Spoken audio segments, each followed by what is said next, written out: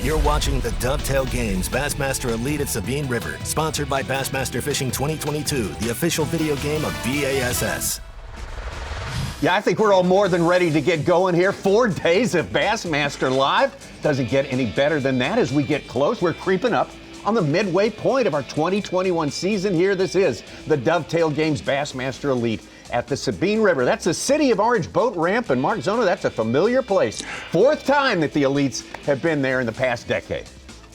Oh, Tommy Sanders, this one is going to be a 100% stick and ball moving the chains. Do you understand what I'm saying? Exactly right. And really, man, as much as it's the same old Sabine River, it is a little bit different this time around.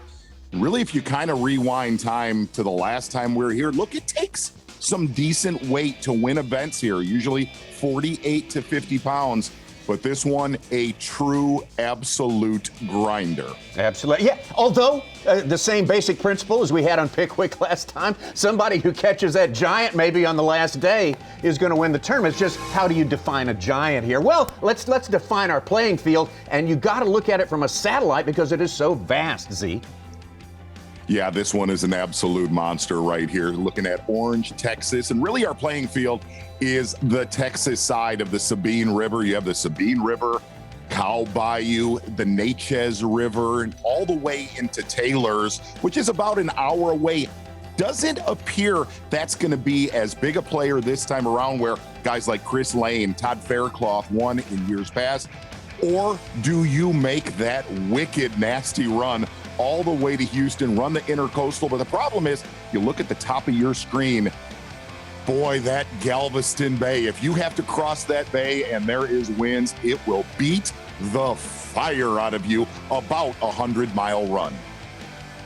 Absolutely vast as we look at that place. 500 plus square miles coming into play here. Certainly not, it's not all equal. We know that for sure. It's going to take an extra special effort, Mark Zona, to whoever wants to hold that blue trophy at the end of it all. Welcome to Bassmaster Live. We're getting ready to go with about 7 straight hours of it for you here today. Tommy Sanders here in the Bassmaster Studios, sponsored by Marathon, and we cannot wait to get it going. And Z, in your mind right now, because we hardly know anything about what this year is all about, they're all different.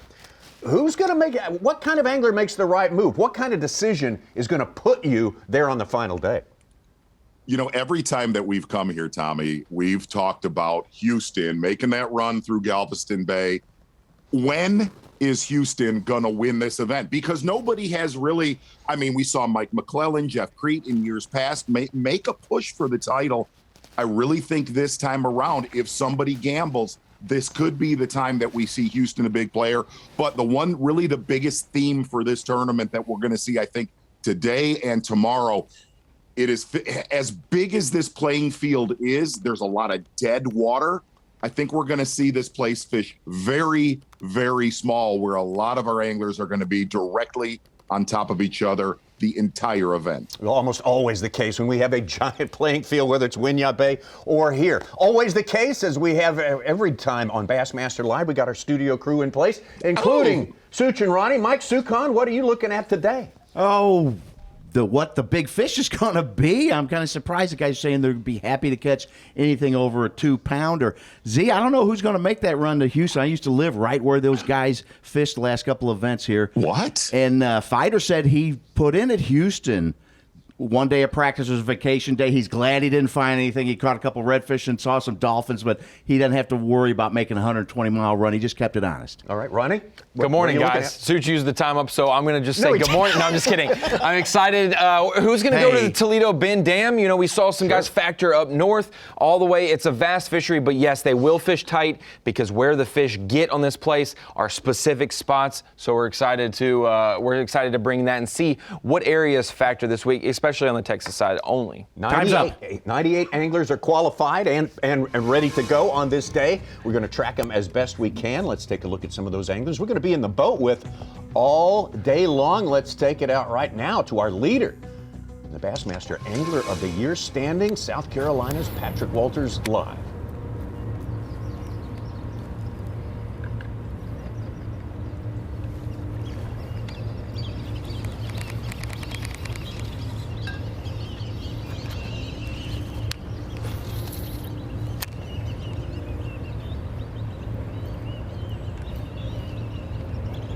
There's a lot of that. I just had a gar blow up on her right here. Aggravating.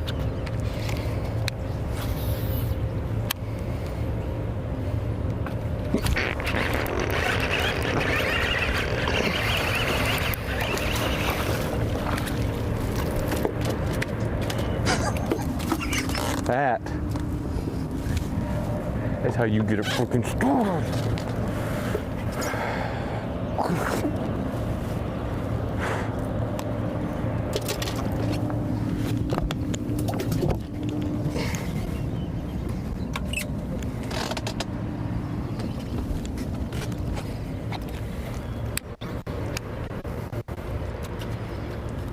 So you had Kyle Monty coming in with the first fish, a 2-pound, 10-ounce.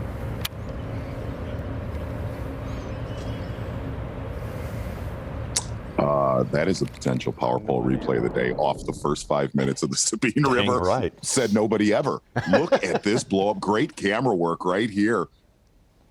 Thanks. Let's do that a few more times, Tommy. That was some good. That qualifies as a toad here as well. All keepers only have to be 12 inches long. That was a good, solid fish there, as Patrick Walters indicated. That is satisfying this early on day number 1. It definitely is. Good keeper right there for Patrick Walters. And really, game plans are the major theme every time we come to the Sabine. Patrick Walters starting very close to our takeoff, like we saw Greg Hackney do years ago when he won this event. Well, he's the number 1 player, having taken over the top spot in Bassmaster Angler of the Year standings at our last event, Pickwick Lake down there. Patrick Walters, you look at that lead he's got. It's not huge. Seth Feider, Polnick, Greg Hackney also very much in this race here. Our rookie who won the first stop of the year on the St. Johns River is in there. Corey Johnston's been a big player a couple of times so far in this young season. Brian Schmidt, a lot of people are looking at Brian Schmidt as being a guy to watch during the course of this tournament. He and other anglers from up there in the James River and Potomac and the Sus, as you called it, I think the other week, Zeke. Yeah, the Sus. The Sus, yeah, might have a leg up here. But man, that race is very, very intriguing this time around. And Patrick Walters, of course, has been a part of that race all 3 years. He has been an angler here on the Bassmaster Elite Series. Let's take a look at the man who started with the lead, Angler of the Year, Greg Hackney. After 2 events, he was your leader, and he was, of course, the last time we were here, 2018.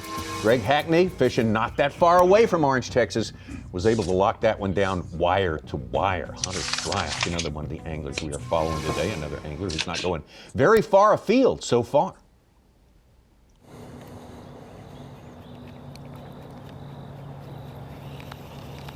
You're actually live now, Hunter. They're going to put you up in a 2-box here soon. Okay.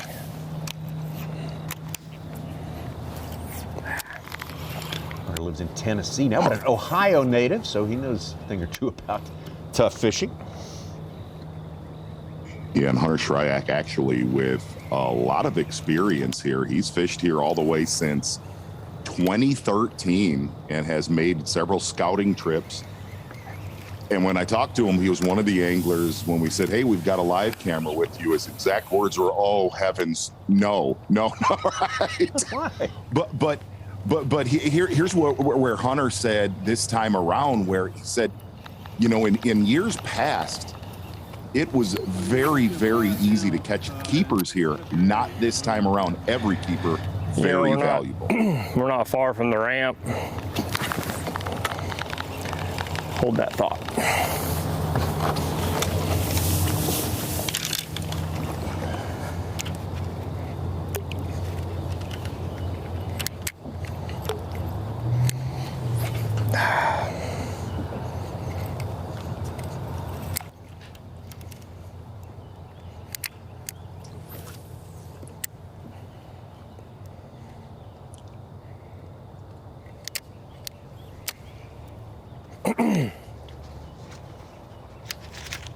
We're not far from the ramp.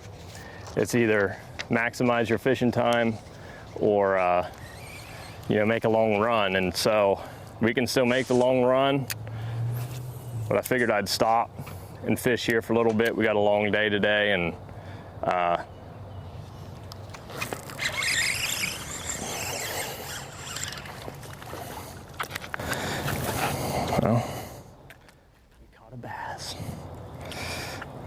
Sabine River special. But yeah, just get bites. That's going to be the biggest thing. Oh.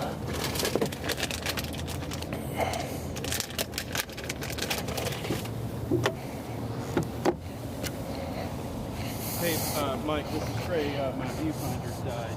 Can you get off of me, please? I can't see anything.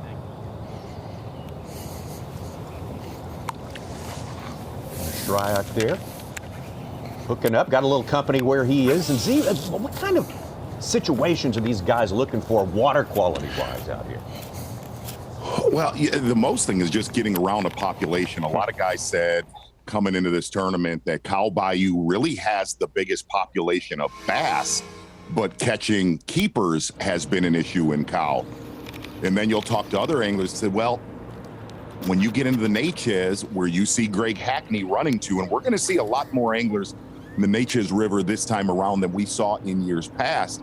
Not as big a population of fish, but a better population of keeper bites. Hitches River is one of those that runs parallel to the Sabine, north to south. The Hitches takes all the water from Sam Rayburn, just to let you know where that water comes from.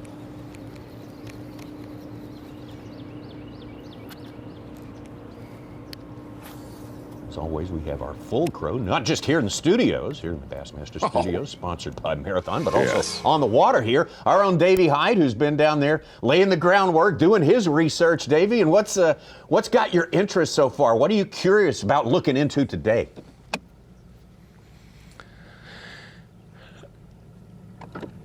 Well, the biggest thing this morning to me that's interesting is how many anglers are staying close, and then how many anglers are going on a long run. A few anglers in the Hitches River, Cow Bayou, that sort of thing, which isn't really very far, but a lot of anglers choosing to maximize their fishing time this morning, starting close to the takeoff. And it's going to be a great tournament. You know, the fish are not as big as they are in some places, but a great venue, a lot of fish being caught. And like I talked with several anglers this morning, they're going to get $100,000 at the end of this event, just like they would at any other place that we go to.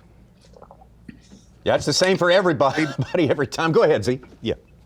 Davey, real quick, Tommy and I talked about this at the top of the show. Everybody always talks about making that brutal long run across Galveston Bay, and we've never seen anybody hold the trophy from Houston. Is this the time that we see that, with as tough as the Sabine and Hitches has been?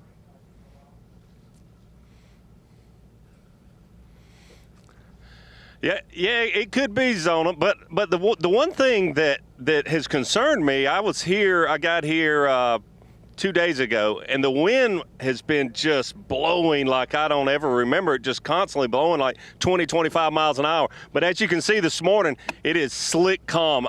To make that run with the winds blowing like they have the last few days would be brutal, but I know a few guys are going to do it, but I'm sure that they are very happy to see the conditions this morning. Just perfect for running. It's a beautiful day, and it'll cut probably an hour of their running time down by being able to run at full throttle rather than having to run at 30, 40 miles an hour across Galveston Bay. Big as it is, Davey, as we've talked about places like Kentucky Lake, Winyah Bay, it always turns out that everyone gets clumped up in little specific places here. The size of the fishery does not dictate how much room you have to operate in, so everybody's got to have that in mind, but we think back, and more often than not, it's one within 10, 15 miles of the takeoff there, not 100, not at the end, at the bottom of Galveston Island.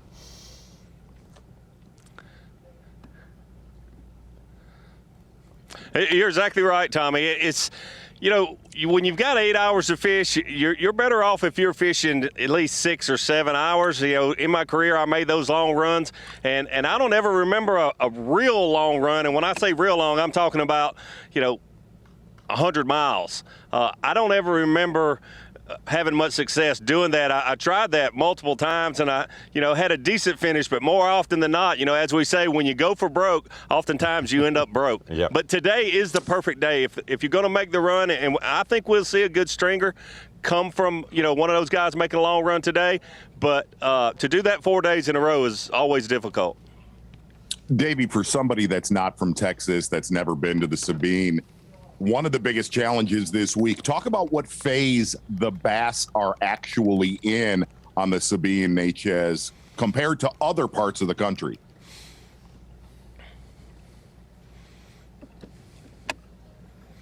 Yeah, Z, it's interesting to me when we found out that we were going to have this event here this week. I thought, boy, the top water should be great. The majority of those fish should be postponed. But that severe cold, that freeze that they had here in Texas, just really backed things up a lot. It affected the vegetation. A lot of these fish are still pre-spawn, and you wouldn't expect that this time of year, this far south. But I've talked to a lot of the anglers that are fishing this week and some of the local anglers, saying that a lot of these fish are still pre-spawn, and that's a little surprising. But they did have, historic record lows here in South Texas just a couple months ago, I guess it was. So that definitely affected things. So I think we'll see more like square bill crankbaits and those pre-spawn spinner baits, that sort of thing, than maybe the soft plastic jerk baits or the top waters like I was anticipating coming in. We'll see a little bit of that because some of these fish have definitely spawned, but I think we'll see more guys fishing your square bills, your vibrating jigs, your spinner baits, that sort of thing. Davey, thank you very much, getting us set up for a day of viewing here.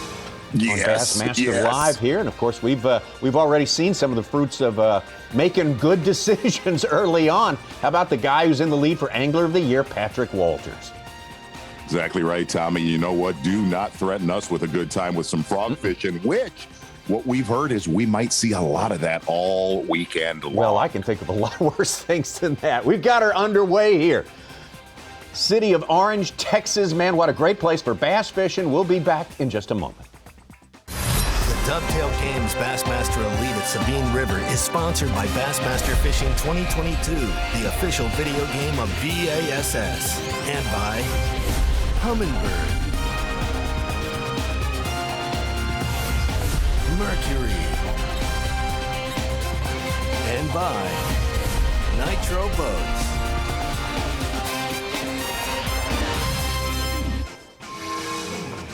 '98 are the best in the business trying to figure out one of the toughest, one of the hardest to crack problems in the sport of bass fishing, this vast area known as the Sabine River as it distributes into the Gulf of Mexico here at the Dovetail Games Bassmaster Elite. Our TH Marine Weather Watch today, our conditions, 85 degrees. Good and warm today, a low, not very low, 69 degrees tonight. Going to be partly cloudy all day long. You can see the wind, and Davey Hite was talking about it, Mark Zone as well. The wind has given these guys a break today for those who are running, and it looks like our defending champion for Orange, as it would, is doing some running this morning.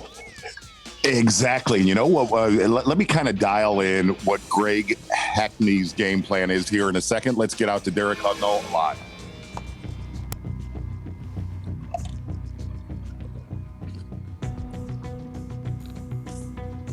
Neighboring Louisiana, Baton Rouge area.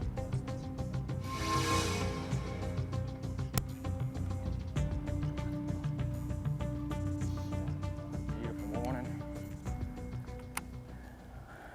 Here at the Sabine River, so we didn't run too far this morning, but tide's pulling right now. Just fishing the mouths of some of these drains right now.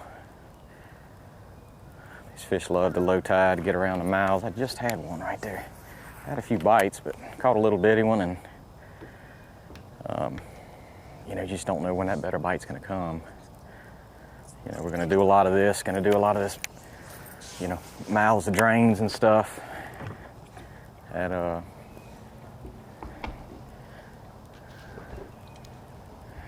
as this tide's pulling. Just had one smoked a spinnerbait right there. I don't know why he didn't grab it.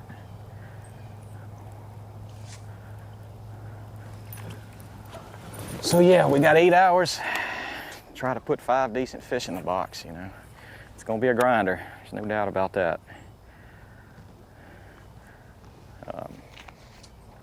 But one bite can go a long way in this place. Sabine's been fishing really finicky this year. I think you got a kind of combination, this area from here into Louisiana really took a beating from hurricanes last year. I think 3 of them hit this area.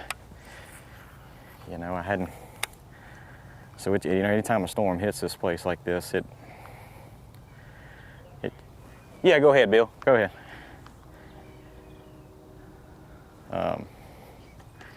Anytime, you know, storms like that, man, it just changes a lot, you know, so you get some saltwater intrusion and it displaces a lot of fish. That accompanied with, you know, he's kind of a post-spawn funk right now. I think it's just been, I'm sorry, I'm about to get out of here. You go ahead. I'm gonna fish this side just for a little piece. Thank you, Bill.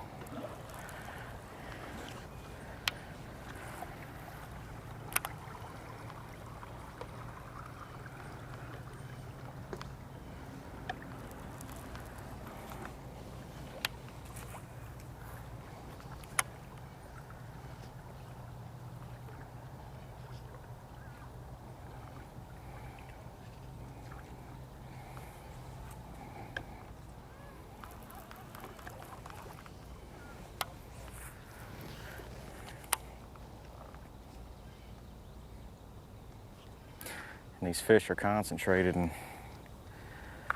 small areas, so there's going to be a lot of this right now. You know, it's just a lot of us are just going to be on top of each other, and just got to hunker down and fish. It's going to be a grind. Just not going to have much to yourself.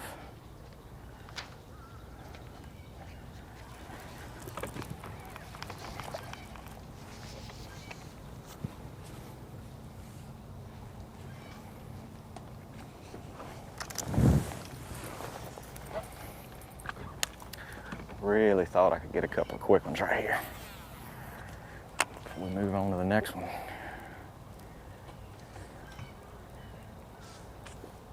Derek Hudnall having a good season, started out top 10 down at the St. John's Problem River. is, you know, this kind of area like this, it's just, you know, everybody's been in here, everybody's caught and looked at a couple of fish, and before long, there's just not a whole lot of fish in this place. And it's just, these fish are already pressured.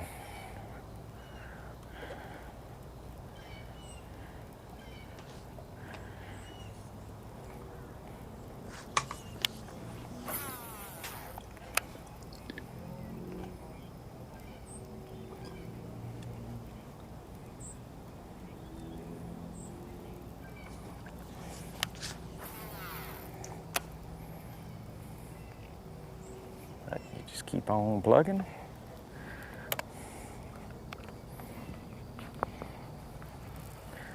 Just keep moving. We're gonna fall on them eventually. Somewhere. There's another boat. Goodness gracious. There's probably 4 or 5 boats just around here. Oh, that's Andy. Never mind.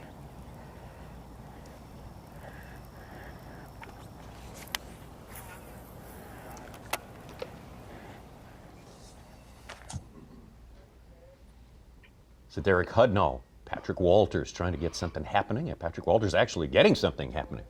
Not too far from Orange, Texas, our host city. What a resilient area that is. And still we see Greg Hackney on the run here. He's got a different game plan today, Mark Zona. John Cruz at Knoxville all over again, still running. Yeah. Wow, he is making a run today, and the great thing, looking back at 2018, really what happened in that tournament, Tommy Sanders, Greg Hackney fishing pretty close to our takeoff, right around the Sabine River, Orange, Texas. Buzzbait, frog fishing, a little bit of square bill fishing in that tournament. And the other thing about it is he really protected that day one stringer, which I believe Ron Moore was around a massive 16 pounds. Yes. Backed it up every day, and really his championship Sunday was his lowest weight of the week, but he just protected that monster day one stringer. Stayed there in that single place. You saw him for 90% of his time and absolutely exploited it for every keeper that could be drug out of there. And Greg Hackney That was his most recent win on the Bassmaster Elite Series 2018, right here on the Sabine River. Can he do it again? We'll take a break and come back.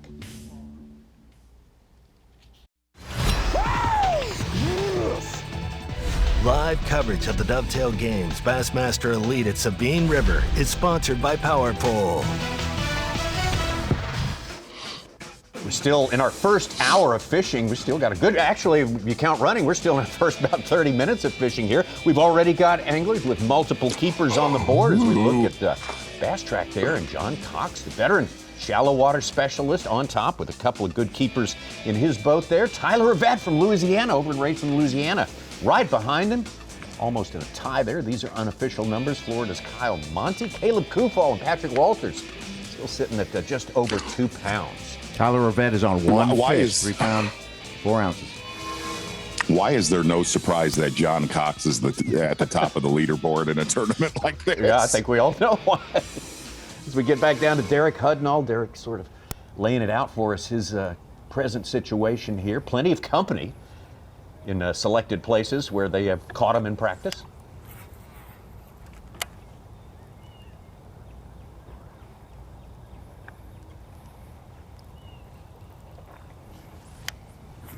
Good season for Derek so Derek far. Hudnall, another angler, Tommy, that a lot of experience here, hooked up.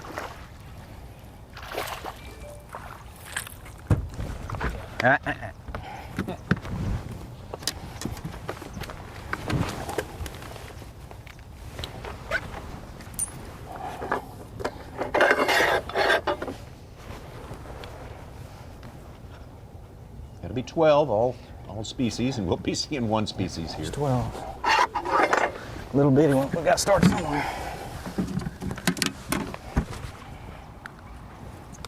In practice, we saw a lot of guys catch redfish. Caleb Shut up, Kuphall Andy. has got 2 bass right now. He caught a flounder. Right. Picture that. Like lunch. Oh, but darn. Tommy, I think that we are looking just at largemouth this week. But if they did catch a 12-inch smallmouth here, I think that Lisa and them would be obliged to let them weigh it in. Absolutely. I think it'd be Absolutely. After Walters, he'd be the second keeper.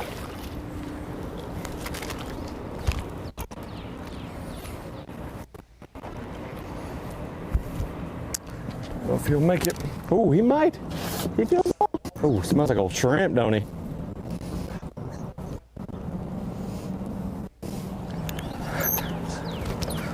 We'll take what we can get. Number 2! There's a hammer. There's that thing begging. See how we missed it that first time? You just gotta, with that frog, you just gotta be patient. It's one thing I'm not good at. If anybody knows me, it's not one thing I'm good at.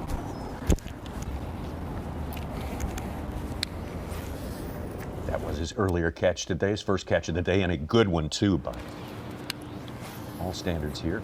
Sabine? You know, Patrick Walters cutting his teeth on Santee Cooper, also not very scared of tidal water. He made the comment, look, I've never been to the Sabine, but I really like fishing tidal, shallow rivers, not looking at my electronics in tournaments like this. He has been to the state of Texas, though. We know that for sure. He emphatically showed us he likes fishing in Texas last season. At the end of the season, the final event, our elite angler showed up at legendary Lake Fork, and it was a tour de force by this young man from South Carolina. Yeah, and he's very calm, I noticed this morning. He said, man, if I could just calm down, slow down, and here's what I can tell you. Tommy, I got to fish with Patrick Walters several different times. I got to fish with him last week.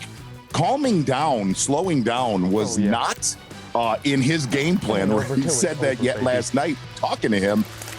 He said, it is very hard for me to slow down and calm myself in tournaments like this, but getting it done so far early here today on the Sabine. Patrick Walters, your 2020 Texas Fest champion. Yeah, he brings the energy. There's no doubt about that. Patrick Walters can be counted on to bring the energy. Yes, time. cameraman Wes Miller was going to trank dart him last week at about that.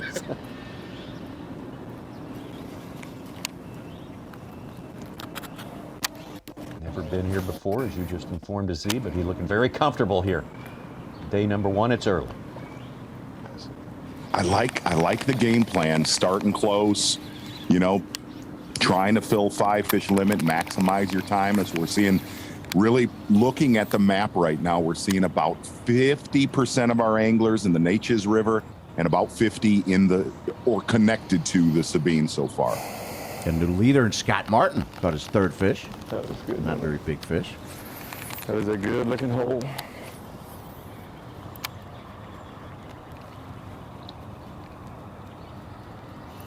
First look at Robbie Big Latuso. compliment. Yeah, go ahead, Z. Big compliment to Such. Going glassless, good base tan to start this event. Yeah. Taking a look at all of our anglers on the map right here. And like I said, really kind of a 50-50 split so far. Going to be curious to see if anybody at all tries to make that run to Houston today. Oh, I think I know of at least one. I was told Chris Zaldain should be in the Houston region and inputting his fish later than most, obviously, because he's going to get there and be able to fish later than most. So just a heads up there. That river brings that run makes yet another river come into play, the Trinity River, which coming up not too long from now, creeping up on us. Trinity River is a system that gives us Ray Roberts, among other places. Amazing the great fisheries that have to funnel out into the Gulf. They're so far inland you don't consider them even near the Gulf, but what they flow out of ends up flowing into that. Yeah. You said Toledo, Rayburn, sure. Ray Roberts. We better get him from the other side. Louisville. Yeah, Louisville. Palestine. I guess it does. Yeah, it goes Ray Roberts to Louisville, Palestine, and then down. Yeah. Richland Chamber.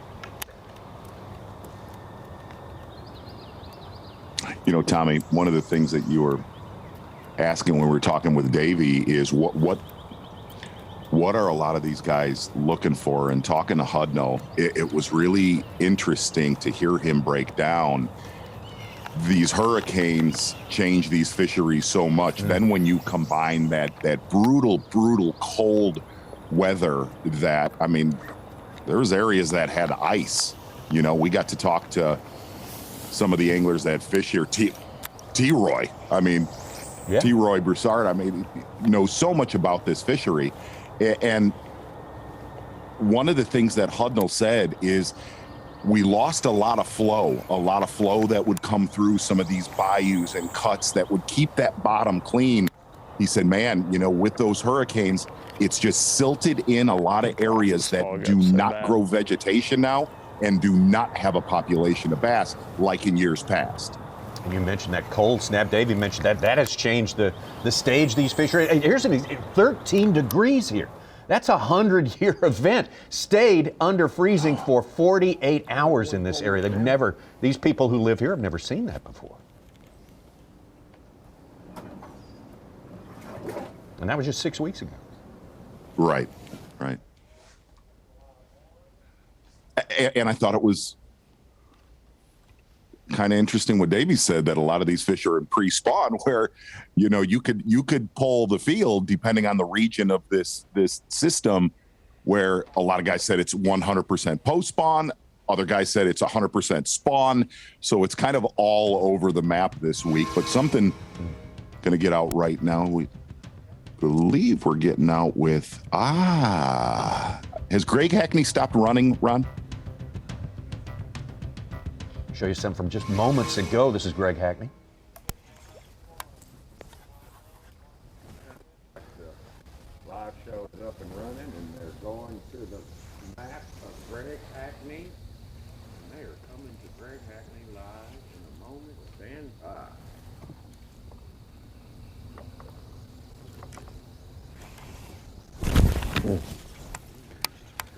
Probably a little one got my trailer.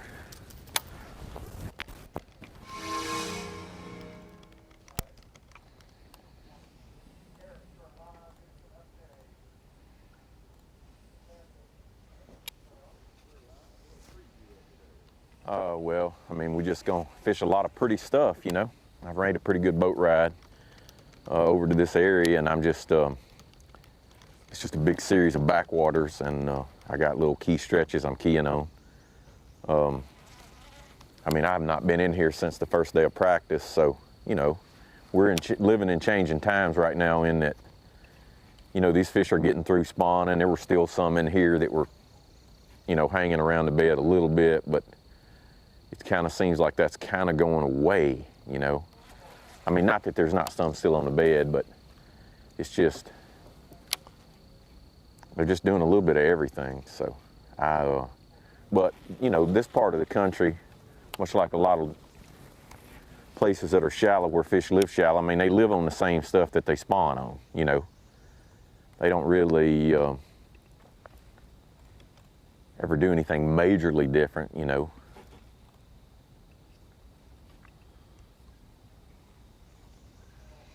The water's a little higher than it was when I was in here in practice, but it is falling, so I'm just kind of feeling it out a little bit. See what mood they're in this morning. Greg, we're going to have a look at some of the footage from 2018. You gave us a little summary of that. That was a nice win for you. Yeah, 2018. This place is a grind. It's a tough place to have a major tournament, and like I'll be honest with you, that 2018 win for me was my finest hour. You know what I mean? Because I led that deal from the beginning to the end, and just everything, every move I made was the right one, and you know, that's what we're hoping for this week, but we're also realistic. Again, this is a very challenging fishery, so.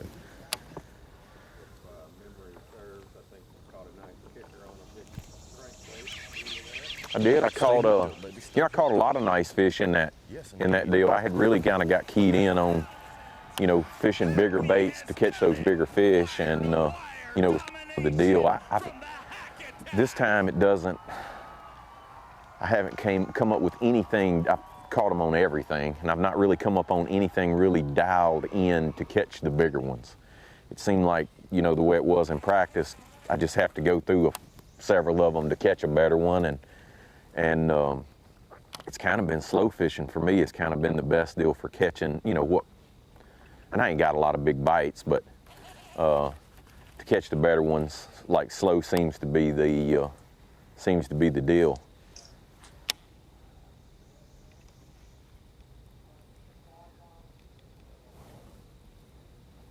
I'm gonna fish all of this, but I don't want to get too far. That was a really key catch right there. It's real flat. It's this little channel that we're in right now, and that's the other thing made me think those fish are transitioning. They would have been probably better spawning habitat, a little more protected back in here, and it seems like they want to be out there on that main body of water more so. So my plan is to fish all of this backwater that we're in. We started up about as high up it as I want to go, and then I will fish back.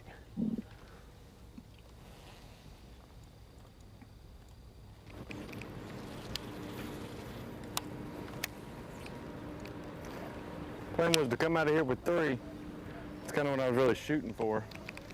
I think you could milk this area and catch some fish, but they are still biting topwater. I was a little worried about those thunderstorms last night kind of messing with them, but I don't think they did too much. We got a high tide.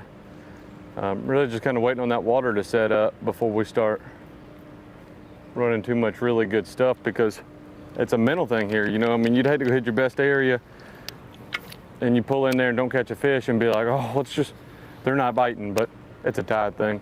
You don't want to go in there, and you want to go at the right time that we could settle down. And if you don't get bit then, then they just ain't biting.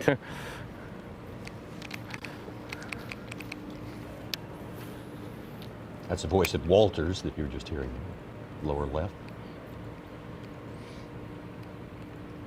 Good interview. I always think it's amazing to watch Hackney every time that we cover him in one of these real grinder tournaments, when everything looks the same when he's fishing cypress trees. I mean, look, there's 300 miles of cypress trees.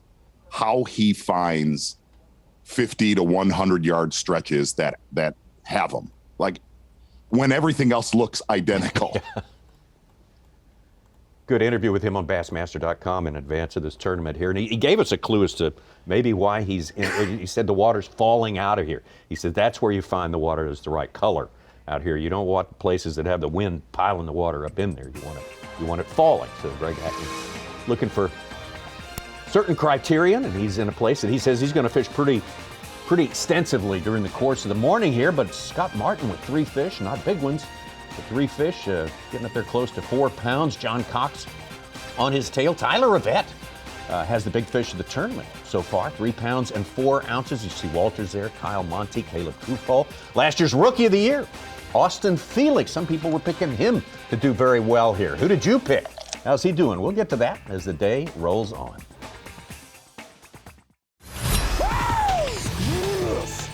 You're watching the Dovetail Games Bassmaster Elite at Sabine River, sponsored by Bassmaster Fishing 2022, the official video game of B.A.S.S. Sabine River, Orange, Texas, familiar place for Bassmaster Elite Series fans. You get a look at the #1 player on the Elite Series in 2021, Patrick Walters, Angler of the Year leader with a good one in the boat very, very early. Exactly, and we heard coming into this tournament that a frog was going to be a big player. We have a camera with one Robbie Latuso, who said he's probably going to frog the majority of day #1 here on the Sabine River. There's a look at your unofficial scores via Bass Track right there. Scott Martin on top, 5 pounds in the boat. John Cox, Tyler Rivette, Patrick Walters there, hanging in there in 4th place.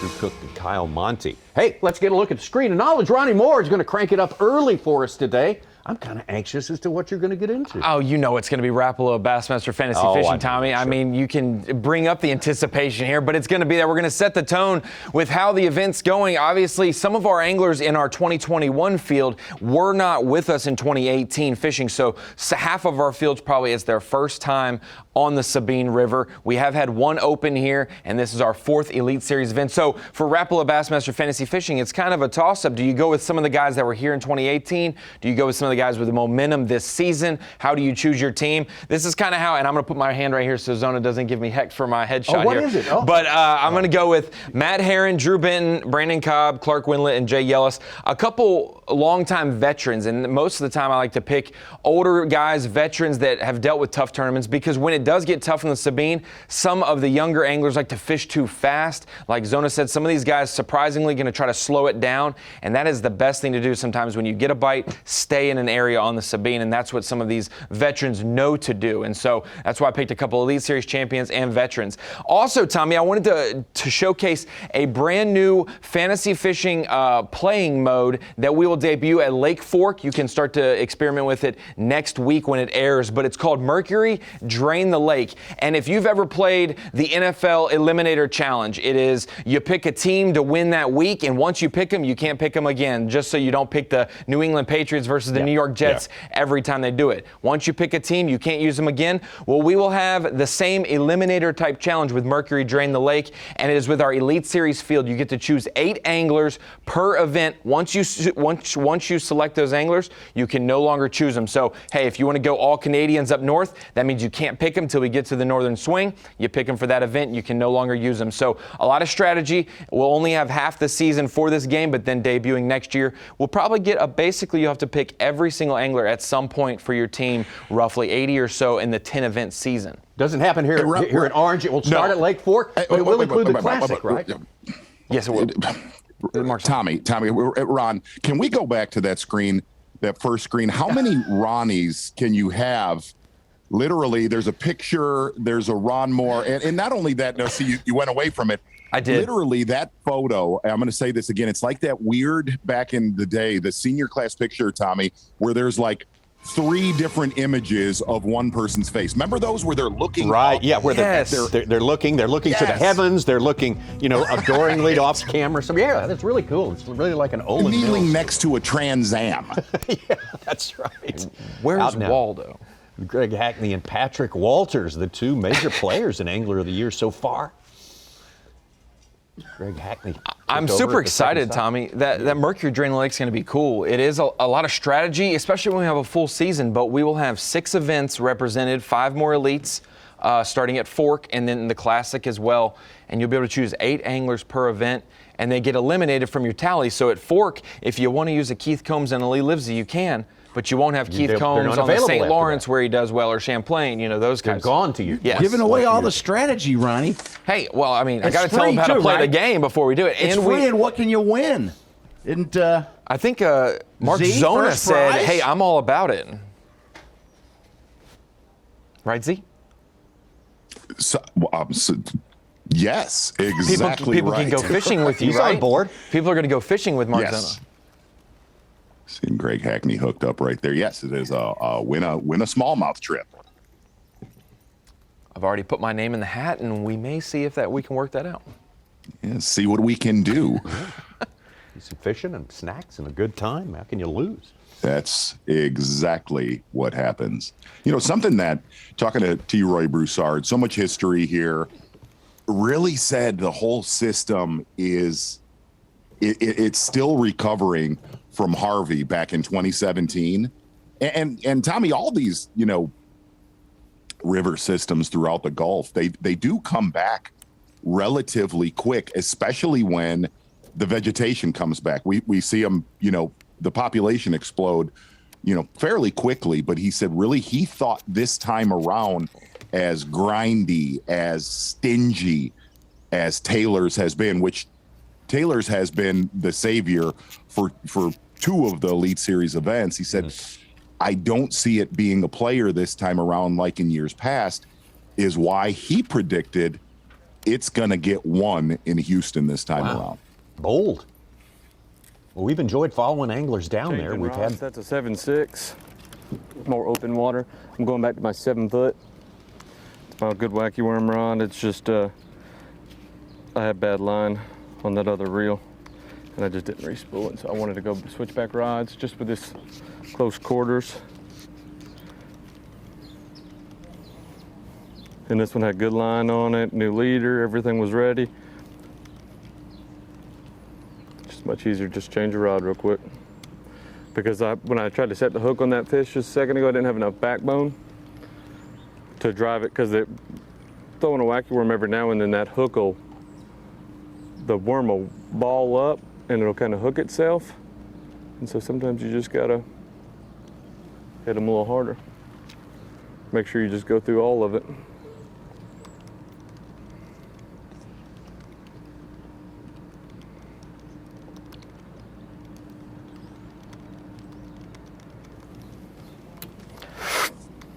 Zoom trick worm. And I wanted to I'm not in a hurry, I want to get that fish time to set back up there. It's 2 bites from the same fish, same exact spot. Looks to be a decent one. I think it's just on a bed. Probably won't keep, but we're gonna check them.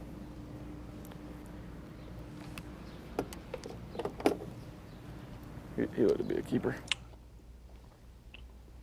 Miss keeper for Hackney right there. Looked like. Got a new leader, at least a tie for the lead, Hank Cherry. Second time it bit, but didn't look like a shoe pick. Huh. Why that sucker didn't get it?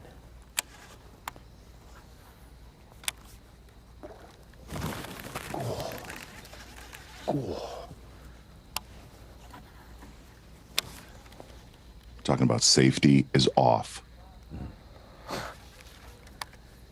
So the first fish looked like that fish. The second fish didn't look as big. He looked good then. Wow. Wow.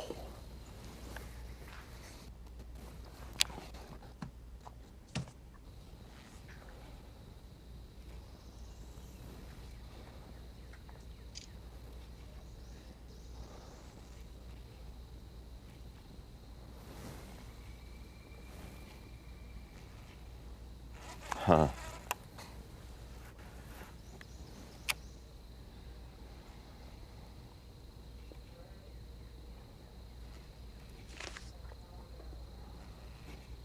Classic champ Hank Cherry with a 3-pounder and a 2-pounder tied Scott Martin. Martin just filled his limit, first to a limit. I mean, I should have caught him every cast, looked like.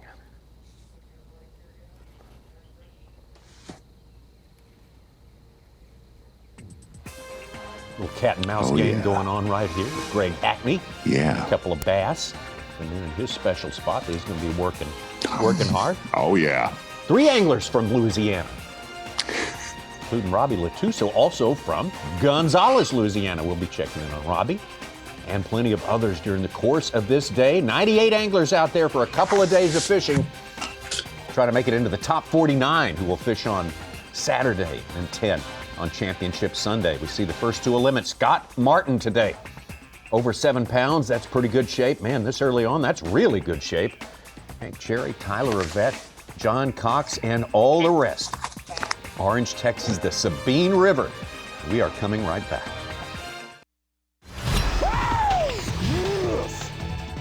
Live coverage of the Dovetail Games Bassmaster Elite at Sabine River is sponsored by Power Pole.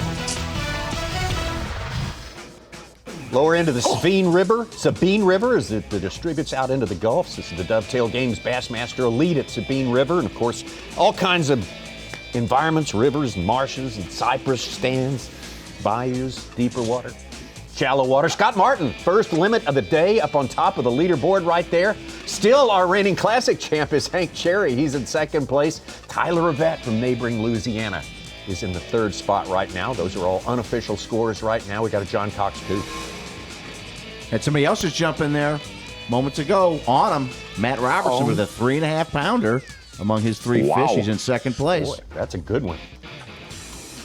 First look at Robbie Latuso. We'll be in the boat with Robbie all day. Had a good tournament here last time in 2018. Finished in the top 30.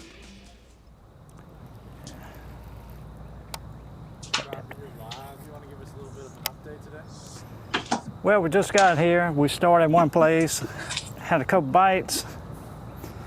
The water's moving out real good. I think they'll be biting. Just got to figure out what they want. Every day has been different. Just got to fish around, throw a bunch of different baits, and figure out what they're eating. Keep getting bit by brim right now.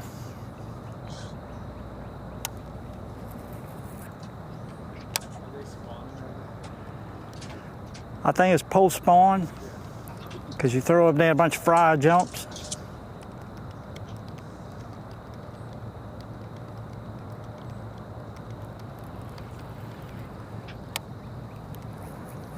That's why it's so hard to catch a good one.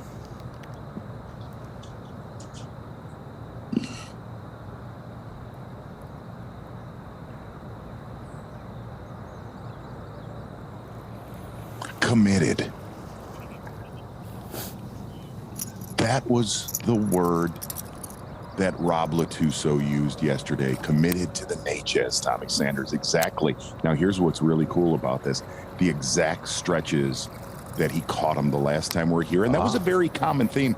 Talking to guys like Hunter Shryock said, man, try to expand on everything I knew here. But when you get back to waypoints where you caught him in the past, same old Sabine or Natchez, where you would consistently get bites where you got bites in the past. Interesting. Committed. Yeah. Gonna keep showing them stuff till they show some interest. Something in particular. I'm gonna show you a different look, the lay of the land here. We talked about all these different environments, and that's kind of our Humminbird bird's eye view can give you a good look at that. We see this network of canals, rivers, all the tributaries coming together. You got big swampy areas, big marshlands, huge estuary in the form of Sabine Lake. Exactly, and really looking at that Humminbird bird's eye view, one of the challenges coming to the Sabine, it's just so vast when you're practicing, and these guys had actually four days of practice here this time around, is you can get yourself spread out. If you fish too many different regions, you know, you can have one game plan 2 hours away from your primary area. And that's the one thing, talking to a lot of our anglers that we have on camera today, is they're going to fish different regions per day of this event, because there's just no way to run an hour and a half, you know, as we're a quarter of the way, you know, the day in.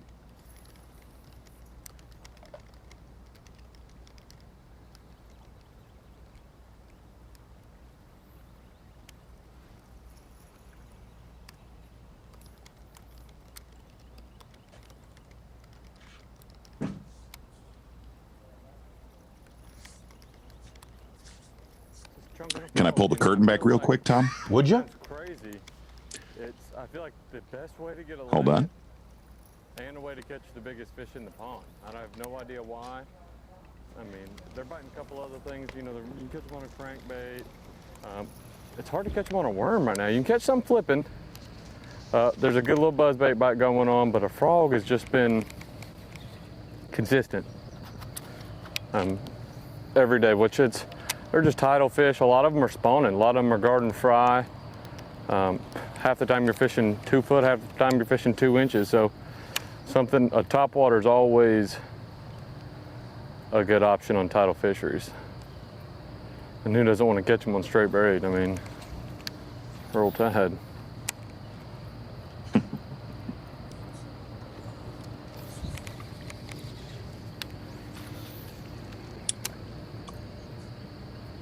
A 1 Seth fighter, yeah.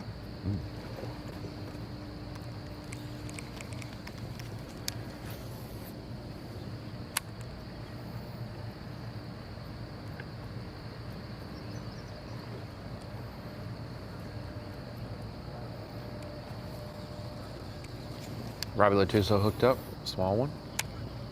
This is really in his wheelhouse, Tommy. You expect it. He's from Louisiana, but places like the St. John's, the James River, Sabine, just kind of grimy, grungy, just old Delaware school River fishing. comes to mind. Yeah. It's hard to call some angler shots, but it's like Robbie Latuso is going to be successful in those throwback. Maybe when a gator tail worm comes in, or something with crabs around it in the title. It's just his forte. Exactly, Z. Glad to have you back. But hey, what Seth Fighter said was, this is no joke. He said, man, I got a 100-yard stretch way up in Taylor's where so many people struggled to make that area play throughout practice. I guarantee you the whole field checked Taylor's throughout practice. Interesting, he said, if I'm left alone, I can catch 13 pounds a day. Let's get a little bonus coverage. B&W Trailer Hitches on the line with John Cox having a pretty decent morning so far. And John, things seem to be kind of going according to plan, or are they? Yeah, I'm thrilled right now with those two we just caught on frog. The only issue is we got, the tide's falling and we probably got about another 30 minutes and we got to get out of here. We're going to be stuck in here till tomorrow probably. John, is this one of those tournaments where you're going to do a lot of running around, or are you just bunkering in one region and picking it to pieces? Well, honestly, I struggled pretty bad in practice, and this is pretty much all I got. So it's as you can see, it's not very long. It's just a little ditch. It's got like a big, it's got like sandbar out in front of it and stuff. And as the tide falls, I think our low tide in this part of the lake is like around noon. And really, if it falls any lower, we're gonna, I don't know, we're gonna really struggle to get out of here. So, but I don't really have anything else, so this is figured maybe if we can get 3 more, we'll just get out of here and man, I'd be thrilled to get a couple more. You being left alone in there, John, so far as we know? Yeah, I don't think anybody else can get in here. I honestly don't know if we can get back out, so it's gonna be interesting later. John, do you like these grindy, grimy tournaments where it is just so hard to come by a keeper? If I'm at the top at the end of the tournament, yes. But I'm telling you, it's been a grind all week, and I found myself a few hours of the day trying to catch redfish to get some action. But it's tough, man. So you talk about the tide, how it's going to affect how long you stay in. Are you a guy who likes fishing tidal stuff? Do you feel like you can kind of figure it out good, or would you rather not deal with that? Yeah, gosh, I wish I could say I figured it out. I do like how, to get into the spot is so limited. You only have a limited amount of time. So I feel like that kind of keeps a lot of people from trying to come in here. So that's what I do like about the tide, how it changes. But it does. Whoever wins this thing, I mean, the fish are just gonna, adjust different. They're just going to move every day, like little areas. I think, you know, to win this thing, you're going to have to really, you know, figure something out with what the tides are doing. And it's a little bit different than what it's been all during practice too. So, you know, hopefully we'll, you know, figure something out here. John, you say this is the only thing you got going. That doesn't mean you're planning to spend all 4 days in there, or does it? If they keep biting, yeah, I'm going to stay in here the whole time. I mean, today we honestly probably have another 30 minutes, and then we're going to have to get out of here, or because we'll definitely not be able to get out. But yeah, I don't know. We'll see. I mean, hopefully we'll catch a couple more, and I think we'll get a little bit longer time in here tomorrow with the way the tides are going to change a little bit. John, you seem very concerned that you're really going to get trapped in there today. Like, I can hear it in your voice right now. I know. I'm trying to slow down, but it's just hard to, because you know it's drying up like as we speak. So I don't know. You know, I was looking at it. I think the next high tide is like 7 o'clock tonight. So, so I don't know. I mean, we'll get out of here sometime, I guess. John, always fun visiting with you. Don't miss that last bus out of there for sure. Yes. You can come back tomorrow. Absolutely. John Cox out there having a good day so far. I'm sure his marshal loved to hear that it was 7 o'clock tonight. Bring some snacks. Scott Martin on top right now. Matt Robertson of Kentucky coming down here to Southeast Texas and doing some good on day number 1. Our defending Classic champ Hank Cherry, Louisiana's Tyler Yvette, and last year's Rookie of the Year, Austin Felix. We got plenty more coming from the Sabine. You're watching the Dovetail Games Bassmaster Elite at Sabine River, sponsored by Bassmaster Fishing 2022, the official video game of B.A.S.S.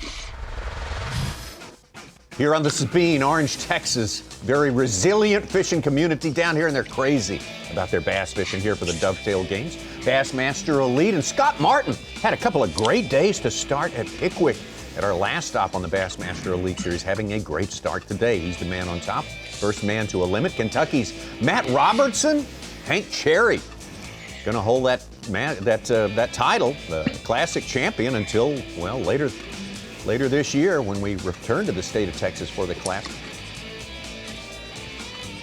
See, I think we're going to do our Minn Kota Unlock the Lake right now. How about that? Yeah, I think we are, Tommy, and really taking off out of Orange, Texas. Number 1, big hats off to Orange, Texas. Some of the biggest crowds we've ever seen on the Bassmaster Elite Series. And really, it's, do you fish some of the man-made structure here, like you see right there? Or do you fish more of the natural cover? You see Greg Hackney concentrating on cypress trees. We saw Patrick Walters in a man-made canal. And that's the challenge of the Sabine River. Or do you make that monster run? One Ron Moore said Chris Aldane is making that run and fish more of the metropolitan canal systems, more seawall-based structure. But that right there is your Minn Kota Unlock the Lake. And that's what's always intriguing when we come here, because if you really look at the Bassmaster Elite Series tournaments that have been won here, it's been won doing something different every time around. And a very different place. We never go anywhere that looks quite like the lower Sabine and all these environments here. Hunter Shryock hooked up.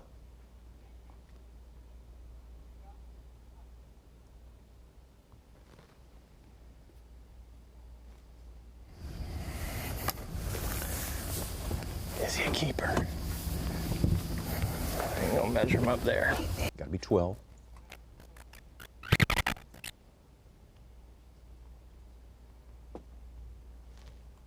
We got one. We got a bass. Boy, like Derek Hudnall, Hunter Shryock was very, very nervous coming into day 1. No.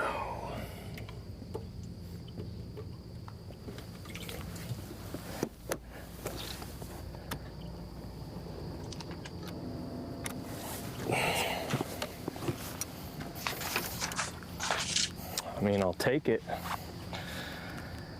but it puts me in a limbo. Lose 2 hours to drive,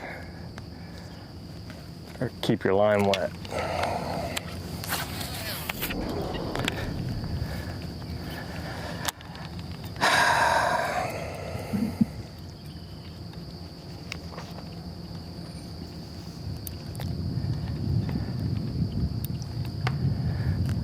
It's a big bite. I went top 10 at a place that couldn't look any more different than this Knoxville. Fort Loudon, Tellico. I wanted to fish back there where Scott was sitting, but I knew with the boat draw that I had, I wasn't going to get there first. There's quite a few fish in a little patch. The thing is all this stuff's going to keep getting better, but it's, you know, do you get a couple bites to get to that point? That's the real kicker. I'd like to have about 3 in the live well right now. About the time that it gets right, then it keeps me here for it to get right.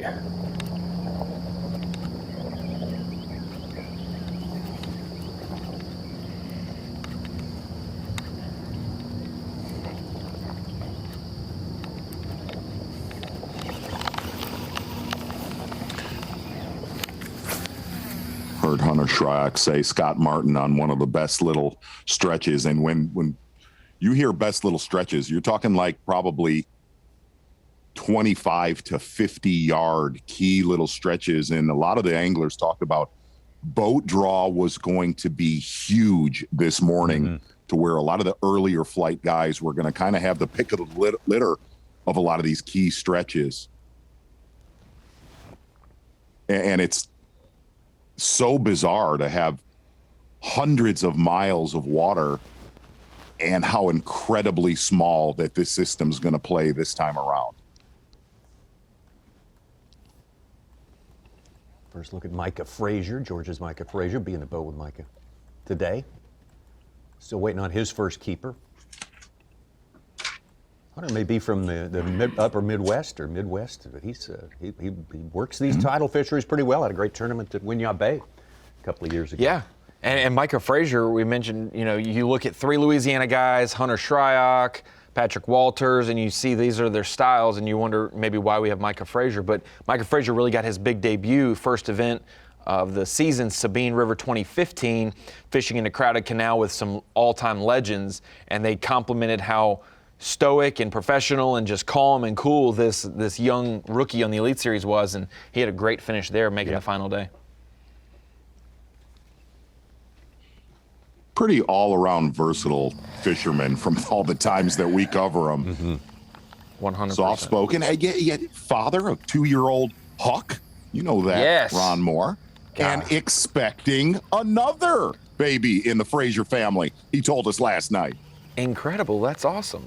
Did he give you permission to say that on live or what? He did. I asked him 3 times to make sure I did not stick my foot in my mouth. I'm talking about Patrick Walters. That's the buck. Hooked.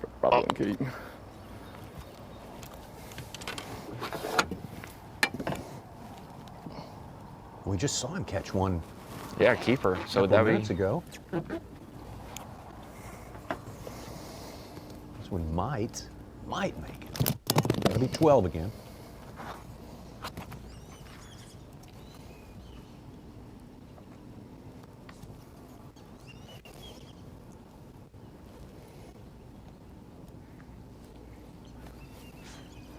Bassmaster rules says you can flip the fish, pinch the mouth, but you cannot pinch the tail. You can only fan the tail. That tail's so close. So he's flipping it over. Sometimes the fish measures the top of its fin to the bottom, extends a little farther. I think he's gonna. I don't think he'll make it. How about a big fish alert? Sorry about that, Such. There's like a T-Roy in there with his mouth open right now. Helping us following. Honey, coming home? Following Lee Livesey today, 2 keepers in the live well, and just caught one near 3. Ooh. He entered it as a 2-0. But Brandon Cobb has jumped up to third place with a 3-1. His first fish, he had a second one about 2 pounds. You're so anticlimactic. Close to that one wouldn't make keeper number 4 for Patrick Walters right there. So we're gonna go a little farther afield here and find another Louisiana angler. We have a B&W trailer hitches some bonus coverage with Tyler Rivette. Tyler, you feel at home in this place, or does anybody ever feel at home in the Sabine River? It's kind of complicated, isn't it? I definitely feel like home. At home, it's just we have way more fish at our place. Yeah. And it's crazy the sizes over here. It goes from like 12, 13 inches to 3-4 pounders. It's no in between. It's crazy. And Tyler, we're doing good so far. What's that? With a body of water this big, how do you manage your practice? Do you bunker into 1 or 2 areas, or do you try to look at the entire thing? I knew exactly what I would be doing when I came into this. Literally, me and Hank scouted together again, and I knew we were going to stay in Calvin Adams all day. And I think we total, we might have practiced like 1 full day. Just because there's so many people here, and it's just 4 days of practice is too much. So we basically sat off the water. We got off the water around lunchtime every day, and just like I said, I knew where I was coming, and hopefully it just works out and it don't bite my butt for not practice. I mean, I can't say that. We did. I think we covered 57 miles of shoreline together. So we know what to do. We just got to get bit. It's just that bonus fish, like a 3-pounder. And the good thing is for the open, when I was here, I started off with a 3-pounder and I did good. So hopefully that's a repeat right here. But this right here is my like bread and butter. I love it. Tyler, when you go and you go to a place, you find a place where you can get bit a lot. Is it possible to figure out after a while whether there's keeper-sized fish in there, or can you figure out that you need to keep moving sometimes, even though you're getting bit? No, I think it's if you're getting bit, they're there, because it's just one of those areas where you got to go through 5, 15, 12 inches, and you'll catch a 2.5. So you just got to keep your bait in the water. I actually caught 2 of my better fish this morning and something similar to this. So I know a few other spots with it, so I'm just milking it because I never thought they would have this many boats in Cow Bayou. So we're just gonna hope for the best. I wasn't planning on making wraps in one spot. I got a lot of spots I want to hit, but when I seen all the boats right here, I knew I had to kind of hunker down for a little bit and try to get what I could. So I'm blessed to have that 3-pounder to start, that's for sure. Tyler, we appreciate your time, Fish On. We're going to keep our eye on Tyler Rivette, that is for sure. Who feels comfortable in a place like this, obviously. Oh. Look at that. That is a great Humminbird bird's eye view. Look at that gorgeous setup to Patrick Walters' right. Yeah. There's a lot going on in that bird's eye view right there from Humminbird. Patrick Walters did make the comment, Tommy. He has a 1 3-pounder locked on a bed. I'm not sure if it's in this area right here, but as you heard young Tyler Rivette say, a 3-pounder is going to go a long, long way this week. Absolutely. New leader, Matt Robertson, filled his limit with a half-pounder. He's got one of the smallest. A half-pounder? Yeah, 8 ounces he put it in there. Physically impossible. Physically I just don't know impossible. how that physics work on that. That's incredible. You know, say he has the big one at 3.5 pounds and the small one at 8 ounces. Wow. Oh, I'd like to cover Matt Robertson tomorrow. Yeah. He's getting a little spicy. You know what I mean? Spicy. Mm-hmm.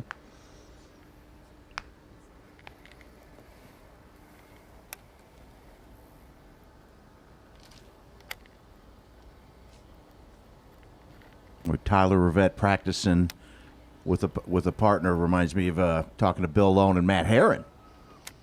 After Lone's win it, that they said, boy, you need a trustworthy partner that you can turn 3 days of practice into 6 just by sharing information. You're only allowed to share information with people in the event. And who does Robertson do that with? I don't know about Matt yet. I don't know if he's the fighter in the Johnsons still. Are they letting him in on the and Gussie and that crew? Maybe kind of on the cusp, you know. I think he stayed with him. The outer, slept on the floor. The outer ring of confidants there. Yeah. Yeah. You'll receive 23% of info, and you'll enjoy it, Mr. Rob.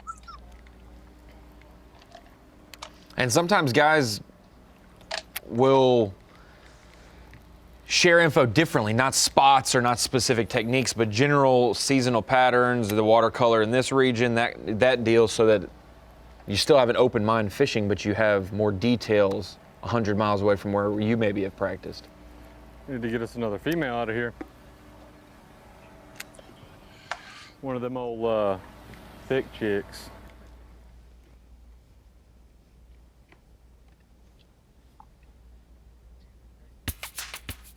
That little bridge, that area, getting a great bird's eye view of it right there. Very important to Patrick Walters. He thinks the tide's going to help him out there. There's our unofficial leaderboard with Matt Robertson of Kentucky on top down here in southeast Louisiana. Brandon Cobb, multiple winner on the Bassmaster Elite Series. Hank Cherry, ditto. And Scott Martin there. He's had that lead for so much time this morning. And what was his take on the Sabine? Well, let's listen. You know, when I looked at the Elite schedule, there's a couple on there that come have me going, you know. And I think the Orange, the Sabine, is one of those ones that's just kind of the land of the unknown, right?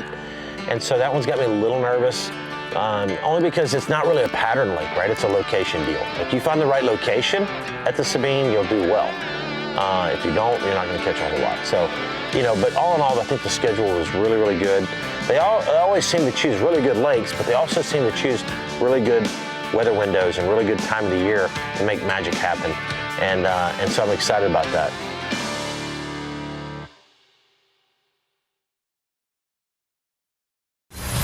The Dovetail Games Bassmaster Elite at Sabine River is sponsored by Bassmaster Fishing 2022, the official video game of B.A.S.S, and by Minn Kota,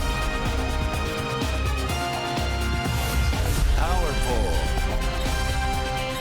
and by Skeeter Boats.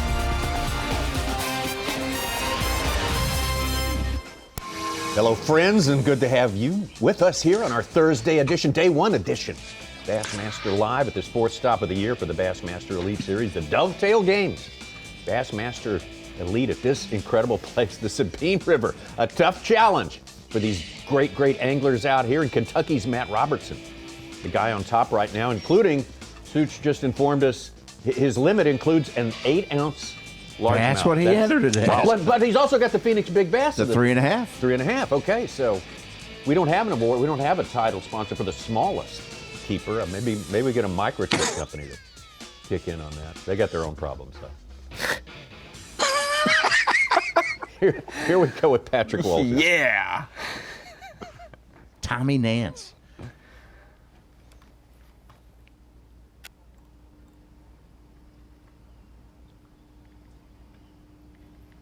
So Z, looking at the map, Brock Mosley for sure has headed across Galveston Bay. Yes. I just saw that. Kind of got into that Houston area. Slow morning so far for Greg Hackney. Micah Frazier. Later in the summer, but by then a lot of tarpon are gone. Yeah.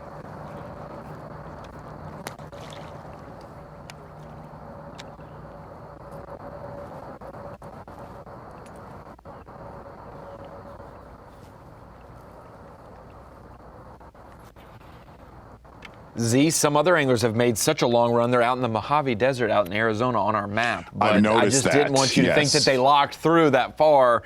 They couldn't physically. Right. Well, should we worry about them running? I don't think they do.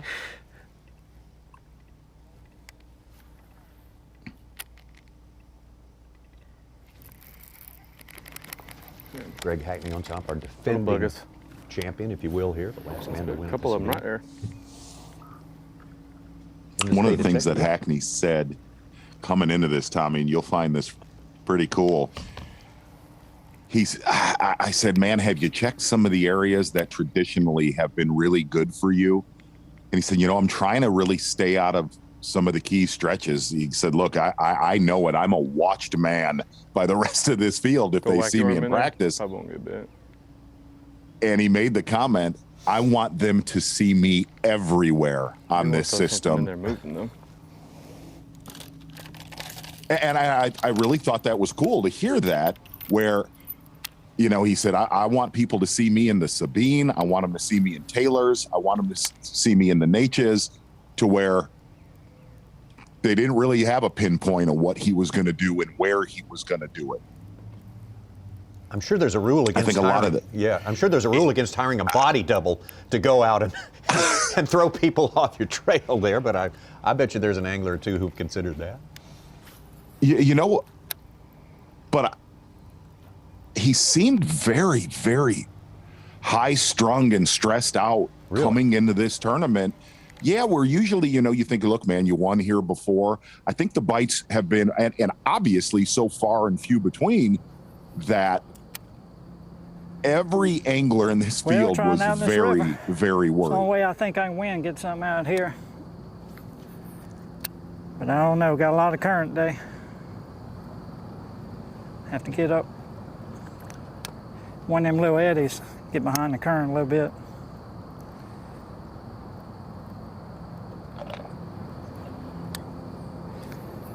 Man, I caught a few in practice in this river, so I know they're out here.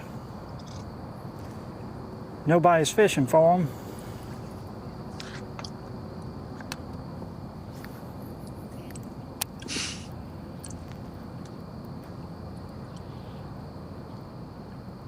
Robbie Latuso still looking to put his first keeper in the boat. He's won on the Sabine before, but it was an open that was up on a place called Toledo Bend, which is part of the Sabine system, so a very different sort of setup. That was back in 2009. And I believe he was actually a co-angler in that event. It was a co-angler victory. His son's been so close. I think 2 of the last 3 years has been within 5 or 6 points of qualifying for the elites to join his dad on here. But those 2 guys are great in the Louisiana region, especially. Hackney said his son's the real deal. Yeah. He's qualified for the nation championship through the state team at Louisiana. And if you qualify for the state team in the Bass Nation in Louisiana, you have done something, because it is a ton of great fishermen. Caleb Summerall made it through that path. Hey, Tommy, quick question. Yes. Have we ever seen Rob Latuso this far off the bank? No. No, never on camera. He's literally 25 feet off the bank, which I think of all the years that we've covered him. That's a record. That is a record for him.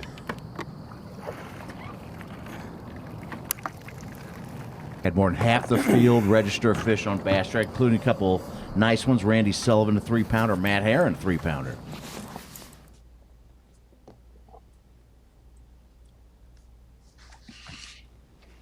Did you say Matt Herron? Yes, I knew you were going to perk up. Matt Herron. I normally tune you out, Such, but I heard that. Thank you. Bassmaster Live fans, what is going to be the top weight of the day? Why do you throw these questions out so early? I know. It's on my mind.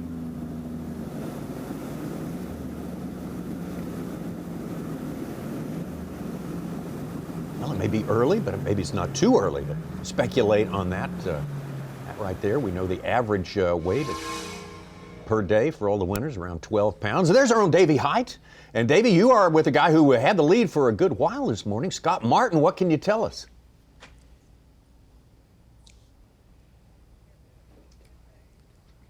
Well, it's we're not, not a long run away from the takeoff, but I did have to go a few miles. We'll not elaborate exactly on where we're at, but it's a very popular area. Let me just say that. Scott Martin, Tyler Rivette, Luke Palmer. I mean, there's probably 8 or 9 boats in this small area, and these guys said they had a lot of bites, and obviously Scott was the first one with a limit this morning in a good area. But the problem with these boats coming in these smaller areas is they're running in and out, and it really dirties up these shorelines. The tide's falling, so the water's down off of that vegetation just a little bit. And when you have those boats just running in and out of here, it dirties up the water, and it really turns those fish off. I talked to Tyler about it, and you can see Scott moving around a little bit. But, it's just a big issue when you have not only other people fishing in the area, but other people, the traffic in the area and making those banks dirty. These fish love, when the tide's falling, love to get on these outside bends that are a little bit steeper and have a little more depth to them. And when those areas start dirtying up, it makes it difficult. Davey, every time we've come to the Sabine River or one of these really, really tough events, fish management is key every single day. But as you talk about, there's a lot of other anglers around Scott Martin. Does he just bunker in and burn it down today or leave the area for somebody else?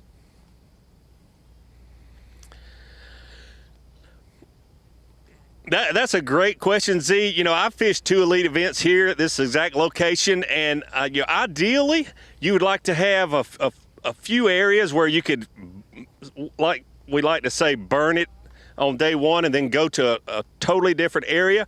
But this particular area is known to hold a good many fish, so it might be a case where, you try to catch all you can on day one and then go somewhere else on day 2. The problem with going somewhere else on day 2, these guys had 4 days of practice.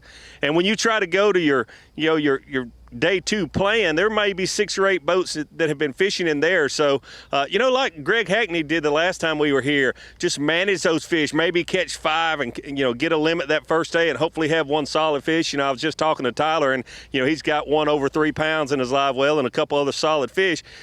Just get a good 5 fish, a solid limit, and then, live for another day and maybe come back to this area, spend some time, looking for something else after you get that 5 fish limit. But hey, the big thing is if you can catch 5 fish, you've had a good day. But I actually do, and we talk about this, but I like these type tournaments because you will see a lot of different strategies, just like you're saying there with, do you burn a place and then go somewhere else the next day? Do you manage those fish? With the tide being an issue here, do you like to fish one area on low water and one area on high water? Lee Livesey is one of the anglers that I talked to that wants the higher water for what he's doing. So there's a lot of strategy in these type tournaments, and I guarantee you the angler that wins this event will be very, very proud because it's a great accomplishment to win a tournament like this because do you run 100 miles? Do you stay close? Do you burn a place on day 1? I mean, there's so much strategy in an event like this. Davey, let's pull the curtain back real quick. In Tommy's mind and my own, it's still the Bassmaster Live. It's the year of the fan. Can you pull the curtain back and tell us exactly how Scott Martin is catching him? Lost a call. Uh-oh. I think he did it on purpose. That was a good setup. That's a good ploy right there sometimes. Good stuff from Davey Hite. I know his tricks. That was exactly at the Classic at Guntersville this past year when you threw it to me at the monitor and my video wasn't working, and I was like, no. Got a new leader anyway, Brandon Cobb, 2.5 pounder. He's jumped on top. That with 7.5. Oh, he's virtual tie. They're catching them out there. What did you say? Half the field's got fish in the boat so far. At least, that's good stuff. Entered in Bass Cup. Absolutely, a constantly changing leaderboard, diverse approaches to catching them out here, different looks in different places. It's got it all. The Sabine River. And we're just getting started here. We're still in the first couple of hours of fishing on this day, and we'll speculate on what the top weight is going to be at the end of the day. That's yet to come, and much, much more here on Bassmaster Live. We'll take a quick break and come right back. Live coverage of the Dovetail Games Bassmaster Elite at Sabine River is sponsored by PowerPole. One of the unique spots in all the world for bass fishing. That's part of the diversity that makes up the Bassmaster Elite Series. You got to be able to catch them everywhere. You can't just be a hammer on your home lake. You got to be able to come to a place like this and catch them. There's our unofficial leaderboard right now. South Carolina's Brandon Cobb won twice last year. on the Bassmaster Elite Series. Oh, the year before last, I should say, on the 2 years ago. Bassmaster Elite Series. Matt Robertson of Kentucky looking for his first Elite Series win. Ditto for Scott Martin, who has won plenty of places. Lee Livesey won last season on the Bassmaster Elite Series. And how about Hank Cherry? He's our defending Classic champ.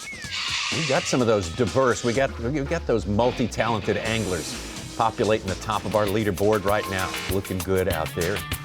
Different set of criterion here. And boy, what a big, big playing field, Mark Zona.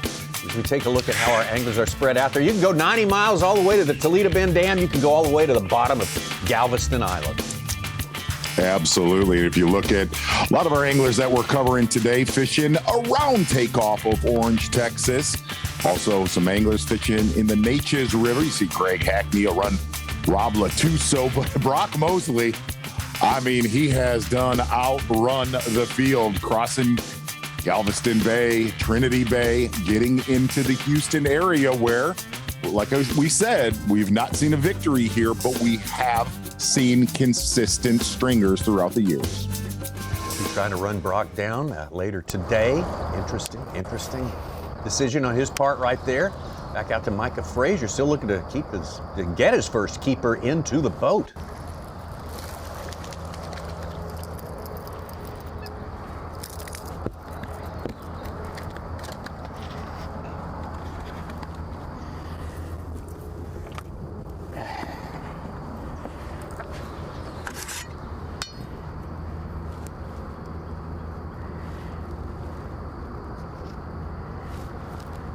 Lee Livesey just landed a 2.5 pounder that landed him the lead. It's up to 8 1/4.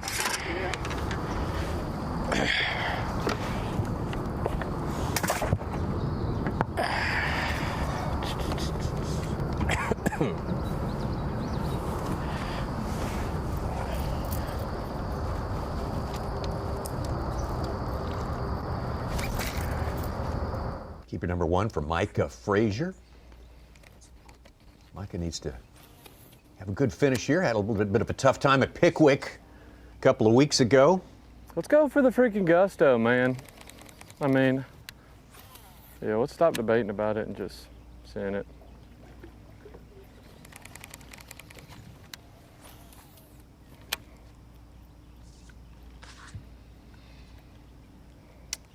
Patrick Walters is an all-around angler, like just all times of the year. Great fisherman. But this first 4 or 5 events of the season every year, for tomorrow. It's not a surprise to see him in the top 10 in the AOY. He's a great early pre-spawn and spawn angler. You saw that his rookie year when he was the AOY leader at this point in the season as well. Right.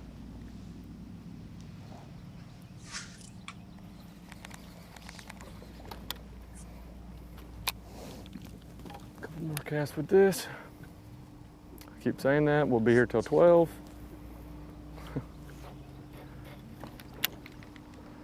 That tide dropping quick here. You heard guys like Seth Fighter who said, man, I'm really on them. But there's a lot of anglers that had a decent practice that said there is going to be, in certain regions, there's going to be a critical low tide around 10 to 11 o'clock where they felt which that's typical Tidal 101 as we've covered these throughout the years, where Seth Fighter said, if I can have it to myself and not spin out by 10 o'clock, I think I can do some real damage in a short amount of time.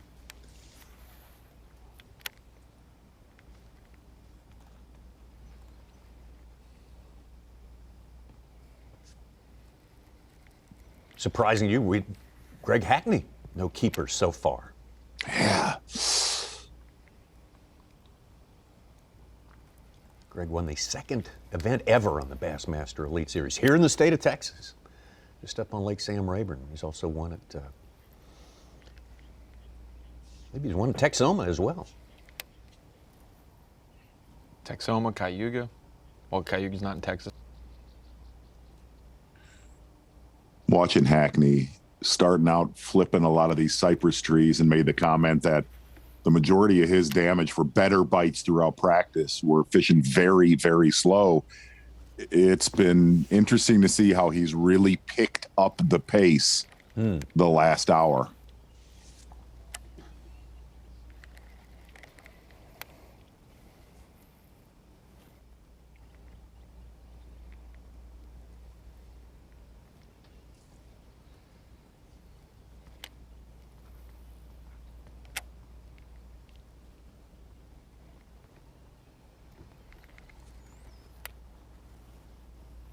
Might be a mudfish. Just saw Micah Frazier catch his first keeper before we went to break a few minutes ago.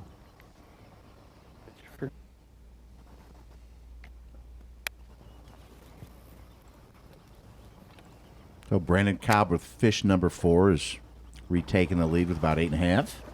What will be our day 1 leader weight? Z, I asked that question to you. You haven't gotten an answer yet. I'm going to go 11.8. Wow. Low. I think we'll see something close to 14. That's what I was going to say. Like low teens. I had 13.4 in my head for some reason.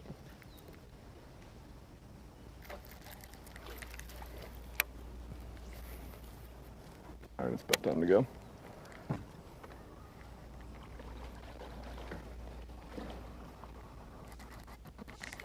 Nice cast.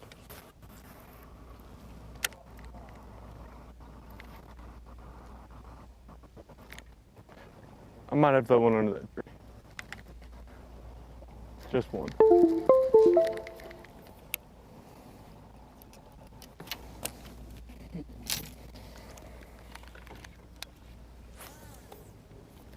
All right, he hooked up. Let's see. I don't think so.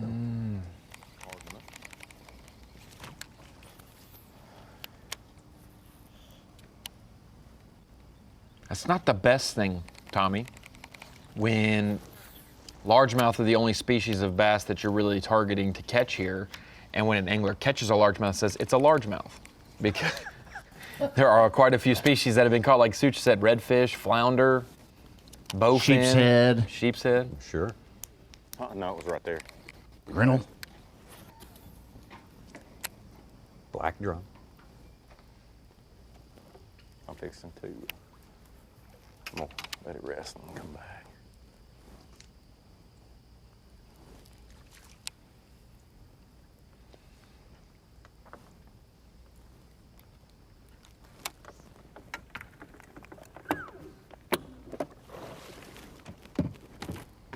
I need to check the here. Brock Mosley's run paid off in 1 fish so far. It looked like he was back in the tributary where we've seen every boat that's ever gone to that particular spot. Yes, yes. Absolutely. I used to work a long clear lake and the clear creek that feeds into it, and that's where those guys have gone in the past. Such, have you wet a line down there in the past? Oh, yeah. He actually made the run from work up to Orange to fish, Z. See,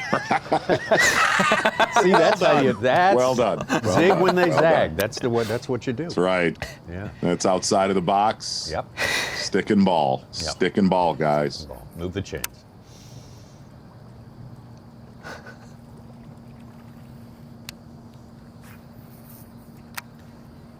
Boy, I guarantee you, Greg Hackney's starting to think about it. Way behind schedule so far.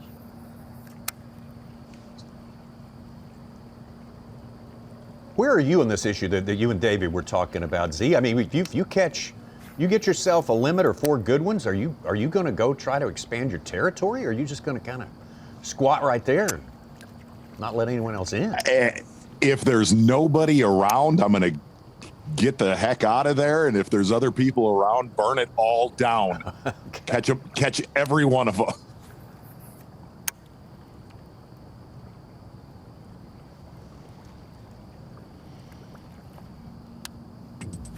Greg Hackney pausing to take a look at his tide tables there, sort of refigure kind of what's going on. Still looking to put his first keeper in the boat as our defending champion 2 times during the 2019 season, Brandon Cobb of South Carolina.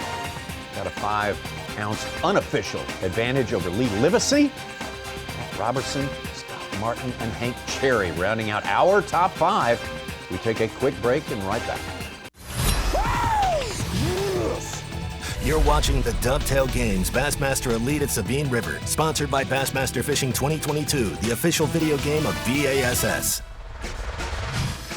In the second quarter of this day, if you were to break it up like a football game, and so we'll take this opportunity right now to bring you our Yamaha midday report. And Z, I think a good use of our time would be to sort of reset what a vast and varied place this area is, and plenty of places to go, but not every place is rewarding. No doubt about it, Tommy. And what we're seeing today, a lot of anglers in the Sabine. Probably the most attention, though, is going to go to the Hitches River, a lot of the tributaries that flow into that, a lot of the backwaters, and then a little bit of play that we're seeing, as usual, down in Houston. Will that long run pay off? And here's the thing. In years past, there's been 3, 4, 5 guys that make that run to Houston. It looks like only 1, possibly 2 anglers have done that, which could pay off with having less anglers in Houston this time around. Absolutely, and you expect probably some of these anglers who are fishing close to home may have it in their long-range plans to head down there to Galveston Island, Seabrook, and all those areas around Houston there, off the Trinity Bay area. There's all of our anglers and how they are distributed right now. A lot of them close to home, Z. A lot of them close to home, Tommy, as you could see, and we talked about it earlier today in your Yamaha midday report. A lot of anglers really on top of each other. As we heard, this tournament was going to fish small. A lot of fish were going to get burned today and tomorrow, and that's kind of exactly what we're seeing transpire. And all the way south into Houston, you see a young Brock Mosley. That is your Yamaha midday report. Will be interesting to see how he winds up at the end of the day, keeping our eyes on Brock Mosley. Had a great tournament last week at Pickwick. And Patrick Walters had a great tournament just about everywhere this year. And he struck first with a good keeper. He did, and Patrick Walters maximizing his time and fishing very close to orange. Said he wasn't going to do as much running around, paying off. Doesn't have a light. That's his biggest one in his live well right now, but on pace. And I think the one thing you're going to see, like the majority of tidal fisheries that we go to, you're going to see flurries throughout the day where you see that leaderboard really bounce around. And we've seen that already this morning. Yeah, there's our unofficial leaderboard right there. And Patrick Walters was right up at the top. And now things are swapping around so much that he's actually fallen out of the top 10.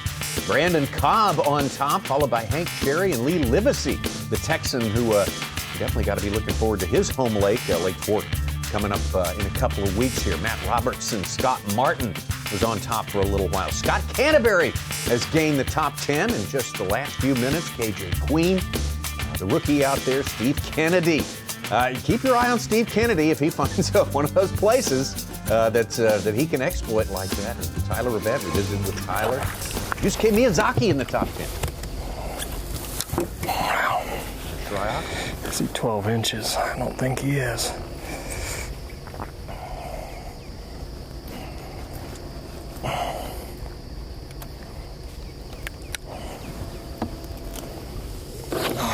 I think he might be. Say he is. He's a full 13. Little run paid off.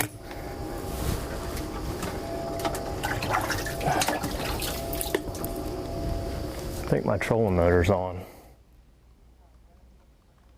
Shryock with keeper number 2.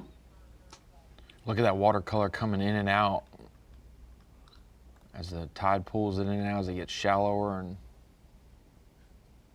that's your Humminbird bird's eye view. You're right, Ron. You can see the break. Oh, that's a good shot of that right there. That clean water meets that dirty water, and Hunter Shryock fishing right in the mouth of that little drain. And Hunter Shryock said, man, I'm going to play it as safe as possible and just fish for 5-12 inches and see where that puts me at the end of the day. Good plan. Mm-hmm.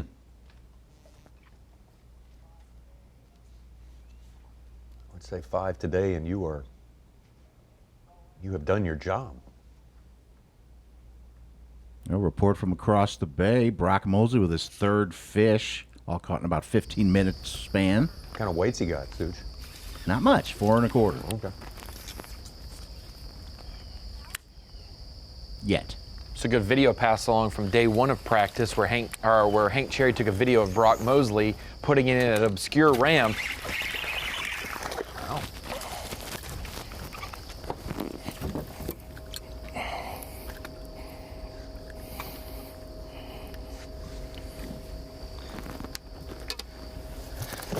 Sorry, bud. Sorry.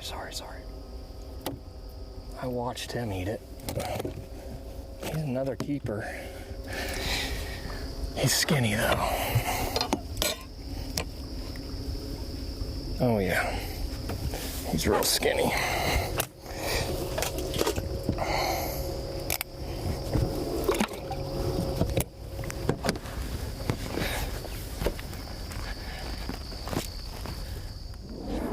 Things picking up in that little corner for Hunter Shryock. We talked about little flurries happening, seeing that with HunterShryock. And boy, something Davey said, and every tournament we've covered here, Tommy, whoever wins this one is going to absolutely earn it, which has been the case every time we've come here. Yeah.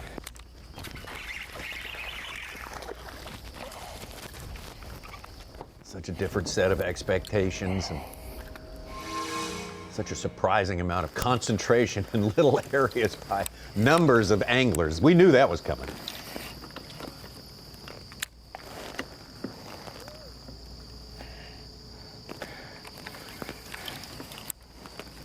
I was saying a lot of guys are going off the beaten path looking for what they can find, and Brock Mosley found a boat ramp that when the tide pulled out was nothing but sand, and it was bottomed out with his truck and his boat trailer. And so Hank Cherry and Tyler Rivette had to go get him and try to figure out a way to get him out of there safely. And they did, boy. but yeah.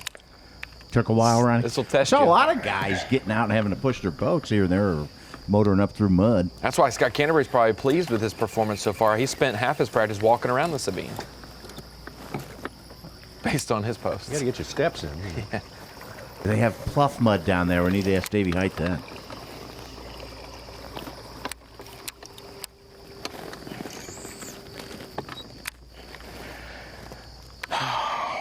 See, they bite. You gotta be around them.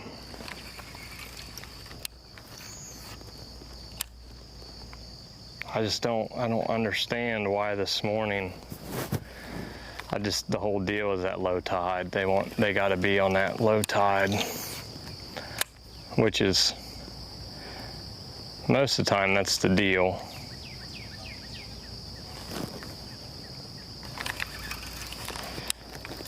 I really haven't caught them off of vegetation, so to speak. I guess the only stuff would be these reeds, but that's more or less hard cover as well. Uh-oh, never mind. They get and spawn on those roots.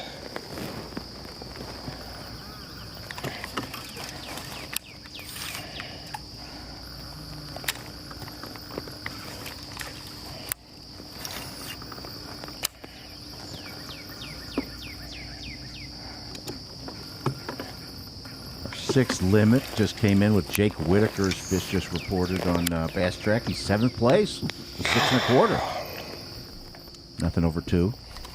The question's going to be, is there big ones? But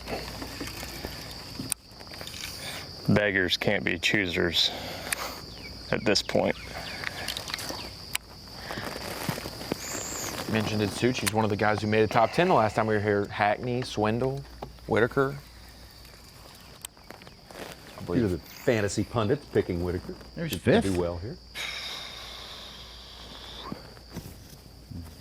He totaled 40 pounds, 5 ounces over 4 I days. believe Kennedy might have been another one that made the top 10. I think we might have an Top opportunity 12? at a good one. At least 2 pounds. Mosley, Polinick, Cruz. Swindle.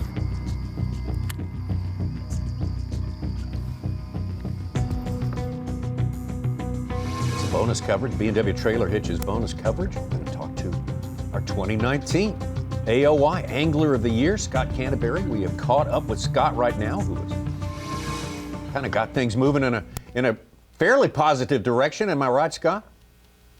Yeah, it's been good this morning. I've actually had 4 bites. I've only got 3 fish. I lost some. I don't know if it was a bass, but if it was a Sabine giant. It was really, really big, bigger than anything I've seen. So I don't know. Other than that, it's just covering some water. Scott, how much history do you have here on the Sabine? 4 days. I got here. We started practice Sunday. I got here Saturday night, and that's it for me. So really don't have a lot of areas to fish. I've got a couple. I got places where I had bites, plenty of bites, but just wasn't any size. So I'm just trying to fish for big ones. So we'll see how that turns out. It's hard to catch a limit when you do that because you get away from the numbers, I think. Or I do, not everybody. When you started thinking about this place, how do you plan differently from a place you know that if you can get a limit every day, you're going to look good. You don't necessarily have to look for giants. How does that affect your planning and then your practice that follows that? It's hard for me just to think about catching 7 pounds and being good. I don't know. That may be wrong when you come somewhere like this, but it's hard for me to even think about it when you're just catching 12 inches. So I just kept covering water, and I caught, I did catch a couple of good ones, not many, but I caught a couple, and it was in this general area that I'm at. So I'm going to buckle down. These fish are just better quality to me. I've got 3 in the boat now. I've got like a 110, maybe a 2-pounder, and then a 3-pounder. So it's everything's going good. I just need to catch 5. Scott, those bigger bites that you've got today or in practice, is there a common theme of what they come off of? No, not really. It's cypress tree. It's just an area, I'm throwing a buzzbait, Canterbury Pro Buzz. It's a 1/4 ounce Canterbury Pro Buzz from Dirty Jigs Tackle, just covering a lot of water. I'm making a lot of casts. Like, I'm not skipping 20 feet in between casts and going fast. My boat's barely moving. But because I think some of these fish are spawning, and you got to come right over their head to get one to bite it a lot of.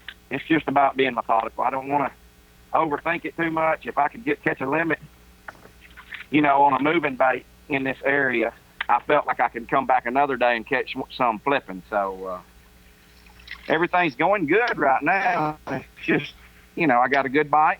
You got to have that each day to do good here, I think. You catch 10, 11 pounds, 10, 12 pounds a day, I think you'll be really good shape. Scott, thank you very much, man. That's a good report. Some good points made by our former Bassmaster Angler of the Year from Alabama, Scott Canterbury. At the ramp until this afternoon. So if I was to do it over again, I would have started here, did whatever, and then finished up at the ramp. Would have been the smartest thing. But hindsight's a lot easier to say. Like that. Come here.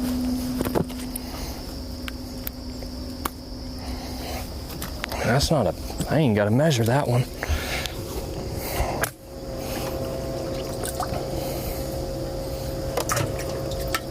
What is that? How many we got? We got 4, right? Yeah.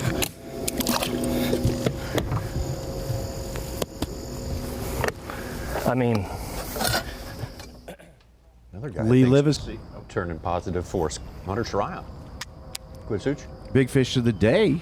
Lee Livesey, 3 pound 9 ounce. He's up to 10, 12, and back in the lead. Ooh.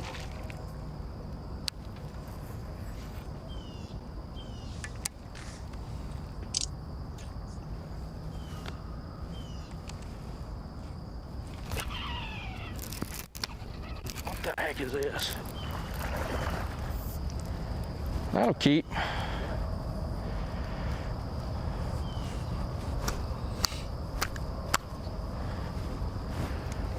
Man, I had him hooked in the side of the face, and I set the hook. It felt like a giant for a second.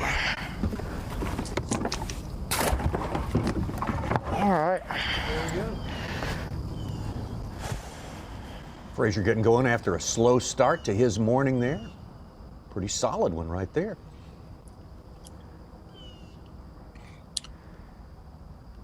Wait a second. Skylar Hamilton with a 4-pounder jumps into our top 10 with 3 fish for about 6.5. Why? Back to Shryock. Flurry's starting to happen here.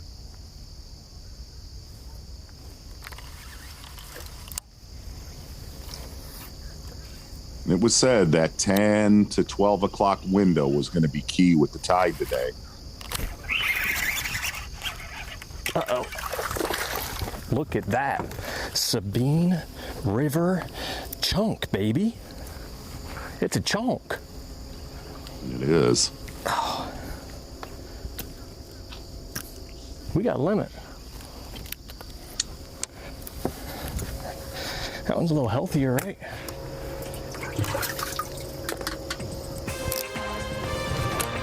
Starting to bite a little bit here on the Sabine River, especially for the likes of HunterShryock. 1 to a limit in a pretty short period of time out there. Hey, as Scott Martin said, Tommy, it's all about location and area. There you go. Made that move, and he's That's right. Location, area, and a little bit of timing involved. Very, very slow morning for HunterShryock. Has turned it around in a big way the last 30 minutes. See how they're biting for the rest of our anglers. We have our eyes on today, day 1 on the Sabine River. We'll take a break and we will come right back.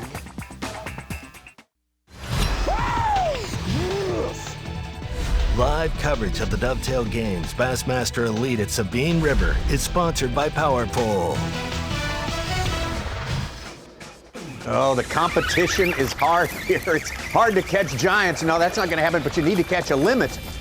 HunterShryock just showed us how you do it in pretty short order. Went for a long time, Z, with a single fish in the boat, and then this happens. Yeah, we definitely talked about it quite a bit today. I mean, just think about, in all honesty, if you really look at HunterShryock's day, just having the relief when you get near that 5 bass limit to where you can calm down, because 45 minutes ago, very slow for HunterShryock, completely turning it around from there. Fishing down in Taylor's with HunterShryock. We're going to get back up at the Hitches.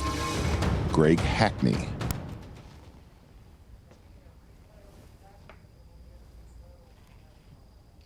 Still looking for his first keeper. I can catch one. Well,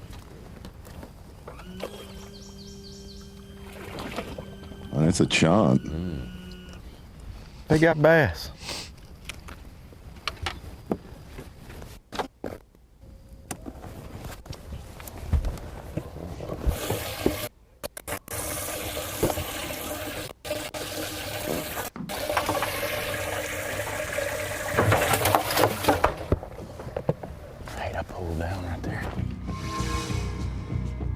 That's kind of could do you a lot of good right there. Excellent, excellent keeper for Greg Hackney. His first of day number 1.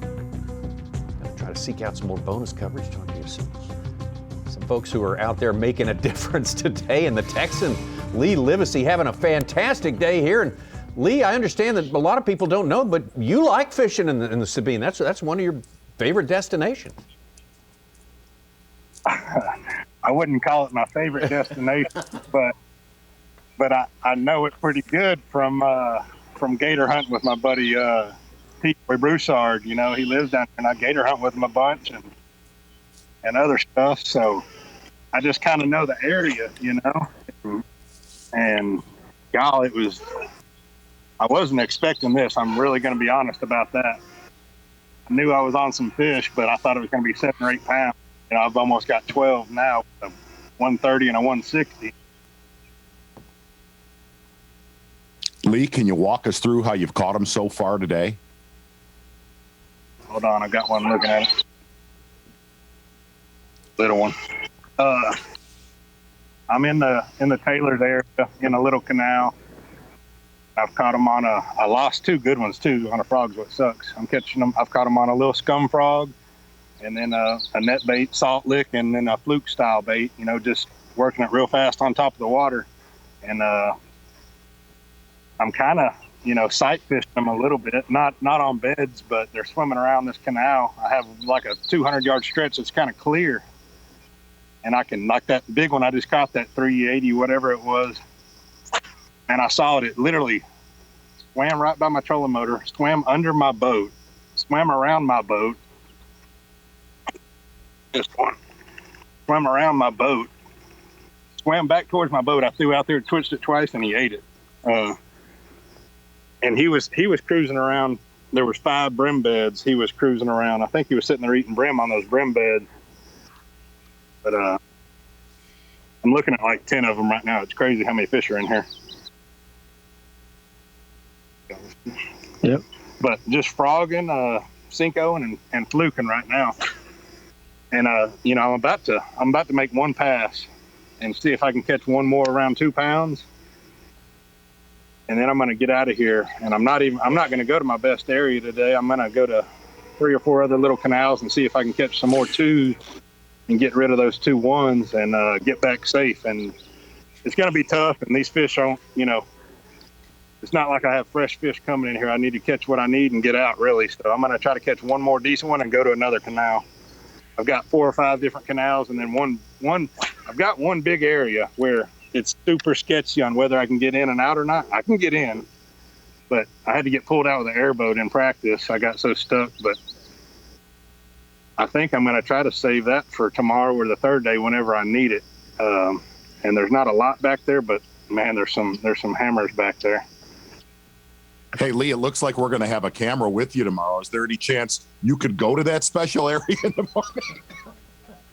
Well, if that's the case, I need Jake as my cameraman. I need the lightest guy I can get.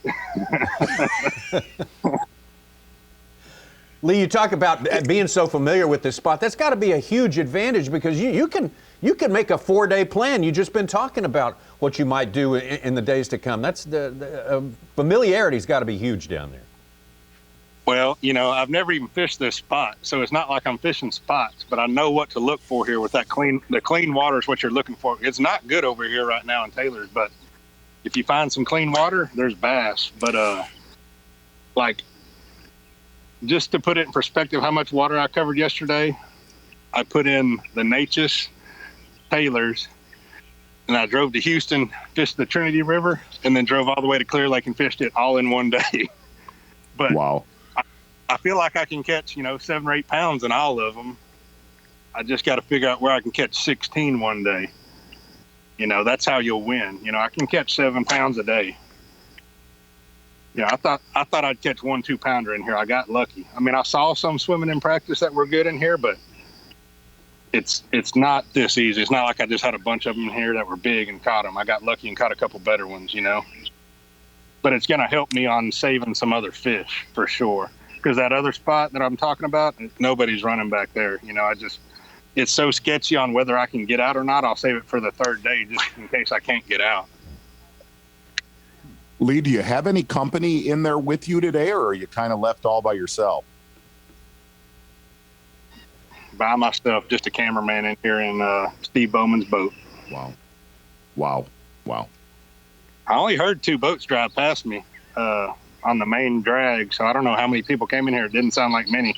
And I was boat 50. There might have been 2 or 3 ahead of me, but I don't think there was. Well, Lee, that's great info. Thanks for spending some time with us. A great job today by Lee Livesey. Lee, thank you. Marshall as well for giving us a absolutely good, steady picture and audio with our tournament leaders, it turns out, Lee Livesey. He will be fun to be with tomorrow. Mm-hmm. Yes. It was a blast watching him last year on the yes. Chickamauga. Derek Hudnall. Oh, yeah.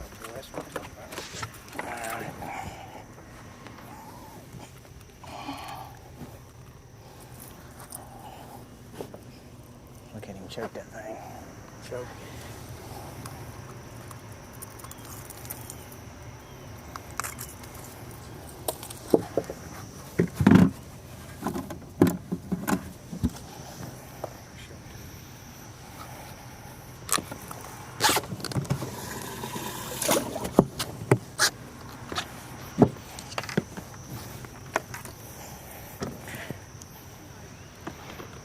I didn't even have to measure that one. That's a giant. 2. What about you?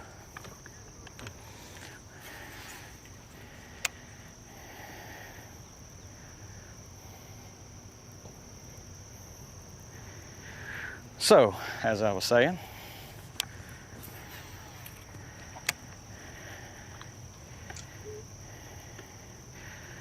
he ain't a big one, but I'm happy to have him. But that's a little bit better than average fish in this Sabine right there. 1.5 pound fish. 1.5 pound, 1 3/4. You know, it seems like when I run into one in this area, it's just a little better quality. And we'll just see if we can't get enough bites. I think if we get enough bites in here, we can at least fill a little decent limit.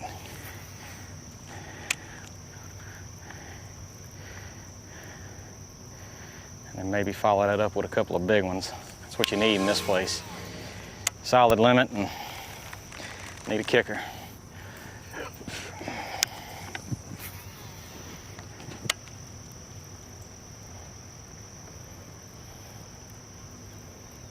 Keeper there for Hudnall, and kind of remarkable. Again, we talk about 500 square miles plus to fish here.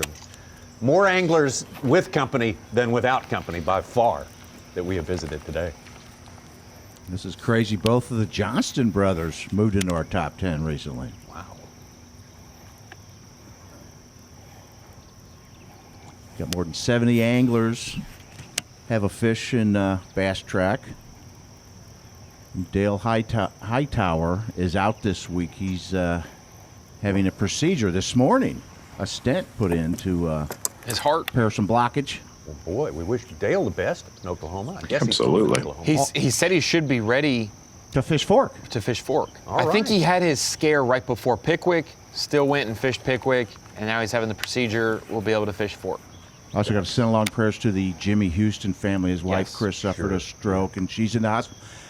I saw a report this morning that everything they went, the nurses came in, and she had a good night. She had her eyes open, so that's a positive deal. Send prayers to the Houstons. So Absolutely. Jimmy Houston was tore up. That was such an emotional video to see him.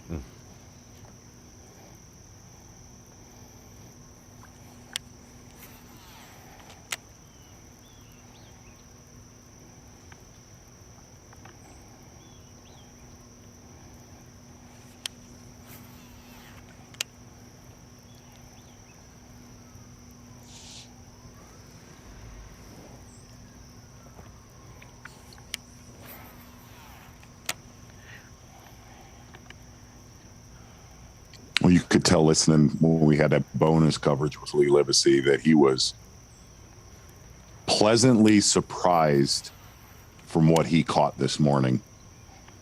I got a set of culverts right up here on this side that probably won't be able to catch one in.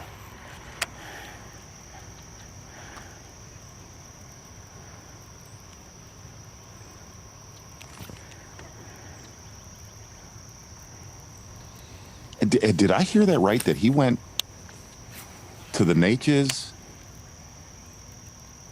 Taylor's, and then Houston yesterday? Yeah. Just say that to yourself. He's got to make some good money just to pay the gas bill, I would think. Exactly. Holy cow. And it's not like they didn't have other days of practice to maybe do one each day. You know what I'm saying? And he's a guy who knows where everything is. Oh, he yes. doesn't have to, figure out how to get around or anything. But just listening to him, you could tell that he's got 4 days of a game plan starting to formulate by the way he was talking. Yeah, it was crazy. He mentioned the weight of a photographer, too. Cameraman.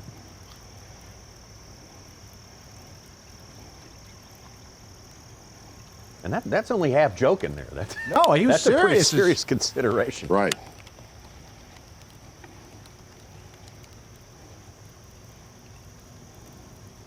He's heard guys or seen guys in these type of events when they get a larger marshal. They're kind of have to maybe change their game plan here and there. Never heard that once. There's another one. I'm just kidding. Get out of there. Get out of there. Oh, he came off. God dang it.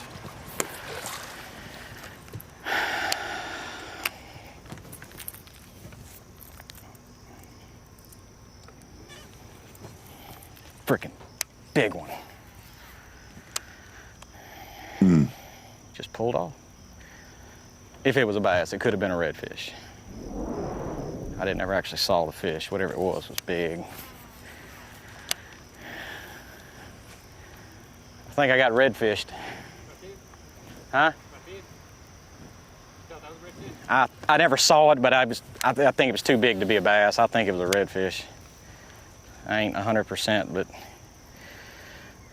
I think it was a red. Made a run like that. I'm about to go up here almost to this pond. You want me to let you go or you want me to go?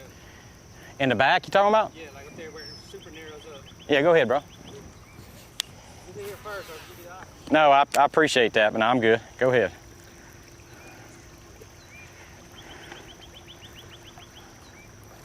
I never saw that fish, but I don't know. It made a run and it ran right into those reeds. I'm thinking that was probably a redfish.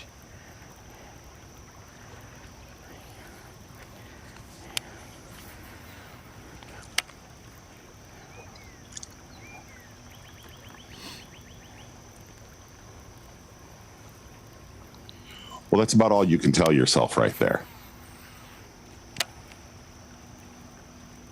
Redfish, you mean?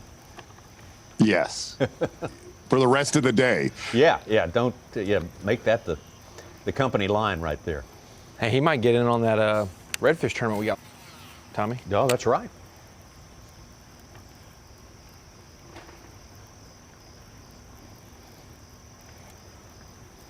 Get close to oh yeah, the third hour of fishing here of 8 hours for all of our 98 anglers who are going at it today, full field today and tomorrow. Lee Livesey, we just had some good bonus coverage with him. Enjoyed talking to Lee. As you say, that was very informative. Absolutely, and really, if you look at the theme of this tournament so far, at least for your leaders, guys that have kind of gotten away from the pack, fishing alone, going in little flurries. I think we're going to see a little bit more of that later today. All right, coming up, Dave and Dave, Mercer and Hite, going to take it over for us and give us some great on-site coverage when we come back. So don't go away. Bassmaster live from the Sabine. The Dovetail Games Bassmaster Elite at Sabine River is sponsored by Bassmaster Fishing 2022, the official video game of B.A.S.S. And by Ranger Boats, Yamaha, Toyota, and by Berkeley.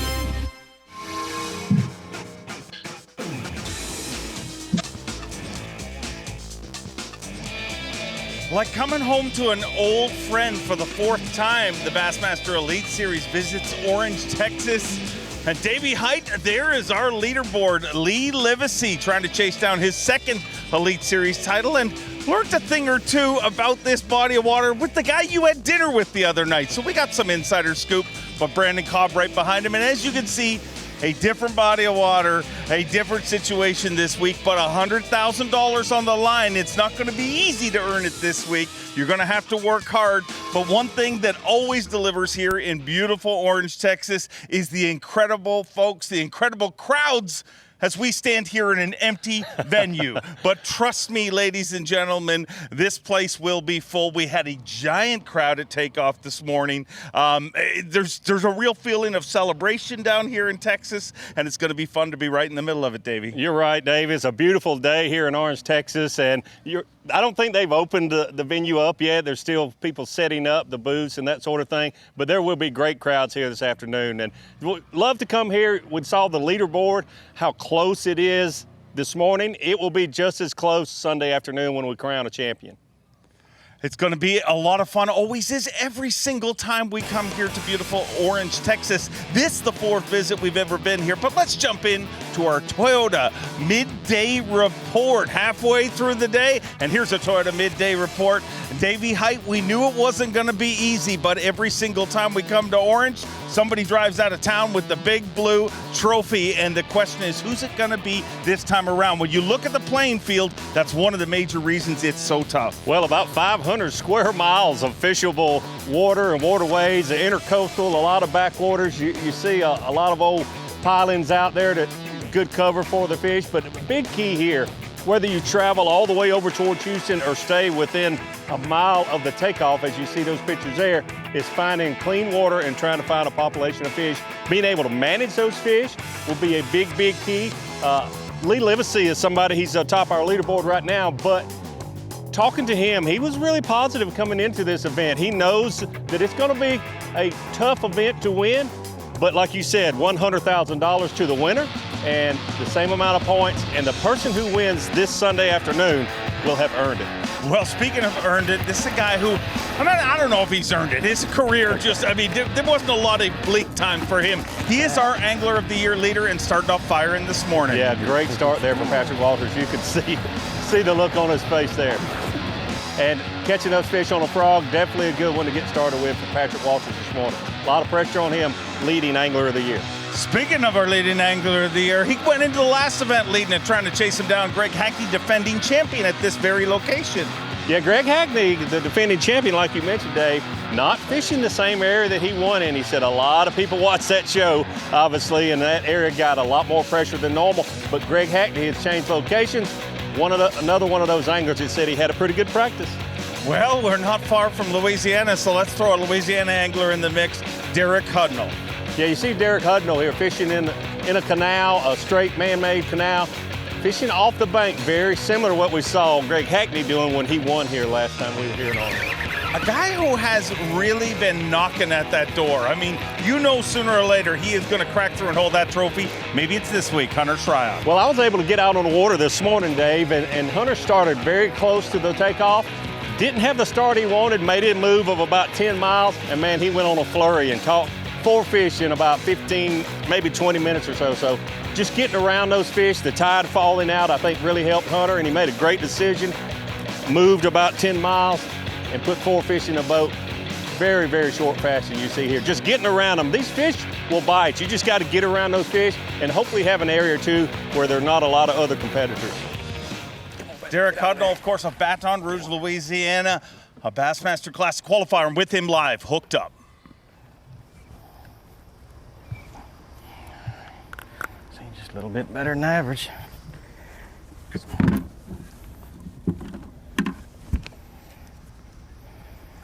5 of this. Number 3. I just take 5, yeah. A little bit better than average.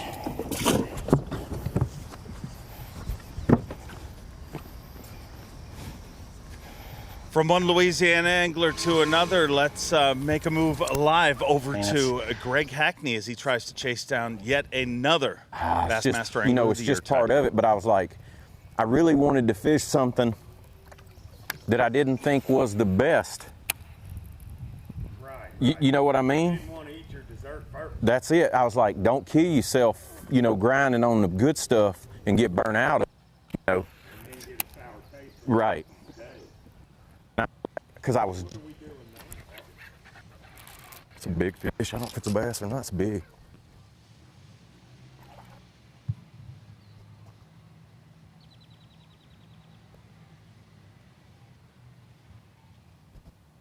Bass, I think. Please be hooked good. If it's a bass, it could be a grinnell. I just saw.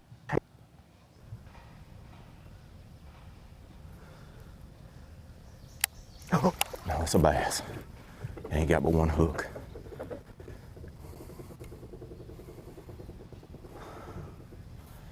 Come on, baby, stay hooked up. I gotta have you. Please, Lord, let her stay hooked up. Well, it's a 5-pounder. I knew it just had one hook.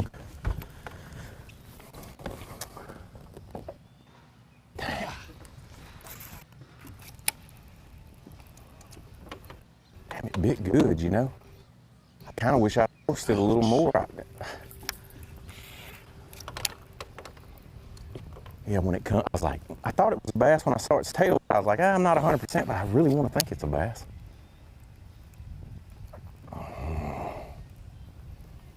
God, it bit though. It's fat too. It was a good looking fish.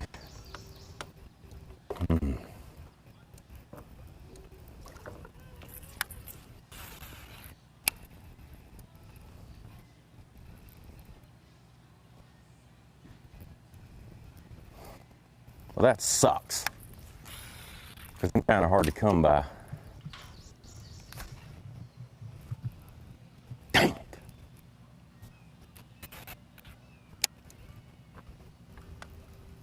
I was hoping, since it didn't try to jump, I was like, maybe it's got it gagged.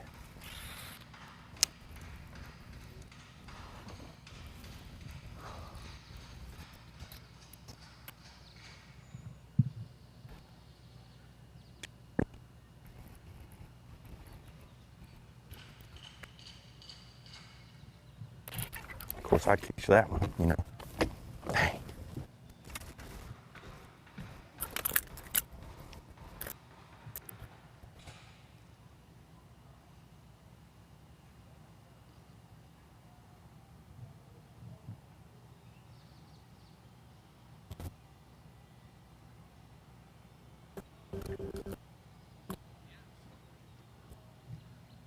See Greg Hackney there, landing a small one after losing a fish that, oh, I hope he doesn't have to say that's the one that cost him the event, but you just can't afford to lose 5-pounders here. It's so difficult to overcome.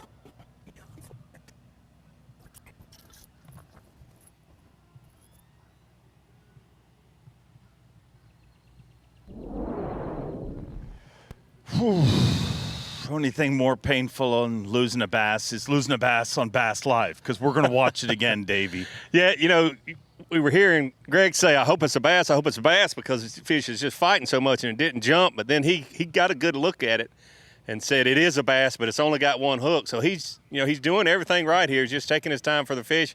And you can tell this fish is really, really strong, very healthy, and he's just taking his time with it. He knew that he only had that one hook on the crankbait. You see right there, it came off. So everything happened. I've talked to Greg about him winning here last time we were here with the Elites. Everything went right in that event for him. Every move, every adjustment, landed all his good bites. And to do that on day one is not what you want. Our next stop, Lake Fork. Put that fish in Lake Fork terms. I mean, a 5-pounder in the Sabine is a what on Lake Fork? 9 or 10. Yeah. Yeah, I mean, we saw the leaderboard. I mean, yeah, it's ounces between 1st and 10th place, or definitely between like about 2nd or 3rd and 10th place, you know, just ounces. A 5-pounder is a game changer. We saw Greg Hackney last time we were here. He had that good string of the first day and then just defended it, held people off, but had his good day. And you need a 5-pounder to have a 16, 17-pound day here. I thought it was going to try it hooked up first, but I don't think he's going to help.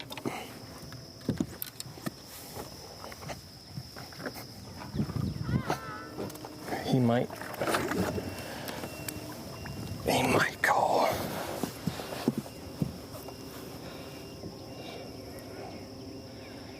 $13.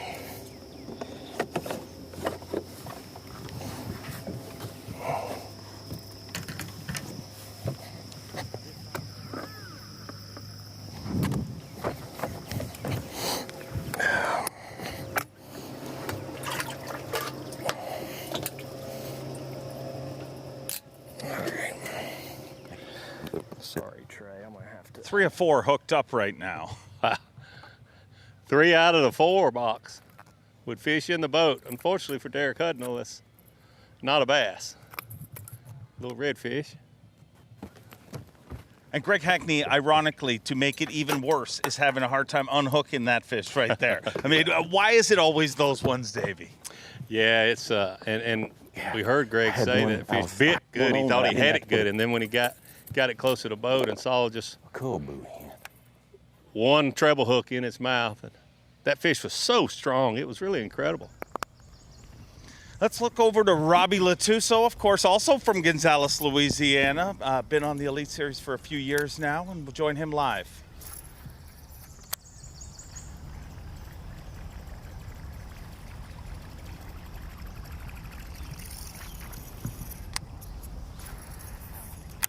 Beautiful water there where Robbie's at.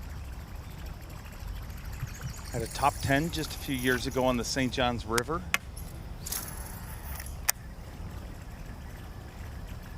On a buzz back there, just Big one. Stay on, baby. for those bigger bites. Oh, there's a good one.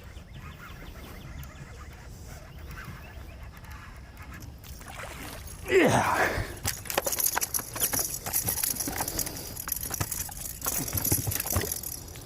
Wow.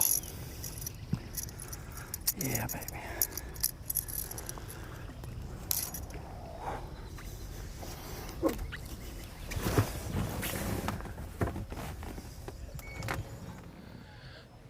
That's why you throw the buzz bait, looking for that better bite. Those are the ones that certainly can make your day here. Who needs shoes when you're catching fish like that, Davey? Wow. Robbie Latuso, his first fish of the day. Watch this. Great camera work here. Great camera work. That's awesome. Good job for Robbie Latuso. That's a fish he needed in his live well today. One bite can make a big difference on this incredible part of the world, Orange, Texas, the home of one time the record crowd until they got beat by Waddington. But the buzz is around town that they say that they're going to kick off this Texas celebration right and take the record back here this week. We'll find out, but Robbie Latuso is focused on one thing right now, and that is keeping that big bite in the boat and putting 4 more with it. What a way to start his day. First fish in the boat for Robbie Latuso, but trying to chase down our leader, Lee Livesey, with 10 pounds, 12 ounces. Right behind him, a 2-time Elite Series champion, Brandon Cobb. We'll follow the action all day long, live from the Sabine River.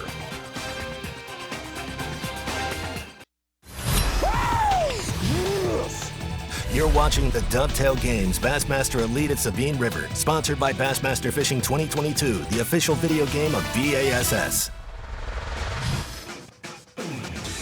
Back here live in beautiful Orange, Texas for the 4th time. The Elite Series returns here, and this time, of course, the Dovetail Games Bassmaster Elite at the Sabine River. And just a few hours, right around the midway point of day number 1 here, Davey Hite. And we knew this one was going to be a tough one. It always is every single time you come here, but it always delivers, and it often delivers with a big bite. Let's have a look at that right now. And Davey, I think it's unanimous. This has to be our power pole replay of the day. And no doubt about it. Robbie Latuso in a backwater area, you can tell the color of that water. It looks great, and he picked up that buzz bait, and man, what a great shot, and what a shot across the bow or over the bow from Robbie Latuso. One of the favorites coming in here, a Louisiana angler, and man, those are the kind of fish you need. You're gonna have to have at least one day with a fish or two like that to put you up there around the 16, 18 pound mark, and then try to have a limit the other 3 days. So Robbie Latuso got a key fish there, and definitely so far today is our power pole replay of the day. Robbie Latuso with that, his first bite of the day. That's a good way to start your day. 4 more to go with that, but that is always a challenge here in this ultra-changing body of water. I mean, it changes for so many different reasons. It's not many tournaments that you go to where you will deal with alligators and dolphins and tide and all sorts of things like that. Let's join Robbie Latuso live.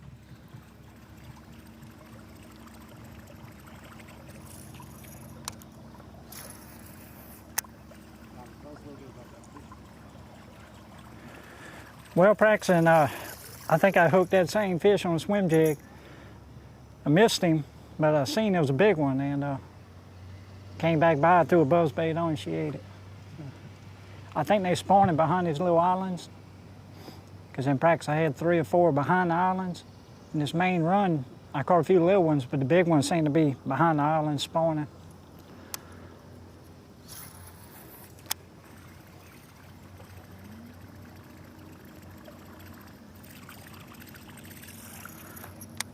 So typically this time of year, you would think these fish would be post-spawn, and there are some that are post-spawn, but there are a lot of fish that are actually just spawning right now, and then some, maybe even like the one that Greg Hackney lost on that square bill, just still pre-spawn, but setting up on those cypress trees in a pre-spawn mode. But beautiful weather this week, other than we had a lot of wind the last few days. Today is gorgeous. I'm sure a lot of those fish are setting up and actually spawning right now. Why is that all pushed back? Just because of that Arctic blast? Yeah. I mean, it was a record, 13, 14 degrees here in Orange, Texas, I think it was, and below freezing for, I think, almost 2 days, which is just unheard of here. And certainly set the water temperature back, but that's been 6 weeks ago, but it also affected the vegetation, and the vegetation is a filter for this water, and the bass like that cleaner water with that vegetation, and a lot of that vegetation died off with that real cold Arctic blast we had, no doubt. How does spawning fish get affected in a tidal fishery? How does that change it?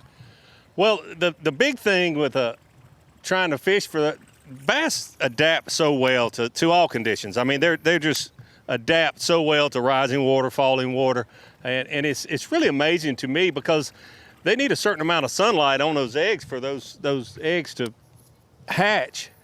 And with the stained water and the water moving up and down with the tidal situation that we have here, it's really difficult for those fish to set up. They need some hard bottom, so oftentimes they'll be close to vegetation, but on a cypress tree.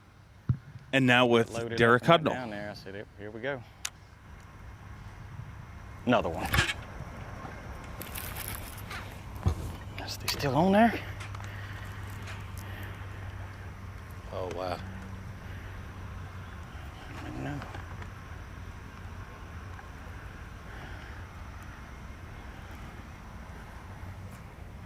Son of a gun. Oh, he's still on there.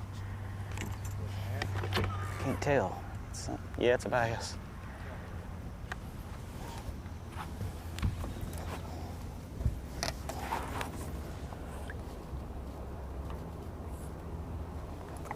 Little bitty sucker.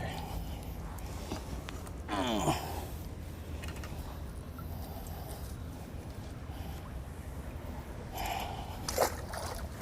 shoot.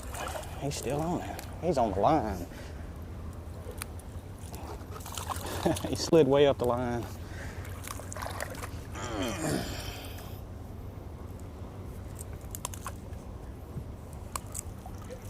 I just want my hook back, buddy. I'm gonna put you back.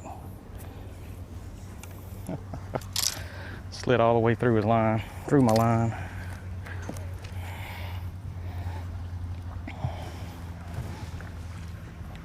Gosh, man.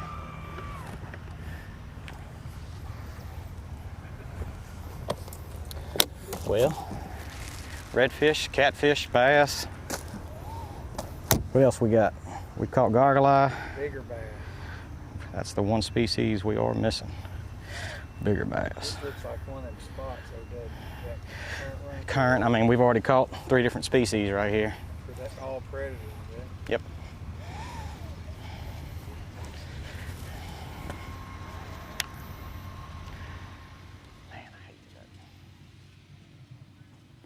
What he did right there, Davey, was prove that he's from Louisiana. There's no way my face is getting that close to that tube there. And there's a lot of critters in this part of the world.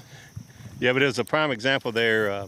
Probably a little cleaner water flowing there out of that pipe, and he had caught 3 different species of fish just loaded up right there at the end of that pipe. Probably just a little bit clearer water and a little current there, making those fish set up. In a tournament where you're going through a bunch of different types of fish and a lot of smaller fish, we do see moments like we saw with Hackney, where those key bigger fish, and I've always wondered, just watching it, do you think that has to do with the fact that they're going through so many fish? Do they start to fish a little different, or they're catching smaller fish, or is it just... yeah, that's a good point. A lot of people maybe, but I don't know if I'd say that about Greg Hackney. As many hours under his belt, so to speak, as he has in these type tournaments. He knows that you've got to stay focused. And there again, oftentimes I might see an angler do something that I think maybe wasn't a real good idea, but I didn't see Greg Hackney do anything there. But he was unfortunate that didn't have the hook fish very well. For the record, I was just talking generally. I would never say anything about Greg Hackney at all, directly about Hackney, because I fear him. Okay, in general.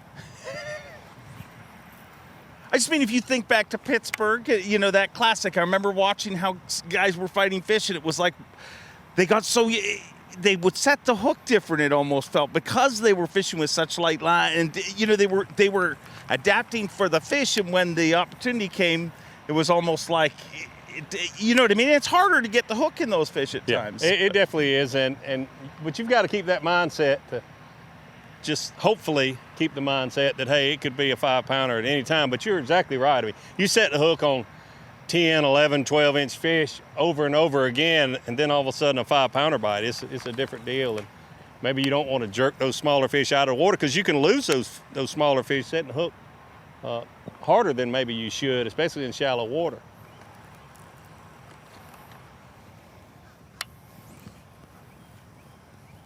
It's going to be interesting to see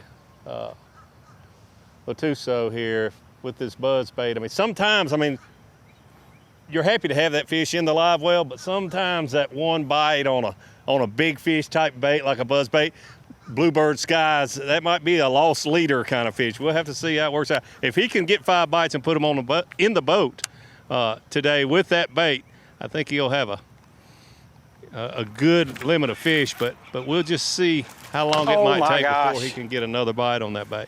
Oh, Derek Hudnall hooked up. Oh my gosh. That was a good one. See the size it was of a that bass too.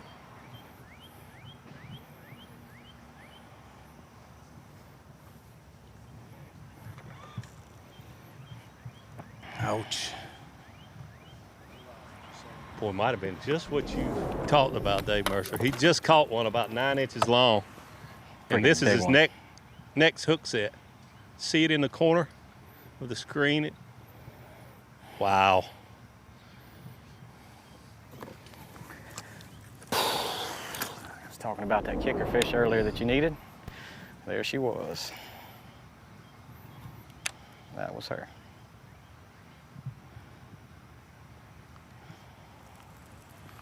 And there she went.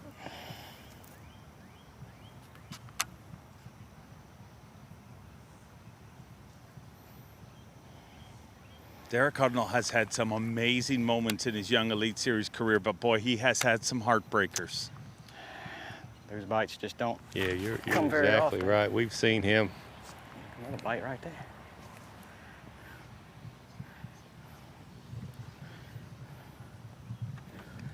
We didn't fish any of that. I'm gonna swing back and get in the current and fish. There's obviously some fish right there. And there was. They're here. I mean, I've already had. You know, we got to see that again, unfortunately, for Derek. I didn't know how many, but I knew there were better fish in here, just like you saw that one. I mean, it's 3.5 or so, maybe 4. That's a unicorn in this place.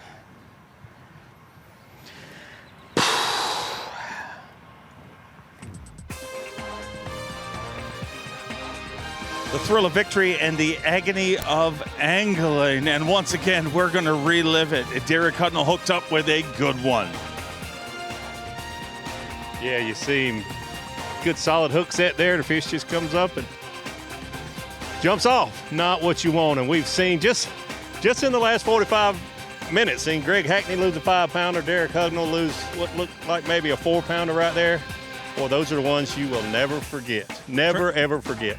Turns out it was not a good one. It was a bad one, a very, very bad one. But here's some good ones. Let's have a look at our Seaguar Bassmaster Rookie Watch. And shocker, Brian New won the first event of the season.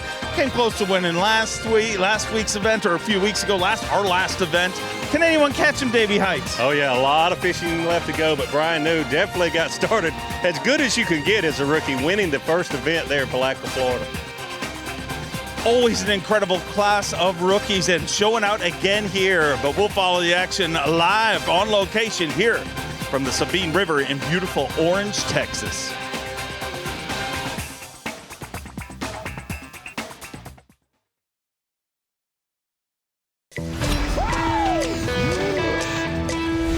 live coverage of the Dovetail Games Bassmaster Elite at Sabine River is sponsored by Power Pole.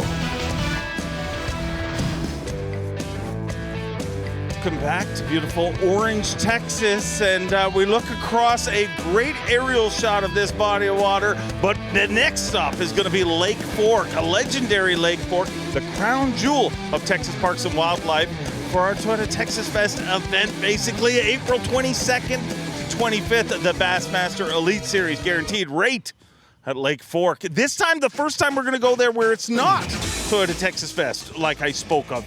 It is not that. It is a regular Elite Series event. But you want to talk about polar opposites. Coming from this fishery to the giant fish of Lake Fork, our anglers are going to have to adjust.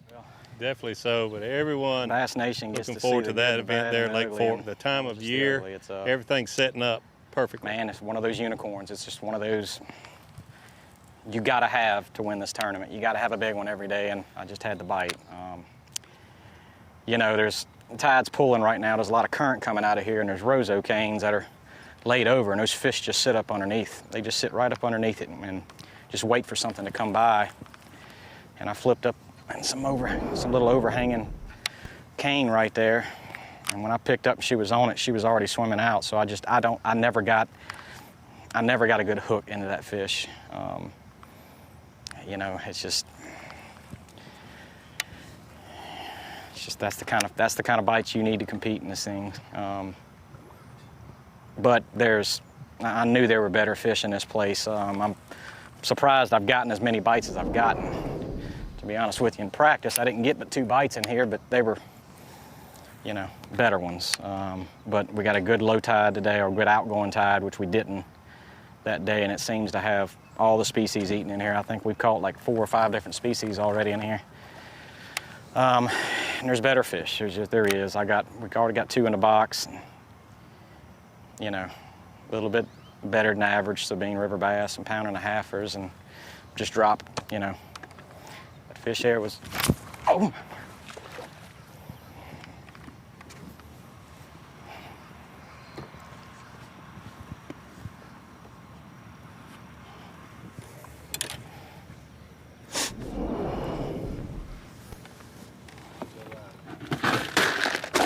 Derek Udnall. Good, the bad, and ugly. Not sure if that was a keeper, but with only 3 in the live well, you don't want to hear that. You see the fish jump? 2-pounder. It did look like a keeper. Should have retied. You can see the frustration in his body language, and that's what this fishery does to you. Mm-hmm. Should have retied.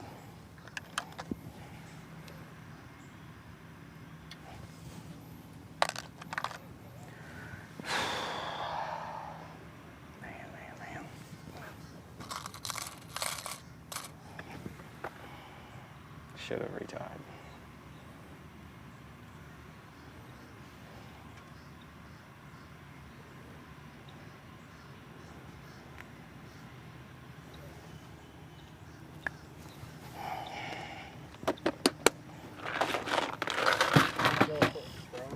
Man, I'm throwing a little Missile Baits crawfather. This color's ballistic blue. It's kind of like really, it's, you know, a lot of people throw, you know, you're familiar with Zoom sapphire blue. It's basically the same color, but this crawfather's a little bit bigger presentation. It's a little longer, so I can get a little bit bigger hook in it, and has great action.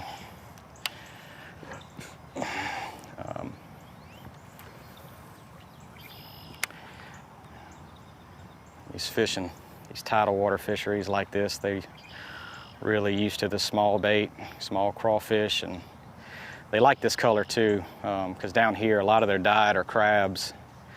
They like to eat those little crabs. And so this little crawfather just matches it perfectly. They like small things here, and they live so shallow in this place.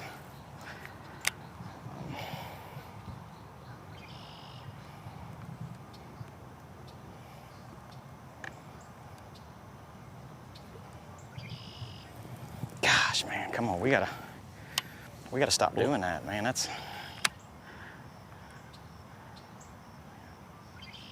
man.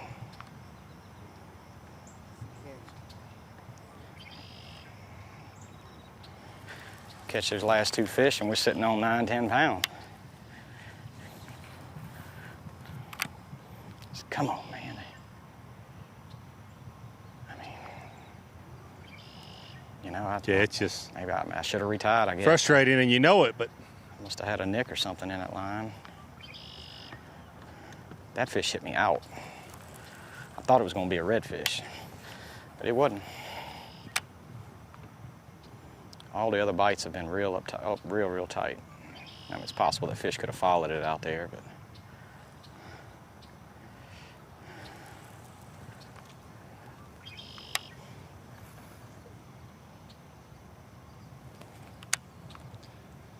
You don't have to be a mind reader to see how much that fish, or those few fish, are bothering Derek Hudnall. well, you look, he's currently unofficially in 52nd place with 3 fish. We've seen him lose 2 fish. He would be in top 10. We are around him.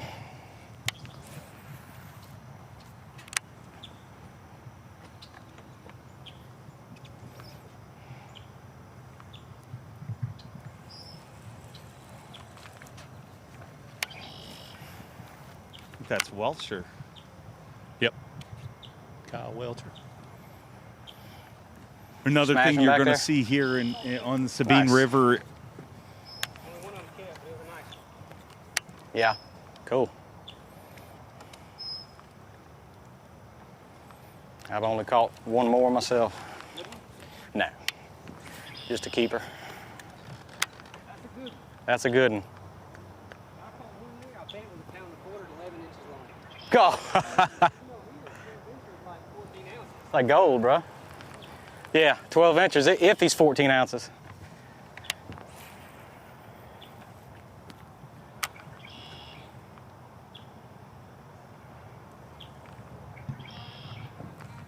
Huh? Let's run over to our current Angler of the Year leader, Patrick Walters. Patrick keeping a frog in his hand most of the day. Yep. Currently in Taylor's through many Bayou, other made a things. long run. Mainly made it off of the weather. We got good sunshine, no wind today. I'm looking for a good frog bite. I think today's going to be the best day for it. Tomorrow's going to be cloudy. Fishing oxbows for spawning fish. Just got over here not too long ago. We've been over here 45 minutes. I fished 1 canal. Didn't get bit. Well, caught 2 shorts, but we're looking for heads now. I mean, we got 3 fish in a live well. If we can get 2 3-pounders to fill the limit out, that's what we're looking for. You know, we're not playing a game of numbers anymore. We're playing for bigger fish.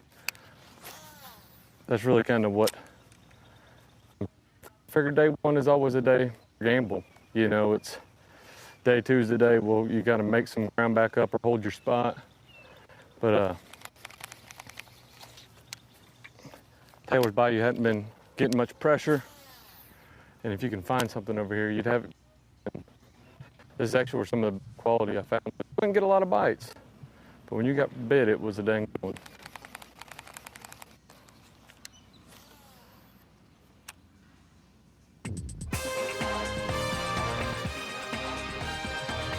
I like his strategy there. 3 fish in the live well, and he's looking for bigger ones, not just trying to catch 2 keepers, and that's a mindset you need for Bass Angler of the Year. You've got to catch not just keepers, but a better size than the other anglers.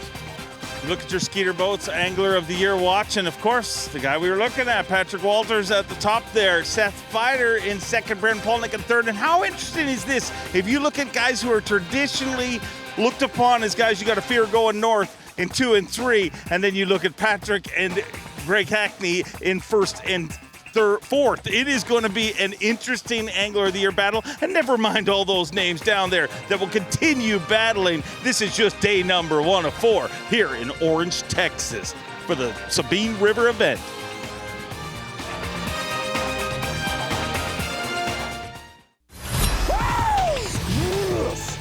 You're watching the Dovetail Games Bassmaster Elite at Sabine River, sponsored by Bassmaster Fishing 2022, the official video game of B.A.S.S. Welcome back to our on-location coverage here in beautiful Orange, Texas. Myself and Davey Hite, and let's join Greg Hackney live.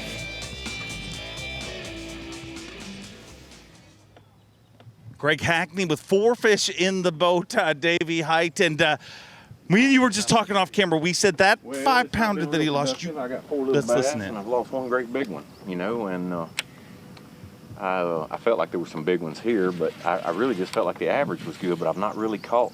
I thought the first fish that bit me I missed this morning was kind of my practice fish, was like a 2.5 pounder type deal, you know, and but I have, I'm on the place where I thought there was a wad of fish, and I've only had the 1 bite here, and I had it on bad tide, so I've come back. The tide's gotten low now. It's started to slow down. It's not moving as fast. It's getting ready to go dead, you know, dead low tide. And so I said, well, I'll come back and give it a little, make one more little pass on it. And then we're just gonna go back out there in the lake and go to cranking, because they were, you know, I had some bites on the plug. I lost that big one on the plug and caught 2 on a plug and short fish or something. So we just go cranking, you know, I don't know. I know these fish are changing, you know, I just, A little cranking, a little flipping. A little cranking, a little flipping. I'm just keeping them honest, you know. Today I have, you know, weather for cranking and I have weather for flipping. I don't really, it's better for that than anything else. I've been bit about the same both ways, so.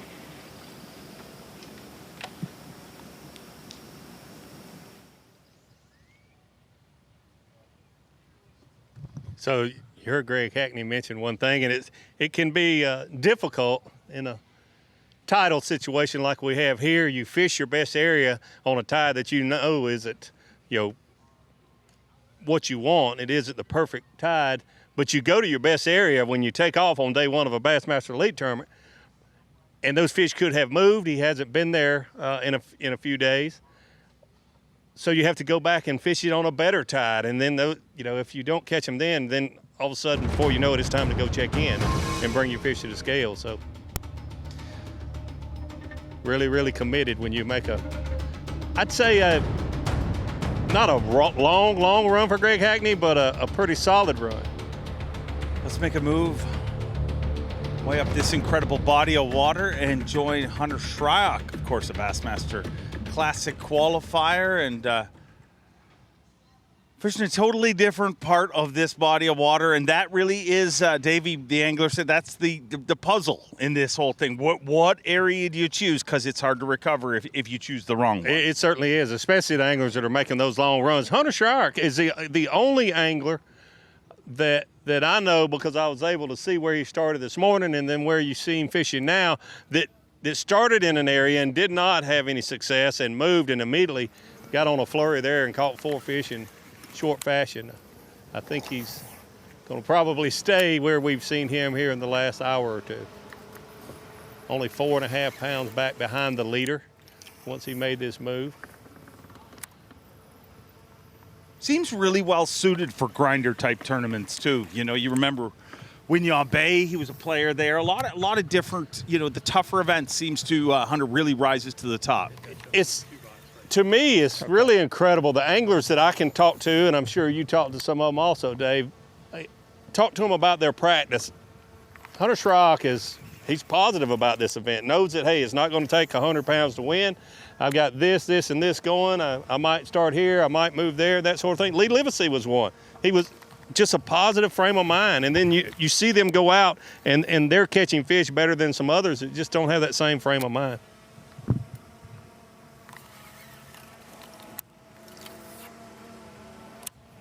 Gotta believe that good mental outlook. A lot of it's got to come from his history too. You know, as a motocross racer, you know, that always competing and always, you know, knowing those opportunities that slip away, and he knows this is a great opportunity here where a lot of people will kind of knock themselves out of it mentally before it starts. Yeah. Let's join him out now. Like I said earlier, it's all about decisions, putting yourself in an area that's got some bass.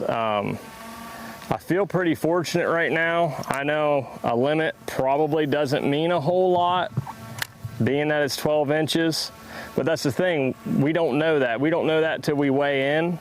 And, you know, I was fortunate enough to make a move, get to a little area that I had, and got some bites fairly quickly. So, you know, the next thing is, you know, where do I get that bigger bite? How do I get it? And we have, you know, kind of the rest of the day to try to figure that out. But I mean, I don't really know. I really don't know any other thing than what I'm doing besides go and put myself in a different area in hopes that, you know, you catch that 2 to 3 pounder, which is really going to separate you from basically a lot of the field. So that's what we're hunting for right now. It's just one of those things, you know, you just got to kind of weed through them, I think, and hope there's a decent fish there. But all in all, we're just going to keep plugging away and try to learn as much as what we can today so we have a really good idea of the rotation that we need to go through tomorrow. Because honestly, I didn't have a game plan this morning, and just let the fish kind of tell me at each location, like I wasn't getting bit, I wasn't going to waste my time, you know, spending a lot of time in that area. So, but the tide's fallen, and I got some places that I had some bites at, and hopefully get in there on low tide and get a bite or two that'll make the difference for us.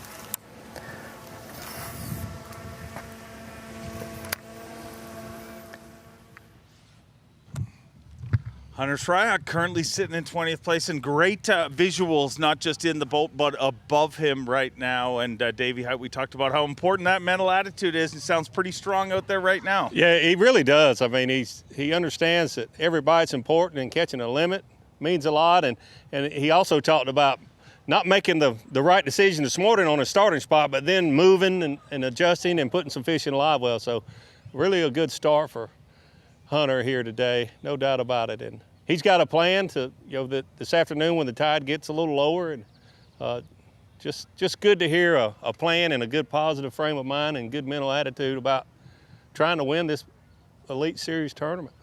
Hey, when you're in a body of water where a lot of guys are still out there grinding and trying to put together a limit, you know, hoping for a limit, and you're already thinking ahead and planning for the next few days, you know you're definitely doing something right.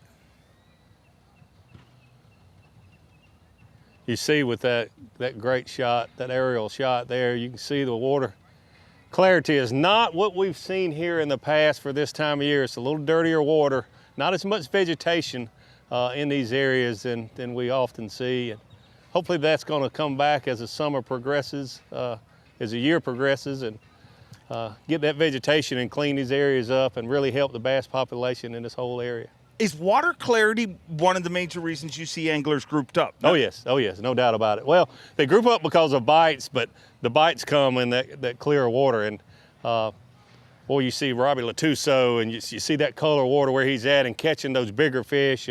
Lee Livesey, we saw him earlier today, and clear water. He's talking about seeing fish swimming around, and you know where Hunter's at, you're not going to see fish swim around unless they're 6 inches from the surface. So water clarity means so much in a situation like this. That's what those bass are looking for, and obviously that's what the fishermen are looking for.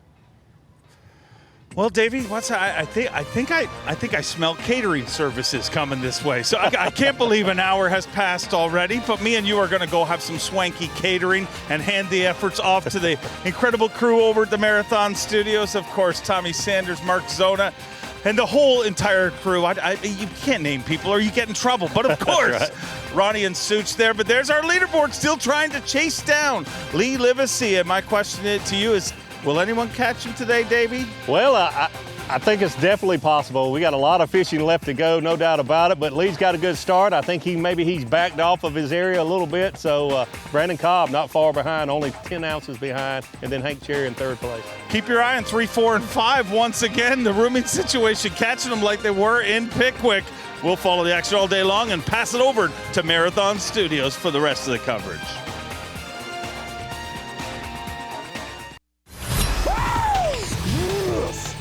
You're watching the Dovetail Games Bassmaster Elite at Sabine River, sponsored by Bassmaster Fishing 2022, the official video game of B.A.S.S. Into the second half we go on day number 1 of the Dovetail Games Bassmaster Elite at the Sabine River. 4th time ever for the elites to come to this very, very challenging, very complicated fishery. And a Texan on top of that leaderboard right now. Look at the top three. They all are guys who know how to win. Lee Livesey has won on this, in Chickamauga last year. Brandon Cobb has won on this system, on the Sabine River system up at Lake Fork 2019. And Hank Cherry, all he did was win the World Championship last year, the World Championship of Bass Fishing on fabulous Lake Guntersville. This place is different from all those above places. Very, very challenging. It is not going to be a huge weight event, but it's the same for everyone in the competition there. Thank you for joining us here on Bassmaster Live, here in the Bassmaster Studio, sponsored by Marathon. I'm Tommy Sanders. Mark Zona is with us as well. And Z, we head into the second part of the day. This is kind of, the tide is just changing now. It's maybe the slack tide time right now. You know, in all honesty, Tommy, the number of limits, I think, has probably been the biggest surprise so far. Because if you went off the first 90 minutes, you were like, uh-oh, bing bong peekaboo. Well, we got a rough week coming. But a lot of limits. And really, if you rewind from those three previous tournaments here, Hackney, Faircloth, Chris Lane, they were all pretty much won in one area. Where those guys, you know, probably had one good solid day and then cradled it with decent fish catches around it. You have to start to look at that leaderboard and say to yourself, can a guy do the same thing? Win in one general not a general region, a general 250-yard stretch like we've seen in the past here on the Sabine? Or is it going to take different areas of the Sabine, of the Natchez, of possibly Houston, to piece together 4 days? That'll be interesting. We will be finding that out as we move along, putting together the parts of the puzzle. Of course, also in the studio, here we have Ronnie and Such, Mike Sucon, and Ronnie Moore. And Ronnie Moore, Such. Yeah, you've been looking at some stats here while we were away, and Dave had taken over. Yeah. Yeah, the lowest winning weight for the Elite Series ever, 43.3, Fort Madison, Iowa, on the Mississippi River. We haven't really had an event close to that. 47 and change for the Delaware was the second lowest, and then a couple Sabines in a row. It would really need to be extremely tough all 4 days for the Sabine to probably get down to less than 11 pounds per day. But that's one thing to watch. But these events are always so intriguing because of a 4-pound bite makes such a big difference. And we've seen some guys during our midday break catch 4-pounders. Carl Jacobson, Robbie Latuso, Greg Hackney lost one that big. Such? And Caleb Kuphall just put a 4.2 in there, the big fish of the day. Brock Mosley is doing it over in Clear Lake. He just called up. He's in second place with a little over 10 pounds. All right, so we got lots of stories, as Mark Zona alluded to. But right now, a story we've been following since mid-morning today, actually all day long, although it was slow to start the day for Hunter Shryock. But he had a great flurry there that put a limit in the boat for him. About 2 hours ago. He's looking to improve, to grade up. Yeah, he was definitely a show pony right before our midday break.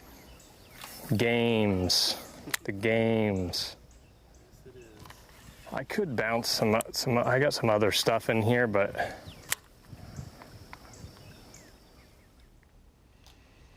Tommy, I'll say you're especially pleased because Livesey and Cobb are on your Swamp fantasy Donkey. team and they're first and second. Just kidding. How about that?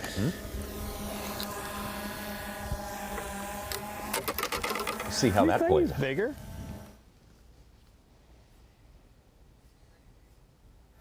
Let's slide back here.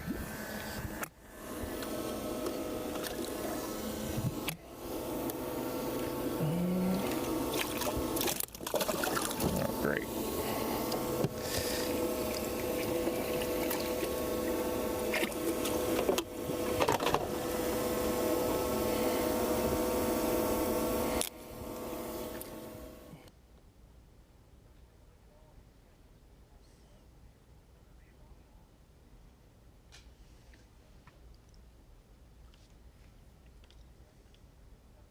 We talk about every ounce counts, but it's never more true than it is when we come to the Sabine River, that is for sure. So Hunter Shryock is going to be taking careful assessment of the weight he has in the boat and what he's possibly going to upgrade with. And he got it started a good while ago, but then, as you say, Mark Zona, he got on fire for a little bit. No, he definitely did, Tommy. And the real interesting thing to watch with Hunter Shryock is he said, man, I'm going to play it fairly close to the vest here on day one and just catch as solid of a limit that I can. And then really compare what the other weights look like at the weigh-in later today. He said, I'm not sure if this is I have to catch 10 pounds a day tournament, or do I have to catch maybe just 6 to 8 pounds a day to hold court? And so far, he's pretty much done that. Keeping himself in the top 20 is Hunter.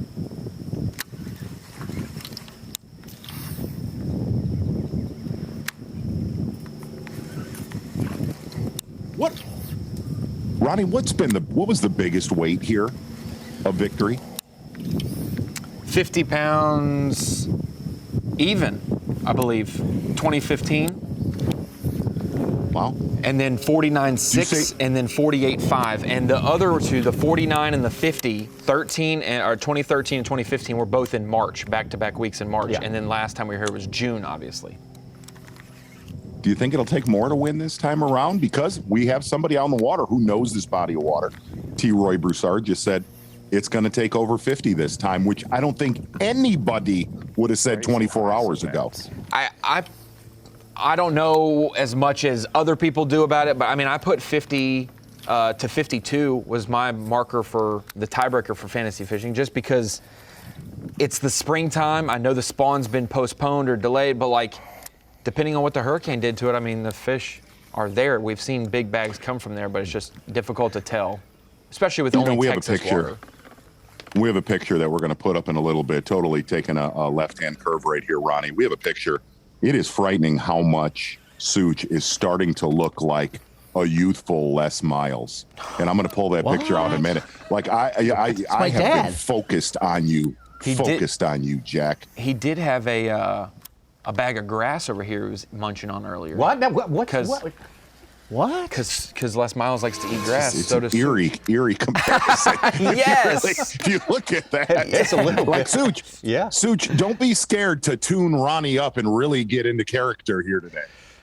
Such a treat. Such a treat. Hit the brakes. You got the better hair, Such. You win the hair battle there. Such a treat. Such a treat.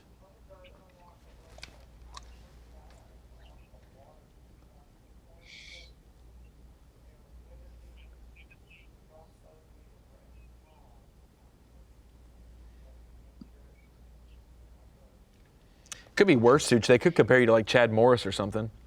I know the Razorback fans don't. Gonna take a look at our Humminbird Unlock the Lake, friends. I know what that music means, Tommy Sanders. Yeah. Gonna get the wheels back on track right here and gonna take a look at some of our leaders and where they're at throughout the system. Hank Cherry, not all that far from takeoff, having a very, very solid days. Sharing a lot of information with his running buddy, Tyler Vett, who also has a nice stringer in the live well. From there, taking a look at Brandon Cobb, who has been very slow and steady. If you really look at Brandon Cobb's numbers, not a lot of fish, but the quality has definitely been here throughout day number one. And this is going to be the guy that we're going to have to keep our eyes on throughout this entire tournament. Lee Livesey, who said, oh, don't worry. I've got multiple areas I can go. And if you look off in the horizon, Tommy Sanders. Satellite. Exactly right. As you cross Galveston Bay, Trinity Bay. Brock Mosley having a very, very strong day one, making a very long run down towards Houston. That's your Humminbird Unlock the Lake, Mike. He just caught his 9th fish to tie Lee Livesey with 10 3/4. Oh my gosh, fishing right downtown. And we will find out day one weigh-in.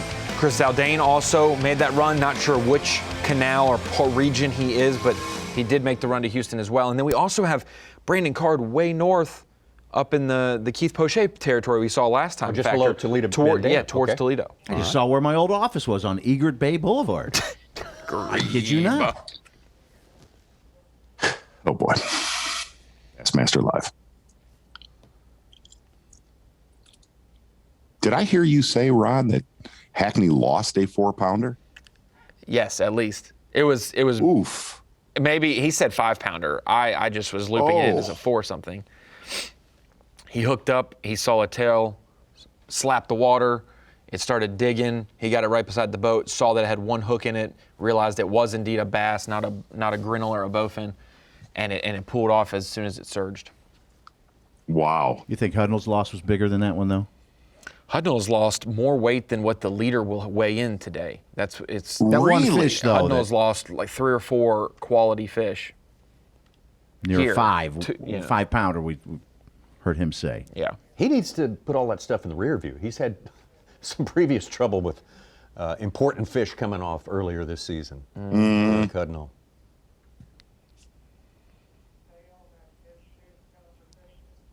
It's just at a Lake Fork, you lose a 5 pounder. It stinks, but it's okay because there's another shot on goal soon. Did you see me pumping it? But at the Sabine 5 pounder, I mean, it is that is a 10. You might be one of 4 people that catches one that big all week long. Yes. That's a full limit for others. You might have to get down here to the certain part of the river, kind of, where some of those better. You can't do it. You just can't come back from it.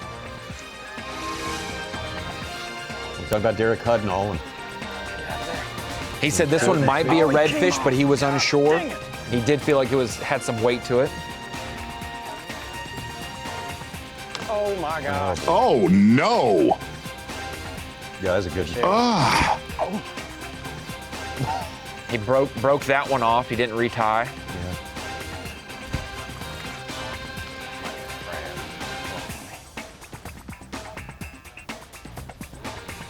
Here it is. Please be hooked. See? If it's a bass. The one you were talking about, Ronnie, right here.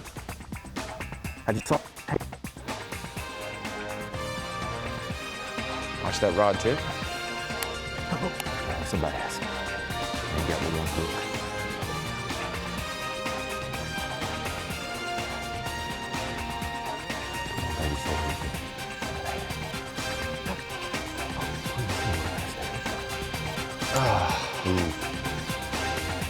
Oh, that's not. The Dovetail Games Bassmaster Elite at Sabine River is sponsored by Bassmaster Fishing 2022, the official video game of B.A.S.S, and by Humminbird, Mercury, and by Nitro Boats.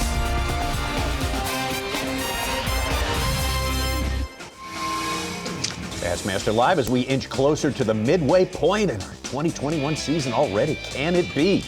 Your day one in Orange, Texas, and 98 anglers out there. Trying to get through today, trying to survive tomorrow, have enough to make it into the top 49. Who will fish on Saturday, and we'll take it down to 10 on Sunday. The Texan, who hails from another lake on this system here, the Sabine River system, Lee Livesey, on top. A very, very impressive morning for Lee Livesey. Brock Mosley has made a long, long trip. We'll get into that. Holy cow. Whoa. Uh-oh. The music, yes. You know what it means, Tommy Sanders. Take a peek at this buzzbait bite right here earlier with a one, Rob Latuso. It has been a slow, painful grind for Mr. Latuso, but this bite right here absolutely will keep him in the mix if he can just fill out that 5 bass limit. And there's a little bit of discrepancy here. Some people saying some of the missed fish should be the power pole replay of the day. But you, my friend, Rob Latuso, you are, thus far, the power pole replay of the day. Great camera work right there from one Brian Evie on the water today. Bassmaster Live. Thanks. Very good. Rob Latuso, you're the power pole replay of the day. That's a good-looking bass right there. It really is. Importance of a single big one. It certainly was the deal maker at our last stop, final day, Pickwick. 8-pound, 5-ounce bass for a guy who's been at it for a long time. Bill Lowen, much deserved. That win there, that was probably near the equivalent of an 8-pound, 5-ounce bass on this particular fish. Absolutely. We have a different set of standards everywhere we go. We like to move those goalposts, Tommy. He needs some partners, though. That's his only fish still. He just fell out of the top 50. Well, we moved to a different area. Missed a big one here practicing, just trying to get one more good one. I think I hit him bite the first time I threw at him. It's real calm. It's hot. Pretty tough right now.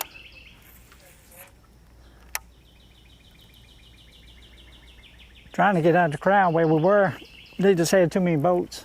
So just totally beat up.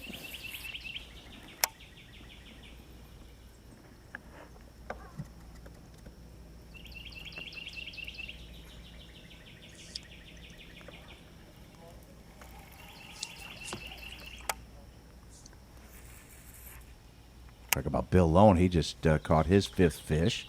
We're getting upwards of 40 anglers with limits. He's got 5 1-pounders.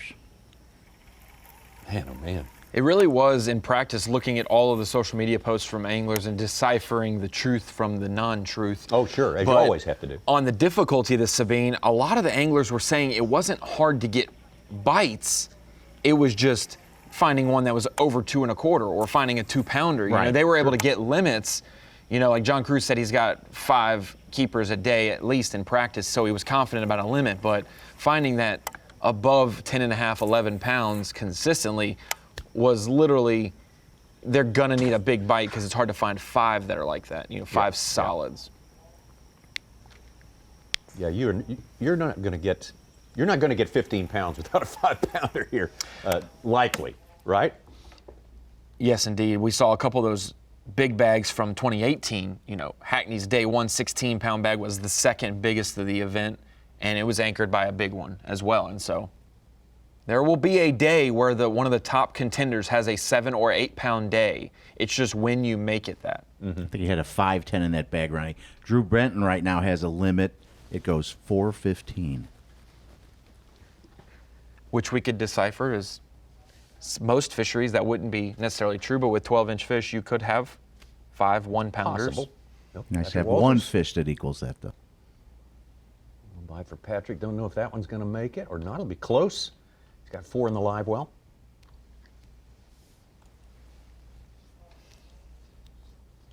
I went to pump and he was already on there. Oh my.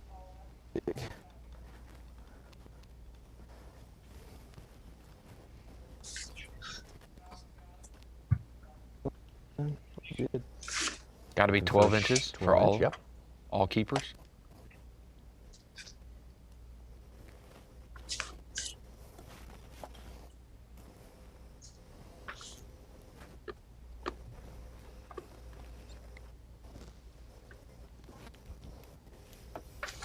Not gonna make it. Not going to make it.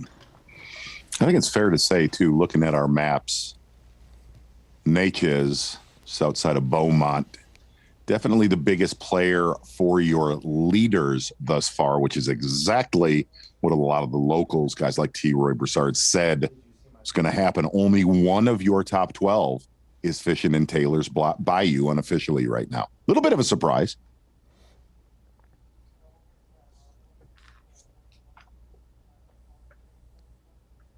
Patrick Walters, your leader, Angler of the Year points, coming in here. Walters was one of the guys to watch for, obviously the Angler of the Year leader, but he wasn't nearly the one picked the most in Bucket A. But he may be one that gets picked a lot for the next event, Lake Fork, for Mercury Drain the Lake, a brand new fantasy fishing game mode. We'll keep the original, the 5 buckets. You pick an angler per bucket based on the AOI standings, but this one is an eliminator challenge. You pick 8 anglers per event.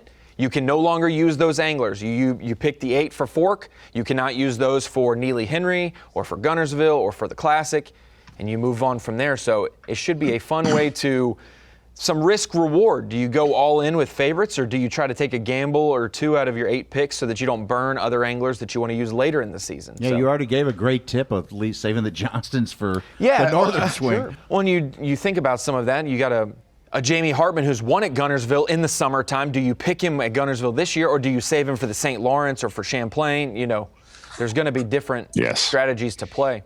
And through those 5 last events, the winner gets a fishing trip with Zona. Yeah. And I believe small trip, yes. And we'll needed also to take that trip yesterday. I heard it was a time. It was a time yesterday. It was a time. And Such, I believe we'll also have an aspect to talk about on Bass Live, the Beat Ronnie Moore Challenge, where we'll pick 3 to 5 specific players at each event, and we will match their team up against my team head to head and give them some love, and we may get their feedback on the final day of competition on what they did to have the best team that week. That's always fun, beating Ronnie Moore. Exactly. I mean, honestly, I posted that as a challenge, but it's not really been that hard for people. Tell us the name of the game again.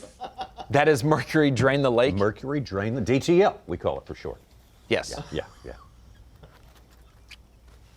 So you can pick an angler. You can be your favorite angler. You can love him, but once you pick him, he doesn't exist. He doesn't exist anymore. Yeah. Elimination. Yeah. Wow. I always like doing that they've done that kind of aspect for the NFL. You pick the New England Patriots because they're playing the Jets, and it's the Jets' bad year, which is every year. Then you can't pick the Patriots no more. You have to pick the Chiefs against the Raiders, and hopefully keep your streak going. Those bigger ones to blow That's up on a risky, frog, man. not them little bitty guys.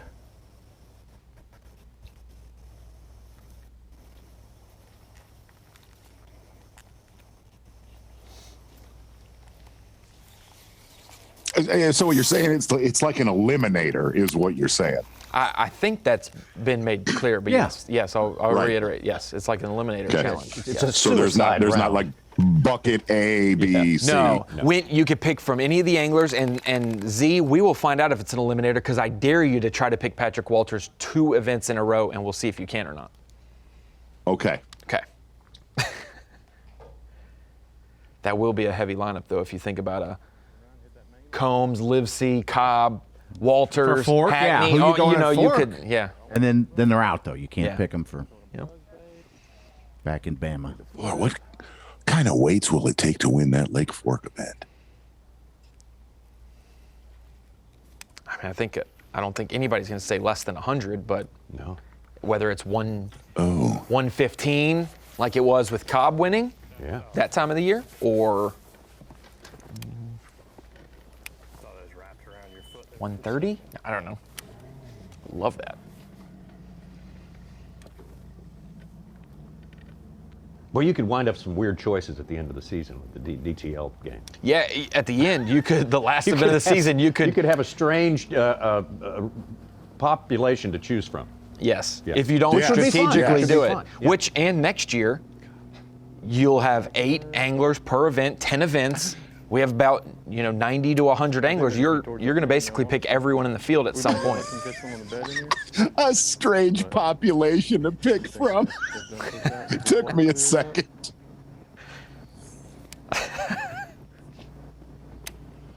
Which I hadn't caught anything. Going to get some bonus coverage for you coming up right now. First chance today to a fellow who was really lighting it up this morning for sure, Kentucky's Matt Robertson. And Matt, if you can speak to us for just a minute, kind of lay out how your day has gone for you. Oh, sorry.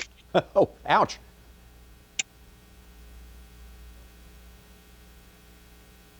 How's your day gone, Matt? How's it going for you? We started out real fast. I caught a limit in probably the first 30 minutes. With one good one, 3 to 4, it might be a 4-pound.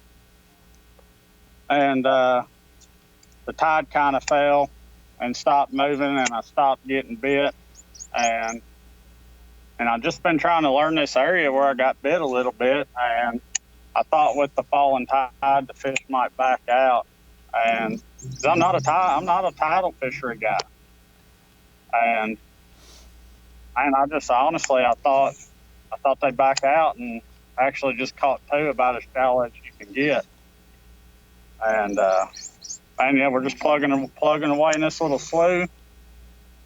Gonna stay here next couple hours. I got another stretch on the way back where I caught a couple decent ones. I'm gonna leave me about an hour there.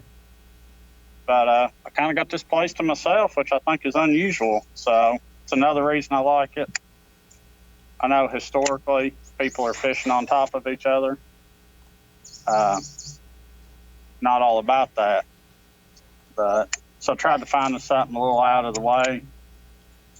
I didn't really fish back in here. Didn't really fish back in here at all. Kind of got bit around a few other places, but we're just doing a little exploring, trying to catch a big one right now. Hey, Matt, is this basically, are you committed? Are you all into this area, or do you have a few other areas for the next few days of competition? I got a couple other areas if I need them, but I know there's big ones living here, and I feel like if I can get the bites, had a couple 30-pound bites in here in practice, and catch a 4, I think there's opportunity. I mean, to do real well in here, especially with the lack of pressure. Matt, practice didn't do anybody a whole lot of good at our last event of Pickwick because the lake changed so much. How helpful was practice this time, and what were you trying to do? What did you spend your time doing during practice? Man, I was just about basically running these backwaters.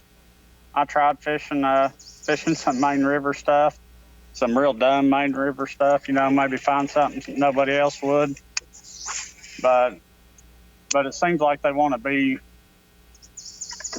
up in these creeks. I would have rather caught them on the main river. But I just run in these creeks, man, and fish pretty fast till you get bit, and get 2 or 3 bites in the area, leave it alone, and let faith run its course pretty much. I just went to the area where I got the most bites, basically. I think playing the numbers game here, you're probably a little better off, because if you're getting bit, you're going to run it. There's big one. Oh, hold on.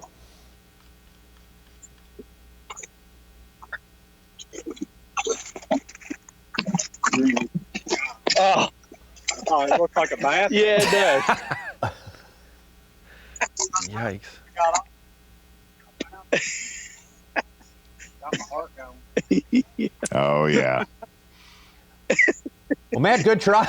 And again, good day. And we're going to wish you luck for the rest of the day. And Matt Robertson, one of our rookies, doing well out here on this day on the Sabine. Let's take a look at our Seaguar Bassmaster Rookie Watch. Brian New won the first stop of the year, St. John's. The man on top, and they're down in 7th place in that race is Matt Robertson. Matt Robertson, former Classic qualifier. Of course, Matt's doing the best work he can to possibly qualify for the Classic again, the 2022 Bassmaster Classic. Matt's got that in his sights and some other things as well. Dude, I'm just a old working boy from Kentucky, Western Kentucky. Just a pressure wash. Welcome to my kingdom. Are you on them? I'm here to win me some blue trophies, dude. Been fishing all my life, been working towards the Elite Series all my life, and man, I'm gonna tell you, it was a long, hard road getting here. I mean, I'm still living in a trailer park right now, guys. Man, we're here to take home some blue trophies and win a Classic trophy.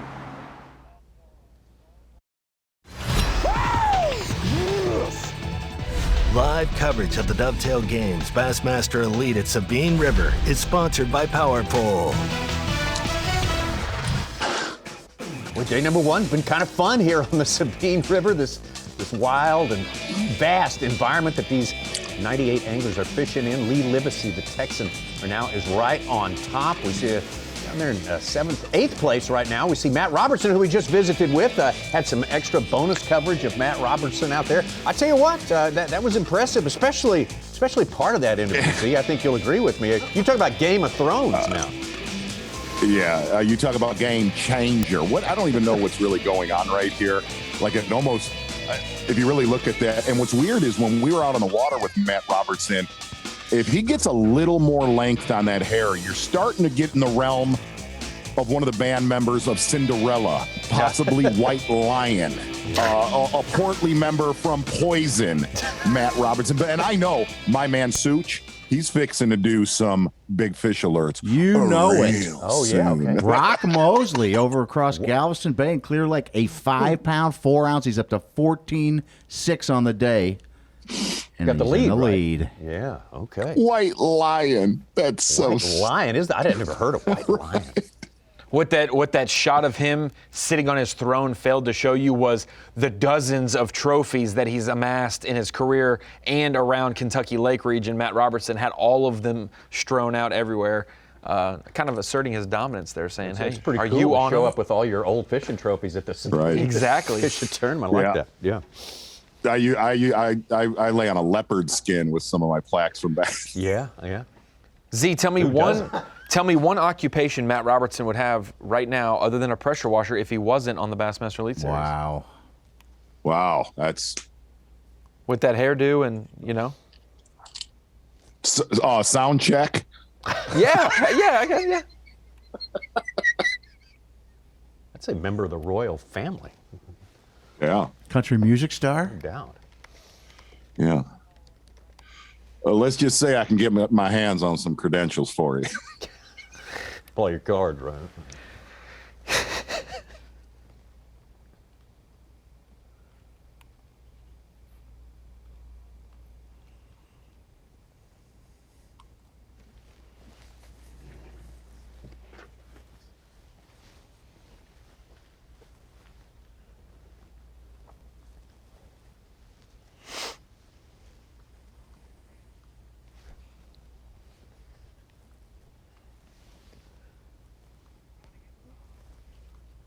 Greg Hackney in the top left of your screen. A little bit of a slow morning, but he had the chance with a big kicker bite.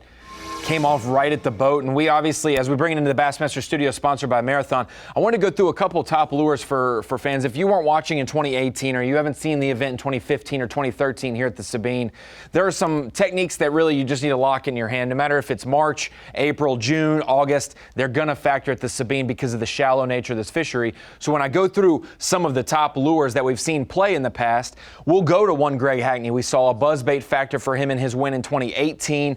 We saw Robbie Latuso earlier today catch a good one, his best of the day on a buzzbait as well. Just something that you can run down the bank. It's a different style of topwater than others. It is a cast and retrieve one. It's not a in the strike zone for a long time bait. It's just covering a lot of water, which is what some guys do over and over in areas. We also saw a Gerald Swindle finish second here to Greg Hackney in 2018, throwing a popar style bait, but also a frog imitates that. Something that you can cast out to a specific isolated cover and work it in that strike zone for longer. A poppin' frog, a popar. Those are some of the techniques that we'll see. No matter if it's the spawn, post-spawn, pre-spawn, those baits always seem to factor. We've seen some guys throwing a frog today as well. But wanted to touch on one more piece of Rapala Bassmaster Fantasy Fishing before we move on. I was really shocked. There were some really low picks that were not chosen, and I think this is Mark Zona when he was younger at the Sabine River. I think those are two Sabine. It was a Tuesday nighter, I think, and he wanted to take a pick before the weigh-in. But Wildcat. I just wanted to show he was only selected by 0.5% of people. Z, I expect you to be picked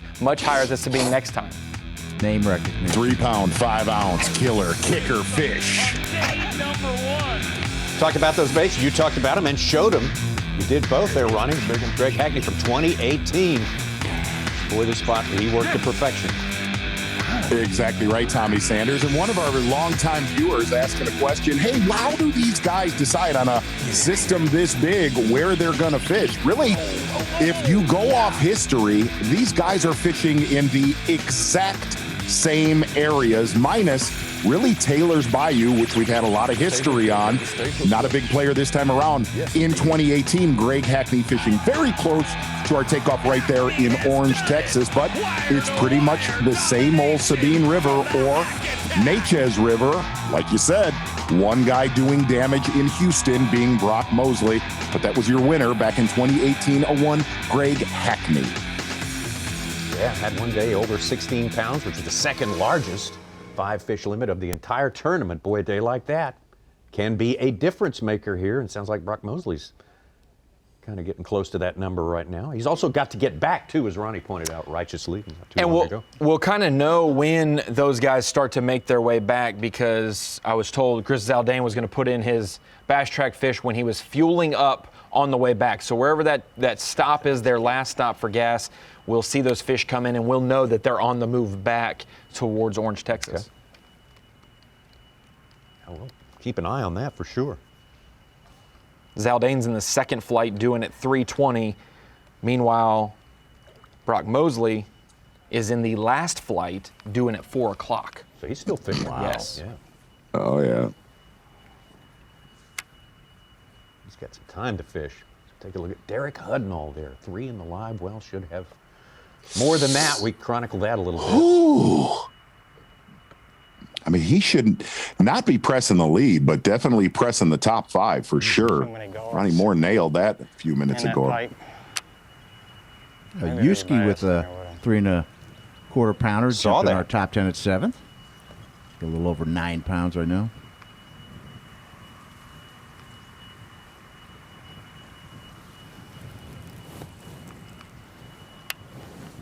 We do have a number of anglers without any bass track signal at all.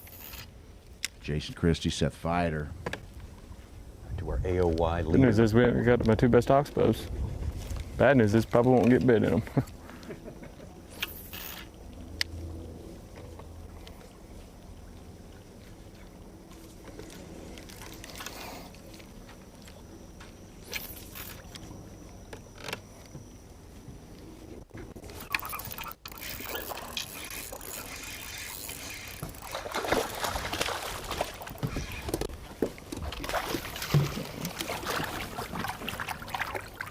Don't do that with your index. Don't. Kids at home, look at that. That was, what did I tell you? First 100 yards. I don't know why we keep going further on in there, but that makes 5. I'm gonna shuffle some over. On this side.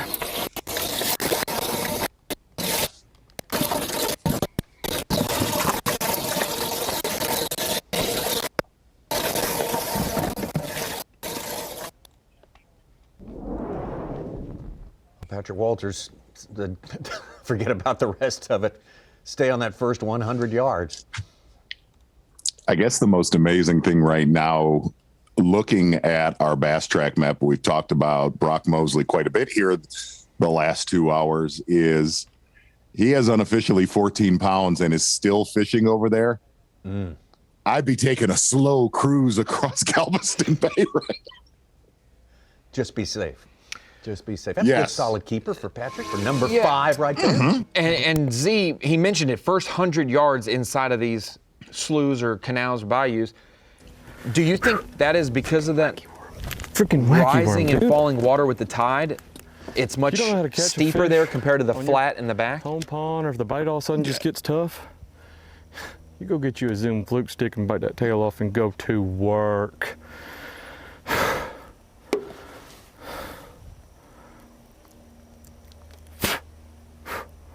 That's where the money's at.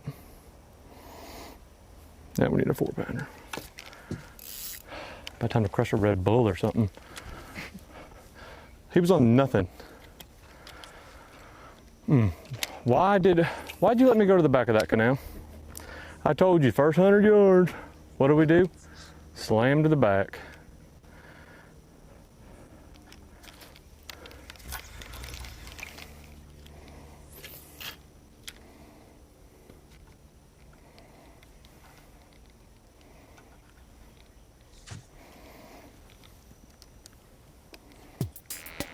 It was less than 2 pounds, but good keeper there. Good way to fill it. We're going to take a look, though, at a map of all the 2-pounders that have been documented today and where they were taken.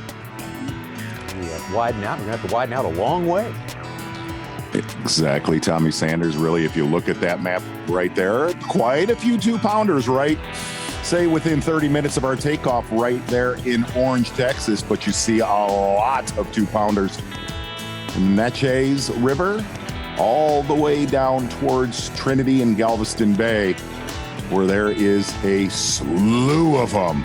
Right on the other side, a clear lake with one angler, a one Brock Mosley. Obviously, he has done some work. Just south of Houston right there, Brock Mosley with a big day. But again, the usual areas that we've covered in the past, minus Taylor's, have been the biggest player so far today.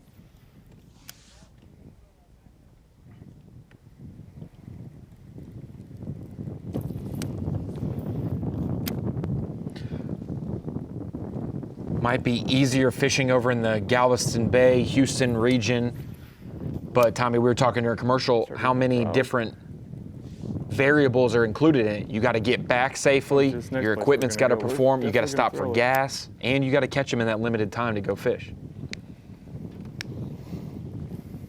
I bet we see some more boats over there tomorrow, though. I absolutely agree with that one, Tommy. About that, you know? Just yeah. Just kind of spitballing here. Yeah, there'll be a couple Hail Marys thrown in probably.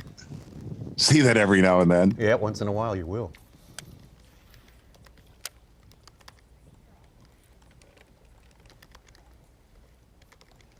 I'm gonna fish about 20 yards, okay? And then I'm gonna flip. Patrick Walter's obviously going to be looking forward to our next stop on the Bassmaster Elite Series in 2 weeks from today. Oh, it's going to be a time. Oh, on the Sabine River system way up there at Lake Fork, legendary Lake Fork.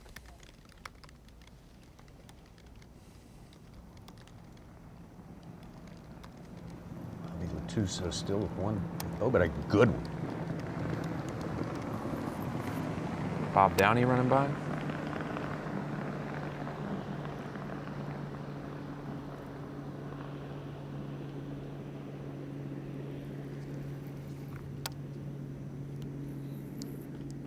Pretty much looks almost exactly where we covered Robbie Latuso the last time we were here for the Elite Series. I think so. He had a good tournament.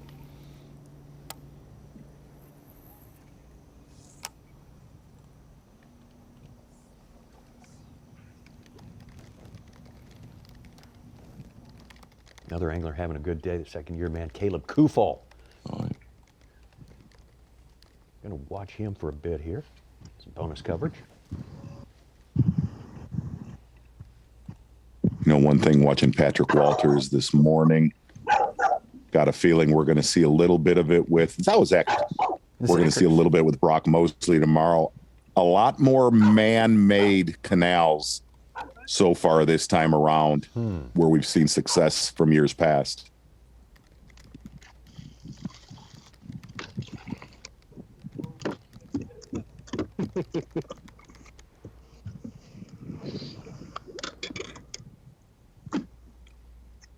Boy, he does shoot from the hip when he sets the hook. I noticed that at Eufaula last year, kind of got an introduction to Yes. that. Yeah. Absolutely.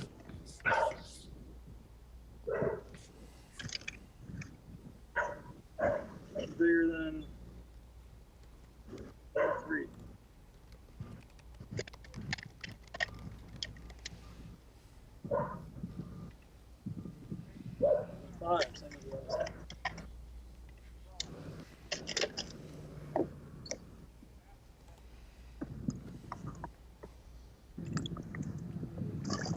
In with his 4.2, he's got a 1 pound 2 ounce, a 1 pound 3 ounce, and a 1.7. Yusuke Miyazaka with his 2 pounder just got over 10 pounds. He's in 4th place now. And he's got a 3.5 too, right? Or 3.4, something like that. 3.4, Yeah. a couple 2.1s.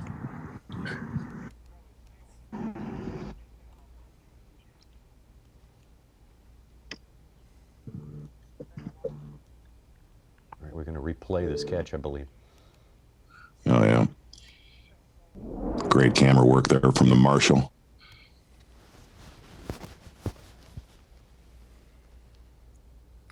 Oh, no, they went lunch. What happened? Exactly. No. That egg salad sandwich is going to have to hold on, Tommy. Wow, man. These Marshalls, they give it their all. I'm telling you. They are bringing it. Yes, they are. Don't think absolutely we aren't, bringing it. Yeah, don't think we aren't grateful to all the Marshalls out there on the Bassmaster Elite Series. Hey, I'm always grateful to be able to bring you some Striker Daily Trivia. Ooh. Let's check out today's What? questions. First question, which Sabine River B.A.S.S. event had the largest attendance? Would it be that 2013, the 15 version, 2017 event here, or the 2018? All right. Chew on that one for a little bit. I think that might have been a 2016 event, not a 2017 event. But we'll clear that up.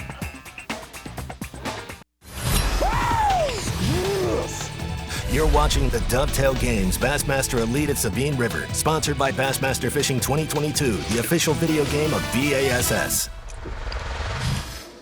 Good stuff on the Sabine River. We're down here. It heads toward the Gulf. That big turn there in this vast area. Let's pay off our Striker Daily Trivia now. Which Sabine River B.A.S.S. event?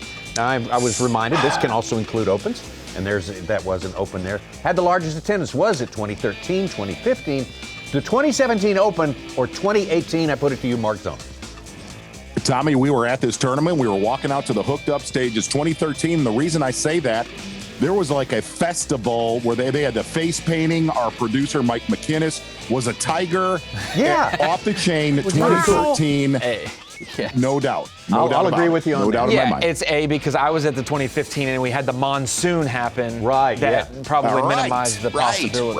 Right. Okay, let's see. 2013. See who picked right. It was the Open. Yes. It was the Open. It was the Open, not the competitors. Yeah, counting the competitors. I got to tell you, it's an experience. It is an eating experience. I mean, all the places have great food. That's just a fact of life. This part of the country, you go to a event like we were there in 2013, the eats available were quality. Tommy, did we have Bush Hog playing at this one? I believe we did. No, that was at another event. I think that was at Lake Douglas. I haven't seen that many people since the beginning of last year. 33,650 attended. Wow, always a great time at the Sabine River is what I like nice to call it. people, Tommy too. Sanders, right outside of, outside Orange, Texas. Yes, sir. City Dock with a lot of new features this year, the Orange City Dock. New pavilion there. Yeah, we saw that. Saw that with Dave and Dave. Yeah, it was beautiful. City of Orange Boat Ramp is what that's called. I got to get it right. You got 3 more days. You know, looking at these weights, I'll tell you, tomorrow with your leaders is going to be a very, very interesting day to see what they did, how they did it, most of all, where they put together their limits. Or low light when they could just be kind of swimming around. So we're chunking the old faithful frog, seeing if we can get us a big bite. One old big old girl will show herself. Man, I'm blown away with as many limits that have been caught so far. Greg Hackney's still sitting on 4 fish. Did not see that coming.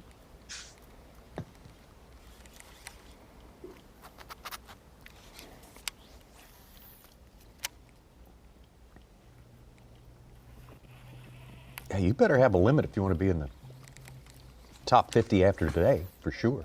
Absolutely. I'd like to know what are the most limits we've had here? Good question. Such?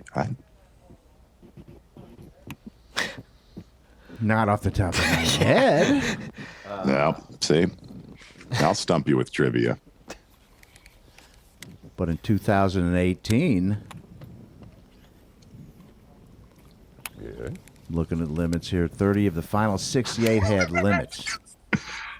30 of the final 68. What does that even mean? I don't know. I don't even know what that means. Doesn't make sense. Microsoft Word document.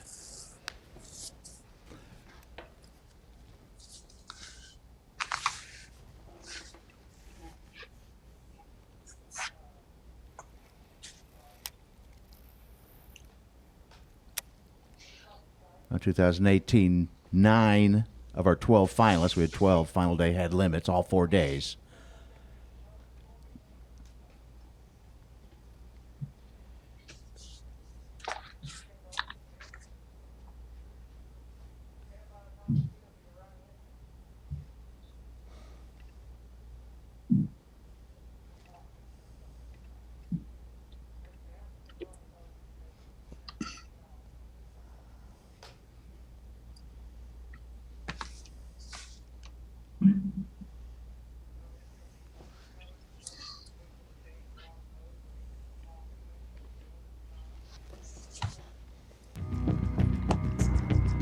We got some bonus coverage here, and it's going to be a combination.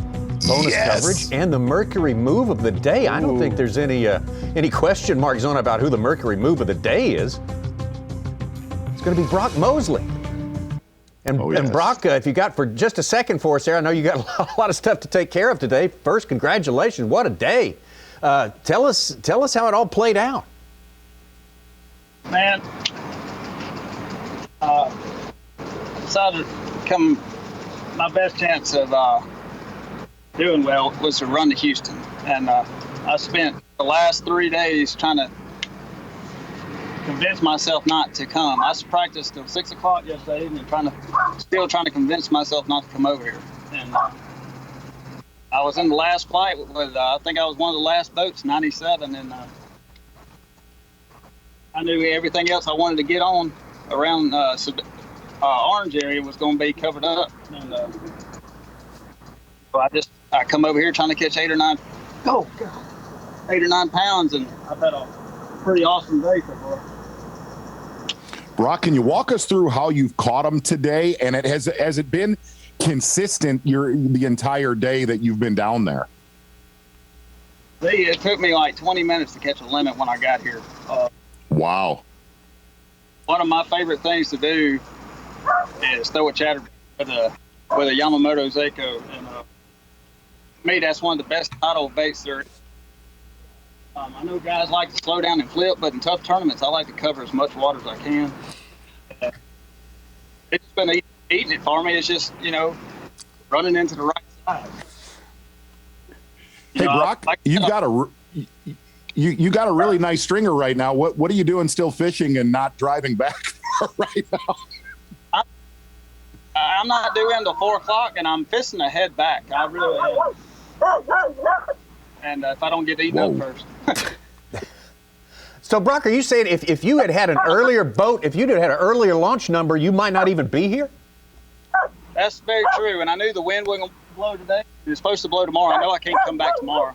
So that's one reason why I'm still fishing. Kind of don't have a day to kind of reload, so to speak. I know my smallest one's a 2-pounder, and it's going to be hard to call a 2-pounder around Orange. So you're already planning on not coming back tomorrow? Oh, there's no way. It's going to be 20 to 30 mile an hour winds, and there's no way. I'm trying to catch all I can catch today. Tomorrow, just 7 or 8 pounds around Orange, and I'll still be in, still in the game, I guess. Saturday, you come over here hoping to catch, like I said, 9 or 10 pounds, and I got a 5.5 pound kicker, and that's just what's hurting me right now. Wow. Well, you obviously made the right call today, Brock, and man, you're kind of on a roll with that, coming off a second place, a runner-up finish at Pickwick, man. It's kind of a fun time to fish the Elite Series, isn't it? Dude, things have been going so awesome the last 10 events. I think I've had 5 top 10s on the Elites, and just been very blessed and fortunate, man, making the right decisions. Even in Palatka, my bomb, I made the right decisions. It's just I've had one of them couple of ugly days on the water where you break them off, lose them. I wasn't a top 10 there, but I should have at least done well. Check anyway. But just been making all the right decisions, and I told my mom I got here when I caught it. Literally on like the 5th cast, I catch one that's almost 2 pounds. I knew right away I made the right decision. Absolutely. Have you seen anybody else down there today, Brock? Dane's here with me. I don't know what he's got. I've seen him try to fish a lot. That was another reason why I was here. It only takes 2 or 3 more boats to come over here to kind of screw everything up because it's fishing just so small. I have another place over here that's not in this tributary that I can catch a lot of numbers. It's just I don't think the quality is there. So hopefully we can come back Saturday and catch another 9 or 10 pounds and at least have a shot at making Sunday, if not big. Great job, Brock. Good stuff. Good decision for sure. You made the move. You ran for daylight when you had it, and man, oh man, that's going to be the one, isn't it, Z? No doubt about it, Tommy Sanders. That is going to be by far and away the Mercury move of the day, and I don't think anything else will come remotely close. As Brock Mosley said, it happened right when he got down towards Houston with a 3-pounder, which, man, every single angler we've talked to that have said, man, if I just catch a 3-pounder and cradle it, with 4 12-inch bass. I'll be in good shape, anchoring it at 1140 with a 5-pound 4-ounce. And here's what's going to be really interesting, to see what he has in the tank in other areas of the Sabine River tomorrow. Yeah, it's going to take a 4-day game plan if you want to hold that trophy up at the end of it all. Day 1, so far as we know, belongs to Brock Mosley. That was an absolutely brilliant move, and you heard him say, tomorrow, that's going to be a big ask to somebody to try to make it all the way down to where he's caught them all today. We'll take a break and come right back.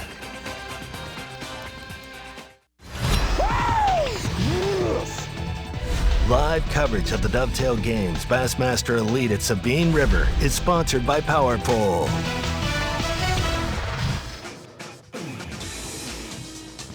A winding maze of canals, cuts, and general bass fishing hidey holes is our playing field here this week in Orange, Texas for the Dovetail Games Bassmaster Elite at Sabine River. And Davey, look out, Brock Mosley rolled the dice, came close to winning our last event, his third second-place finish, but on day number 1 with 14 pounds, 6 ounces, he is your new leader, and the question is, will that gamble pay off for 4 days straight? I asked you before we came on camera, when you competed here, Davey, you never made that run. I didn't. There's a lot of fish between here and there. That's a very long run, and we'll just have to see. The wind was really, let's say, forgiving, or it enabled him to be able to make that run this morning. Probably wide open throttle the whole way over there. That will not be the case for the next 3 days. We'll see if Brock Mosley is able to go over there at least another day or two and catch some fish, or if the anglers, which is always in the past, the anglers that stayed closer than that have won this event. And, you know, when you say not making it there, some people would think that's drama, but really our anglers have openly said you probably couldn't have made it in that run at least 2 of the pre-fish days, and they had 4. So this is not a given, but a great start for Brock Mosley. But let's move up this incredible body of water and join Derek Hudnall. Saw him this morning and had a decent start, but some bad luck. Yeah, unfortunately for Derek Hudnall, we saw him lose about a 3.5, a 4-pounder, and then just minutes later another 2-pounder, and still sitting on only 3 fish in his live well. Those 2 fish would mean so much. But we've seen several anglers in a tournament like this where every quality fish, and when I say quality fish, you know, a 3-pounder, a 3.5-pounder, a 4-pounder, Greg Hackney losing a 5-pounder right beside the boat. Those are fish that you just can't afford to lose here. And those anglers know that. That's why you see the frustration when they do lose a fish like that. Everything has to go just perfectly for you to win a Bassmaster Elite Series tournament, whether you're in Orange, Texas, or, you know, the next event there at Lake Fork.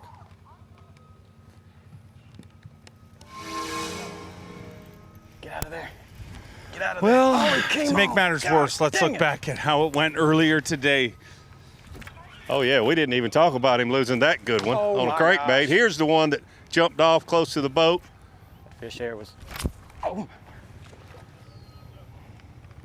And just a few minutes later, breaks his line, and about a 2-pounder there came off. All that, keeping in mind he's only got 3 fish in his live well. Losing those 3 fish, I mean, he would go from being unofficially out of the cut to top 10, no doubt about it. Opportunities aren't few and far between here on the Sabine River, but opportunities like that definitely are, and it's hard to recover from that, but Derek Hudnall will figure something out. I got faith in him, and but you could definitely see this morning when we were doing coverage, I mean, he was definitely rattled by that. Yeah, oh yeah, you can't help but to be a little rattled, because he knows how important a 3.5, 4-pound fish is going to be to anyone that gets a chance to hook up on a fish that size here. They're the ones that you need. We see Brock Mosley with a 5-pounder in his 5-fish limit, and that's why he's our leader. Greg Hackney last we checked on him, still 4 fish in live well.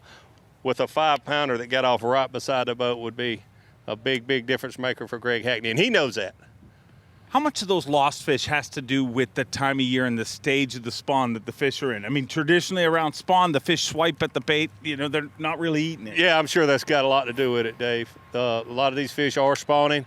Just a week week or so ago, it was incredible to me talking to some local anglers how the percentage of fish that they thought were still pre-spawn. But we've had some really beautiful weather the last few days, strong winds, but nice temperatures.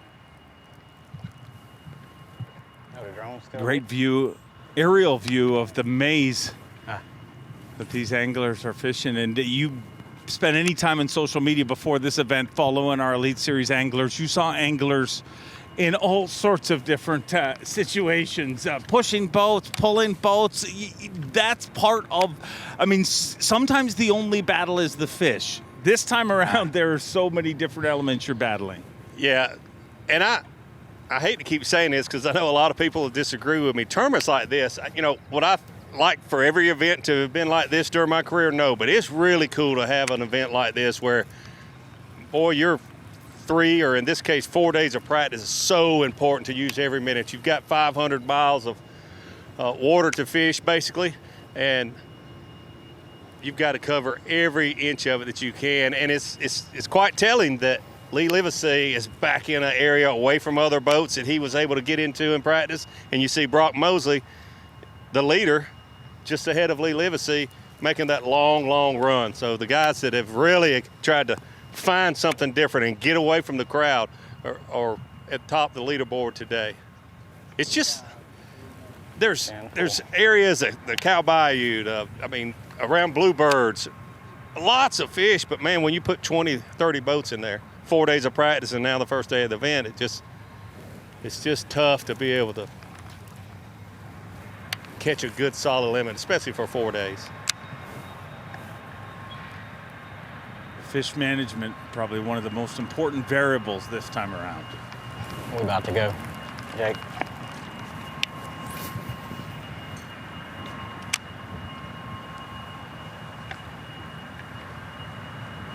Good shot there from that drone. You see the clear water where Derek Hudnall is? Clear water is what you want to look for. He's just outside of where he's at. You can see the dirty water.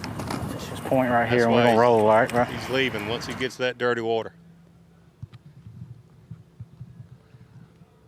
Are the clear water areas better because the fish can see your bait better, or the fish in there just because it's better for spawning? Those fish just, they like water quality. I mean, water quality in this part of the country is a big deal. Those fish seek out that clear water. To me, it's like, I don't want to be in a smoke-filled room when I'm eating. I want to be in a clear room when I'm eating. I think it's very similar for the fish. You can see that mud line right there, a great example. But the line that you want to keep an eye on is right there at the top of our leaderboard. Brock Mosley, 14 pounds, 6 ounces, hot off his third bridesmaid finish of the Elite Series and now leading on day number 1. But right behind him, Elite Series champion Lee Livesey, our Bassmaster Classic champion in the mix once again. And it is just day number 1 here at the Dovetail Games Bassmaster Elite at Sabine River.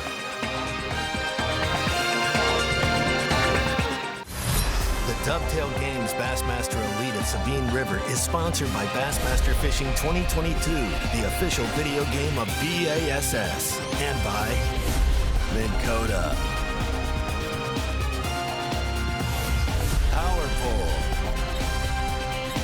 and by Skeeter Boats. A sunny, spectacular afternoon here in Orange, Texas for day number 1 of the 4th stop of the Bassmaster Elite Series. An absolute maze, a giant maze. And your choices literally are limited by time, just how far you can go. Brock Mosley, our tournament leader, used about as much of that time as possible, ran all the way to Houston. He is leading this tournament right now. But as you mentioned, Davey Hite, it's never been won by somebody who made the big run. Speaking of winners, he lives in the exact same town as the guy who won last time. Robbie Latuso and Greg Hackney, of course, share a residence. They live in the same town, Gonzales, Louisiana. I was following our graphics, trying to think ahead, and you see what happens when I think ahead. My brain cross-threads my mouth. Well, they were both on the scene there. But Robbie Latuso, with only 1 fish in the live well, but it is the right kind. Looks like he switched up. You know, we talked about, boy, that was a good bite to get on a buzzbait. But these bluebird skies, here we go. That might.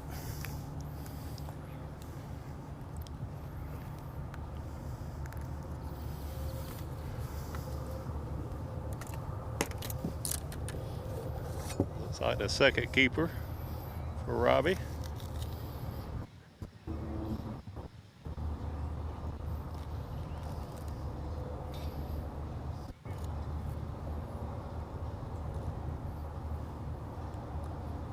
Has to be 12 inches in length to be a legal keeper. Boy, he's having to take a lot of time. I thought he was a solid keeper, but it's really close. You see anglers flip fish over. Can they really be a different length on one side than the other, Davey? Explain that to me.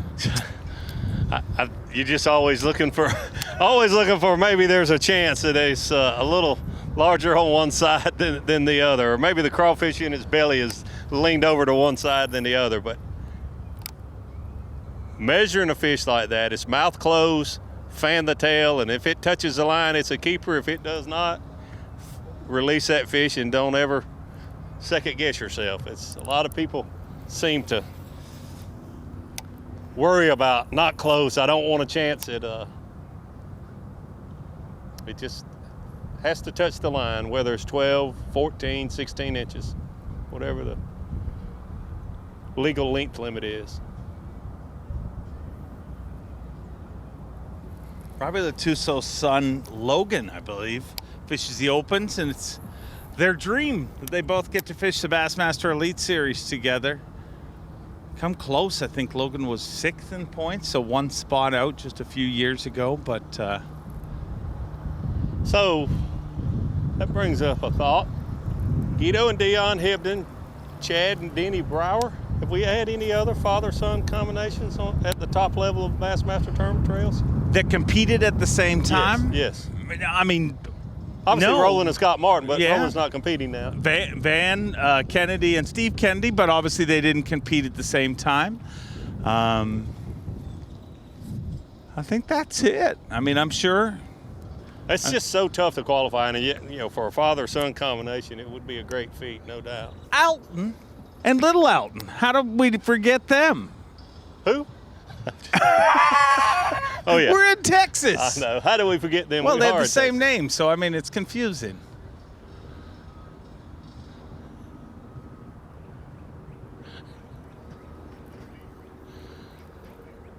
Boy, we can see Robbie Latuso has changed his location. That water he was in when he caught that good, solid fish on the buzzbait was much clearer than where he is now.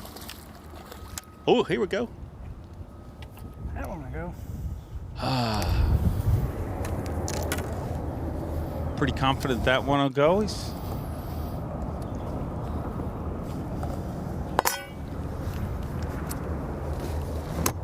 Yep. Keeper number 2. Thank you. Well, you talked about it, Davey. That watercolor is very, very different than where we saw him this morning. But let's look back at that incredible buzzbait bite. Man, you can't stop seeing that. Everybody that's ever fished loves to see a fish come up and hit a top water lure, whether it be a buzzbait or whatever. But when you're in a Bassmaster Elite Series tournament and 4-pounders are hard to come by, man, that's like heaven right there. Clear water. That's where those bigger fish seem to be caught. Well, those areas that hold that clear water, those fish live in those areas. Said he actually found that fish in pre-fish. Had it swipe at a swim jig and returned there. How many? What's the over/under? Let's listen in right now.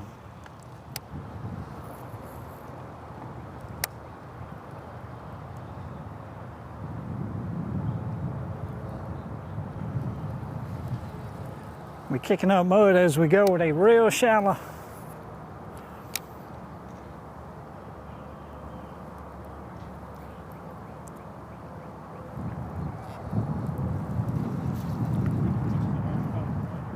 Yeah, mainly the stumps underneath the water have been better.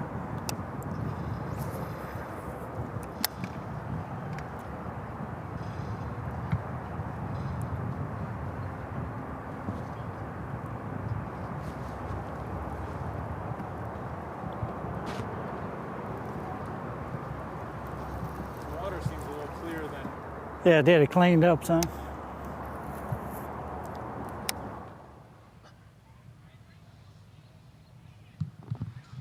So you notice that the tide is still out. Looks like down 18 inches, maybe 2 feet. Just looking at the stumps and the shoreline there. And you talked about a lot of these fish, are they spawning? And I think that is the case. And the thing that's so unique with a tidal fishery like this, those fish will spawn as deep as they can, but as shallow as they can.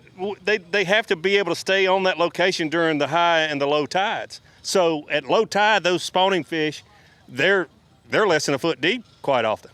And then at high tide, they're deeper than they really need to be in the water color that you have here with Robbie Latuso. So like right in the center of those stumps, they're looking for hard bottom and cover. So that's be a perfect place right where he's hung there for a fish to spawn.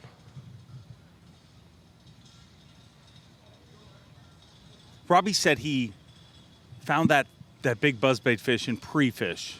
What's the over-under? How often, I've always wondered, you know, the amount of pre-fishing that happens and the amount of 5, 6, 7, 10 pounders that a pro like yourself has pulled their bait away, had it in their mouth. They'll swim beside your boat doing backflips in pre-fish and not spit that jig out. But what is the conversion rate? I mean, because you had an incredible career, but did you leave an incredible amount of giant fish? I certainly caught some fish I pulled away from practice, but if I had to do it over again in 23 years, I'd jerk every one of them. Because you're right, I've wondered how many 6, 7, 8, 9, 10, 11 pounders did you just shake the bait out of their mouth because you had no hooks on there and you wanted to come back and catch it? And how do the fish know it's pre-fish? I mean, in pre-fish, they will literally do the triple lutz underneath your boat. They will chew on your jig like it's bubble gum. Yes. But you go in the tournament and, man, tink. Yeah. Tink, you jerk, set the hook immediately and lose them or miss them. It's really incredible. You're exactly right. And I'm sure most of our listeners have probably experienced that you can't pull the jig out of their mouth with no hook.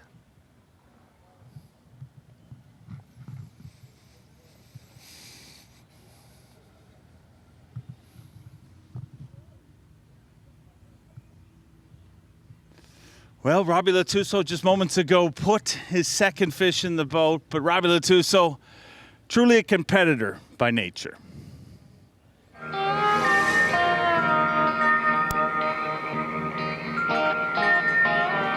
Hi, I'm Robbie Latuso, and I'm a Bassmaster Elite Series angler.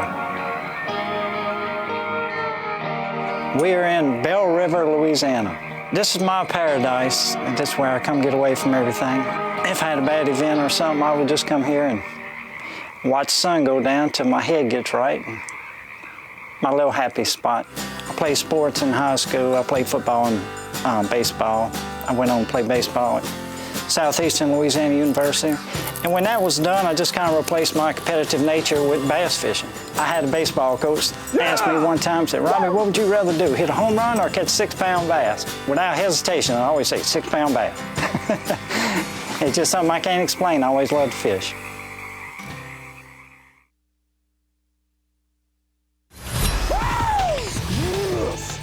You're watching the Dovetail Games Bassmaster Elite at Sabine River, sponsored by Bassmaster Fishing 2022, the official video game of B.A.S.S. Spectacular sunny day here in Orange, Texas, and the action continues to heat up for our anglers on the water. This, the fourth stop of the Bassmaster Elite Series, of course, the Dovetail Games Bassmaster Elite at Sabine River, and our tournament leader made the big run, and the question is, does the big run pay off for the first time in this event? We've been here several times, and it's always been one closer to home. Brock Mosley made the big run, but here's a couple anglers who stuck a little closer to home, Derek Hudnall and Robbie Latuso. Yeah, and we've seen both of these anglers a fair amount today. Unfortunately, we've seen Derek Hudnall lose 3 really nice fish, still with only 3 fish in his live well. Robbie Latuso he's got the one good fish that we saw him catch on a buzzbait, and he just caught a non-keeper and one that's just a solid little keeper. Getting some more bites now. He moved areas a lot very different looking than we saw him catch that buzzbait fish earlier this morning. Water clarity, not as good here, but looks like he's focusing on the stumps and the wood that you have to have the lower water, the lower tide to be able to see those dark spots like you see him casting to right there. These fish are probably spawning like we talked about earlier, Dave. That tide window being so small, you know, the optimal window for whatever area you're fishing, that's going to make pre-fishing a lot tougher too. Oh, it absolutely does. It absolutely does. And if it was just the tide you had to contend with, that would be difficult enough. But with the wind direction and the wind blowing 20, 25 miles an hour, it can make an extremely low tide, or it can keep the water from ever really going out. So, and the anglers have definitely had to deal with that the last 2 days. 25 to 30 mile an hour winds here yesterday. 3 anglers on the screen, 2 from Gonzales and the other one right over our shoulder, literally at takeoff. We were just watching him fish right in front of us, of course, Hunter Shryock.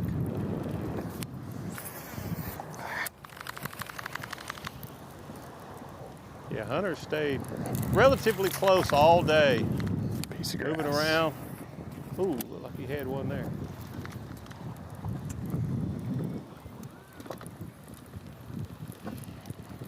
Greg Hackney made let's call it a medium run. When he won here just a few years ago, he stayed within a mile or so of takeoff, but not the case this time. A lot of people watched that show, watched Bassmaster Live when Greg Hackney won, and it seems to be a much more popular area now. Great shot of how that tide affects the areas with Greg Hackney, and man, we talked about it, Davey. That 5 he lost earlier today, if he does not get a limit today, regardless if he gets a limit, that 5 is going to affect the entire rest of his season. And I don't want to pile on Hackney, but a 5-pounder here, I mean, how many spots, even if he gets a limit of 2s today, you know, a 3-pound difference here is 40, 50 spots. Yeah, it'll really be a big deal if he doesn't just catch that 5th fish that, you know, that might weigh 1.25 pounds, 1.5 pounds. Because if he would only weigh in 4 today, and we're certainly not saying that's what he's going to do. He's got a lot of fishing time, but boy, 5 pounds go a long way in this event. It could be the difference in 10th and 50th. Good to see this next angler back on the Bassmaster Elite Series. Let's get some bonus coverage with Yusuke Miyazaki. Oh, I'm enjoying Joining this. Yusuke out there right now. Having a good day.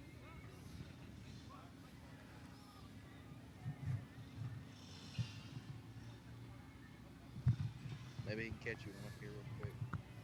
Get to the juice. Thanks to the great Marshall for giving us some bonus coverage here of Yusuke. See, the water clarity there is better than a lot that we've seen. Oh, he's hooked up. Called it, huh? Half before, I think I can hold it. We'll see. I'm sure it's keeper. Yusuke currently in 6th place, unofficially, bass track. I thought he was about to release that fish. I'm saying, man, if he's culling that size, it's in great shape. But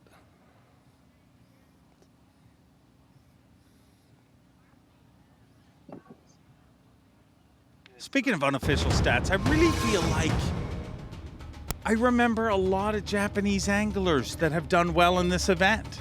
When you think about, you know, Ken Iobi, I know did well here, a bunch of them. I think they grew up, a lot of them fishing in crowded conditions, and very similar situation than this, you know, having to deal with other boats and other anglers within 50 yards of them. Let's get back over to Robbie Latuso with 2 fish in the boat, currently in 55th place. Unbelievable buzzbait bite early this morning. But we'll join him in a much different area, and as you mentioned, Davey Hite, much different watercolor. It is, but he's been getting a few bites since he made this move. I'm surprised he didn't catch any more fish than he did in that clear water area. A man of simple strategies. You know, some people will give you a whole seminar.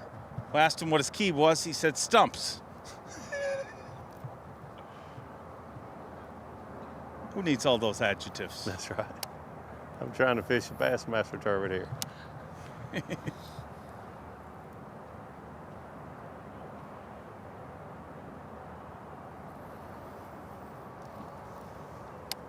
He's fishing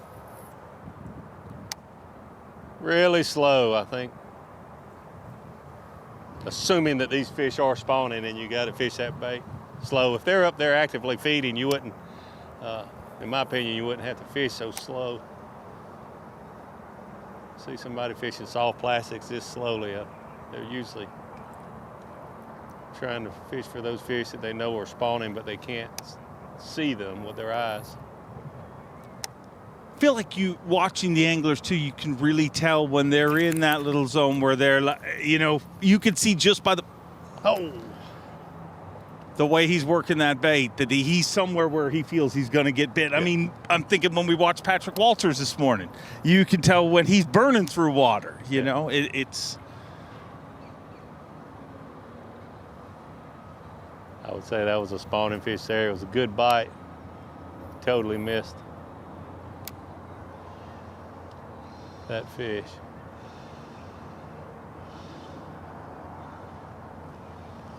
With the tide window and spawning fish, you know, you talked about how they have to kind of pick a good happy medium. You know, they don't want to be out of the water when the water's low, and they don't want to be too deep when the water's high. As an angler, when is the best time to fish them? As an angler, I think most of these guys, although I did talk to one or two people that said, hey, I like the higher tides, but most of these anglers would like the lower tides. Number one, to be able to see this cover. Yeah. And pinpoint exactly where those fish should be. Less cover in the water, so those fish, you know, when you've got, let's say you imagine 10 fish in a canal and there's 10 pieces of cover is better than 100 pieces of cover for those 10 fish.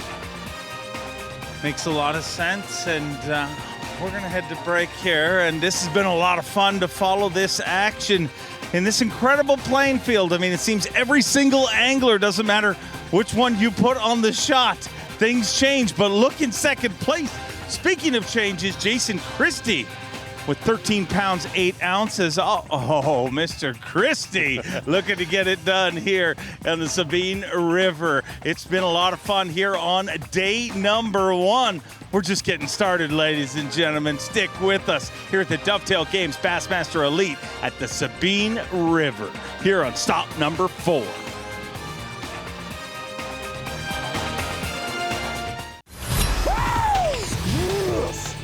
You're watching the Dovetail Games Bassmaster Elite at Sabine River, sponsored by Bassmaster Fishing 2022, the official video game of B.A.S.S. Most of our anglers have another couple of hours to fish. We got one more hour of Bassmaster Live coming your way at the Dovetail Games Bassmaster Elite at the Sabine River. A good while back, Brock Mosley, it became pretty clear that he made a monster move on day 2. The move of the tournament for sure. Racking up 14 pounds and 6 ounces going all the way to Houston, basically, in order to catch that. Jason Christie, Mark Zona, another big story. He's just popped up there in second place, and that's big.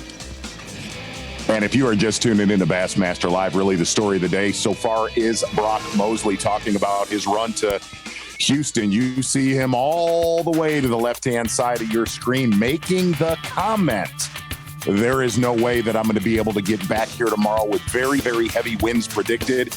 And if you look at the rest of your leaders unofficially in the top 12, it's really been the Sabine versus the Natchez throughout this entire day, which is kind of stereotypical of every time we've come to the Sabine. But quietly, a sneaky assassin, Jason Christie, jumping into second place, not making a very far run from our takeoff at Orange. We're going to take a look at that long run that Brock Mosley made.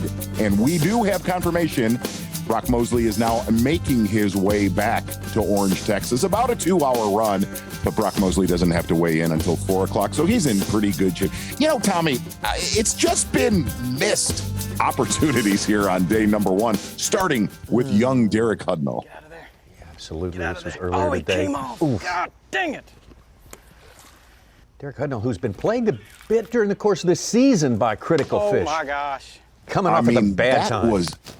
a good one right there for Derek Hunt. No, we don't know that one right there, just a small keeper. But I mean, listen to what Ron Moore said. A couple of those fish, especially that one that jumped right before he broke off that last fish. I mean, a good one. And then Hackney losing an absolute Sabine River stud right here. No, it's a bass. Ain't got but one hook.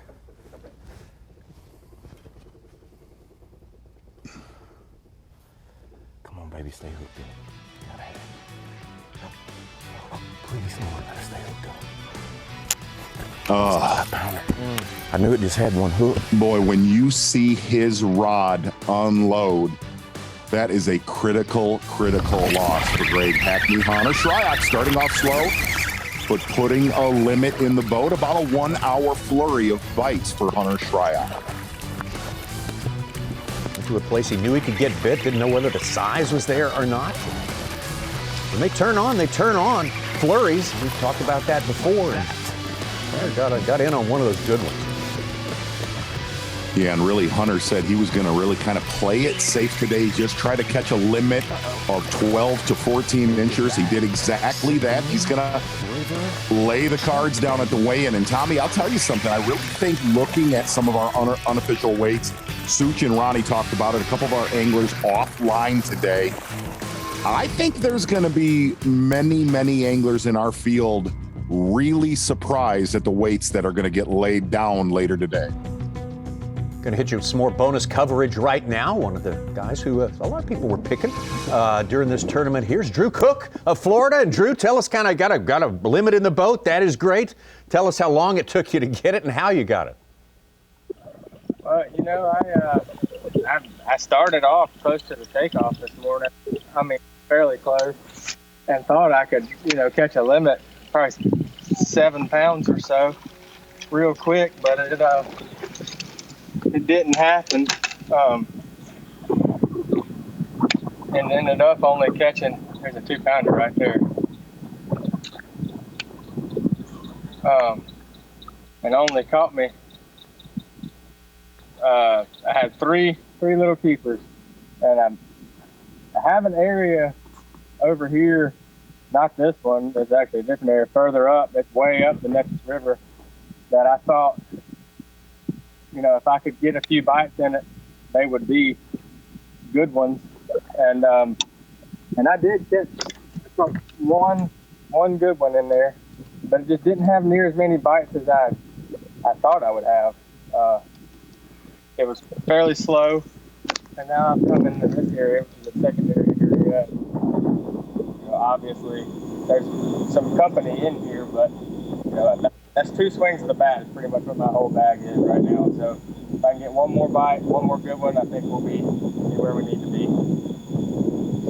Drew, kind of, you can break down why you chose this area of this entire system and really kind of revolved the majority of your day today there and bailed on the takeoff spot. But why did you pick this area? Where I am up here, we have run away from the tide. We've kind of got away from the salt water. This is more traditional, just like river rat, bank beating type stuff up here, and that's why I kind of leaned more towards this. And it's not a really major run. It's a long run that I was hoping would deter some more people, but it's not way over there at the Trinity and stuff. And there's still fish spawning. Like I just found this fish on bed right here that'll get rid of a 1-pounder that I have. And anytime that there's bass spawning and there's water that I can see them in, I'm happy. I'm in my place. Drew, have you got a plan that goes out for a day or two there? Have you been able to plan that far ahead? Or are you going to have to do some prospecting at some point? Maybe look for something else to do on day 2 or 3. I've got a few other areas that I haven't hit today, and that I'm probably not going to have time to hit today.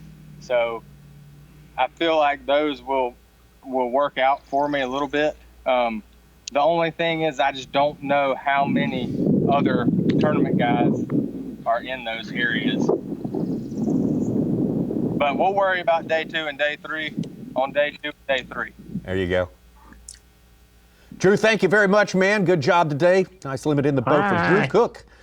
Hanging in there, having a good start to his tournament here, the 4 days of fishing. Appreciate the time from Drew. Let's get out to Patrick Walters. He is your Bassmaster Angler of the Year points leader. There's our TH Marine Weather Watch tomorrow. Not quite as warm. High still in the 80s, the low 80s. Low of 71. Wind is the prediction tomorrow. That's going to be kind of strategically very important. Saturday, a little bit warmer with some isolated thunderstorms. And that wind tomorrow, you could probably get over there to Galveston and Trinity Bay, but the wind's supposed to come up in the afternoon. You might not be able to get back, which would not be good. And they said, just from past years we've been here, Mike McClellan said it would take him 2 hours on the dot to make it there and back. But on windy days, it would take 2 hours, 45 minutes, if not 3 hours to get back. And it's at that point, it's wearing on your equipment more than time. You could leave in time, but then now you're getting beat for 80 miles.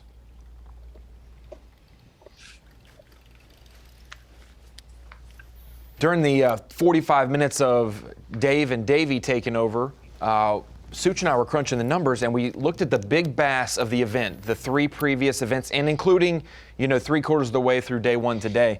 Every single time we've been here, it's taken a 6+ pounder to get big bass, a 6'1", a 6'10", a 6'3". Right now, Brock Mosley's 5 1/4. Looking at the blog photo, it looks like it could be heavier than that. Mm-hmm. If it hits 6 pounds, that'll ensure that a 6-pounder has been the big fish of the tournament at minimum. One interesting thing, though, Terry Scroggins caught the big bass in 13 and 15. Brock Mosley caught the big bass in 2018, and he has it today. So we could have back-to-back big bass from him on this fishery. And of those 4 big bass, they've either occurred on day 1 or day 2. None have happened into the weekend. That's kind of improbable. It's getting the big bass to different tournaments 3 years apart. That's incredible. And it's worth noting both of the 13 and 15 big bass happened in Louisiana. Both of the big bass in 18 and 21 had to have happened in Texas. I'm really looking at that wind forecast for tomorrow. 13 gusting to 30, and that's going to be at 7 a.m., and that's going to build to sustain 20 to 30 mile per hour winds by 1 o'clock. And the problem is predominantly coming out of the southeast, a little bit of east in that. And if you look at Galveston Bay, Trinity Bay, that is not the direction you want that from. But I think, look, man, if Brock's leading this tournament, which it looks like he's going to as of right now, boy, he's going to get off that weigh-in stage and go, man, if I could just make it there for 1 hour. He's going to say that. It could be the most genius move because he had a late draw, 97 out of 98 boats today. He had a late draw, so he had a longer day, so he went over there. It was calm, obviously, had more fishing time, got it done real quick. But now the field will be flipped for tomorrow, so he'll be boat number 2 leaving the dock. Right. And he could fish close sure. and seemingly get to what he wants. He doesn't know who's been there today, but he'll be able to do that tomorrow and get first dibs at his backup spots. Yeah, that's why he said he didn't go to one of the reasons. He thought everything could be covered up by the time he got out there. And Saturday looks decent to make that run. Not fantastic. It's going to be really calm in the morning. Then it's going to build out of the north, and then going into Sunday, winds are going to recede throughout the day. Going to be a little gusty in the morning, but the direction is the main issue there. If it comes out of the north, it's when it pours out of the east or the southeast is when, if you go off of history of tournaments we've had here, that's when it gets, as the kids would say, really sketch. Yeah, no protection. I think he'd be able to just call one up on that sucker.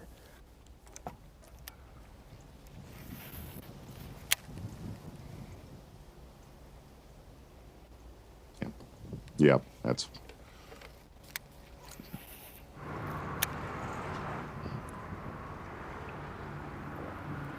Boy, slow day for Rob Latuso. Do you do that for everyone, Z, or is it just our names? Like Ronnie becomes Ron, Robbie becomes Rob, or do you do it for like Donnie? Is he Don? Don, yeah. I don't know what you're saying right now, but looking at Rob Latuso, he was fairly confident coming into today. He said, going back to same stretches where he's done well in the past Bassmaster Elite Series tournaments here, boy, it just has never, ever happened. And talk about one critical bass. I mean, Hackney, the favorite coming into this tournament, by far the favorite, still sitting on 4 fish. That's shocking, really.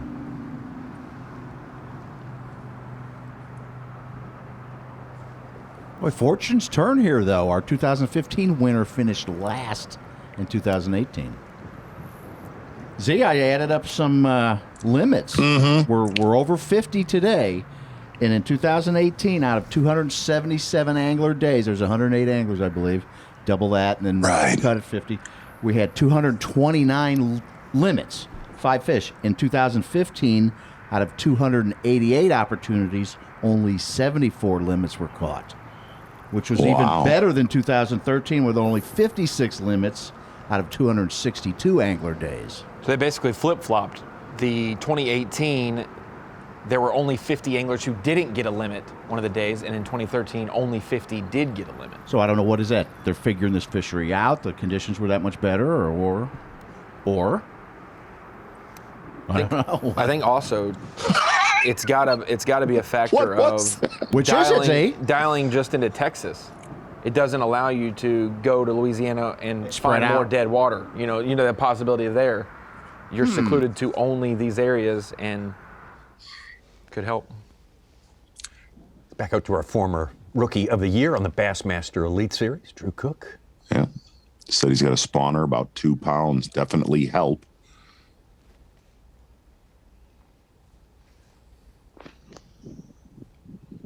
Got some areas he didn't get to yesterday, or won't be able to get to today, that might be on the menu for tomorrow.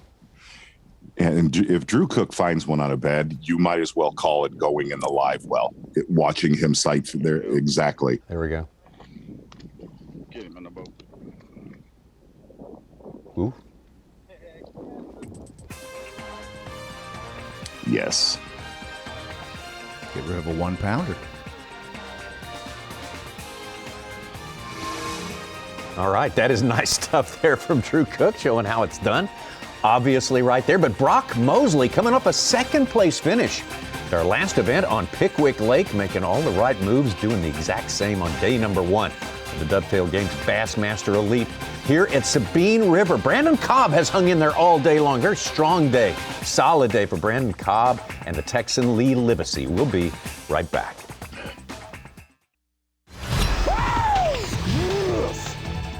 Live coverage of the Dovetail Games Bassmaster Elite at Sabine River is sponsored by Power Pole. This is stop number 4 on the Bassmaster Elite Series for 2021. Brock Mosley is the man with the lead right there. And of course, if you've been keeping up with the series this year, you'll remember stop number 3. That was 2 weeks ago at Pickwick on the Tennessee River. And Brock Mosley, one of the guys who did a fine job there and makes the right moves, just like he's doing here, especially on the final day. He'd been saving his smallmouth adventures for the afternoon. First thing in the morning on the final day, he goes up to the Wilson Dam and really puts together the limit that cinched the runner-up spot for Brock Mosley there. Of course, that one was won by the great Bill Lowen. Bill Lowen, who has been so many years so great. And that was a wonderful marathon peak performance, Mark Zona. Exactly right. If you really watch what happened that last day, you know what, Tommy? It was not the prettiest day for Bill Lowen, but here's the thing. It was one of the most ugliest 20-pound stringers we've ever seen on a final day, but it was anchored with an absolute giant from Bill Lowen, the first victory on the Bassmaster Elite Series. Oh, Nancy. Oh, baby, stay on. Please stay on. Oh, my gosh. Please stay on. Please. Come here. Come here. Come here. Yeah! Woo! Look Look at the size of that one. Oh my gosh. Woo! It is big, folks at home. It's giant. Holy moly. Oh my gosh. Oh, a lot of worthy people in that hunt on the final day, including Brock Mosley, including Corey Johnston, but no one had any quarrel with this guy winning right here. Bill Lowen's been there. Bill Lowen's been there so many times. Exactly, and really that water dropping on the final day, and Bill Lowen pulling the plug on Coger Island early was the best decision that he could have made, because you could tell he kind of was mentally out of it the first hour, and then pieced it all together. Taking a look at Greg Hackney from the air right there. And you know, something about that win with Bill Lowen is, and Tommy, we have covered a lot of tournaments, a lot of anglers. Bill Lowen is just one of those guys you never hear a bad word about. On the water. Everybody enjoys fishing near him. You could really see when he won that tournament how the rest of the competitors felt about seeing him lift that trophy. Yeah, a truly great fisherman too, and it's just one of those freaks of nature that he had not won, up until that time. But man, yeah, very, very popular win on the Bassmaster Elite Series for Bill Lowen and family.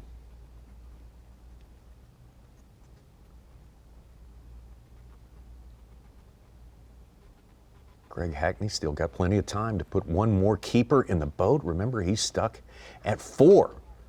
Strangely enough. One fish makes a big difference. KJ Queen with a 4-4 jumps into 5th place. Wow. Almost 11 pounds.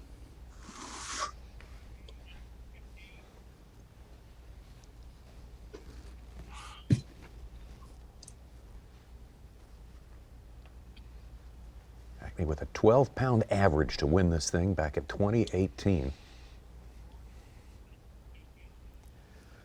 Yeah, people hear that, Tommy, 12 pounds a day, and they don't think this is going to be a place that is the land of the giants. But as I bring you into the Bassmaster Studios, sponsored by Marathon, it is, in a sense, ratio or scale-wise, a giant is something different here. And obviously, a 10-pounder at Lake Fork is going to make a huge difference for your day there. But a 4-pounder here is just as monumental. So it's a different tone talking about land of the giants. But the last time we were here in 2018, these two guys were number 1 and number 2. Swindle had a giant rally on the final day, had 2 below average days to start his event, snuck into the cut, moved up and got better on day 3, snuck into the top 12, and then jumped up into 2nd place, missing out on the win by 4 pounds and change. Meanwhile, Hackney was wire to wire and did all of his work on the first 3 days with a tough final day. So land of the giants is a little bit different. We will see maybe the bona fide giants, worldly giants, at Lake Fork at our next event, but here, every single 3.5 to 4.5 pounder is going to be crucial. So a 5-4 like Brock Mosley has on Bass Track right now,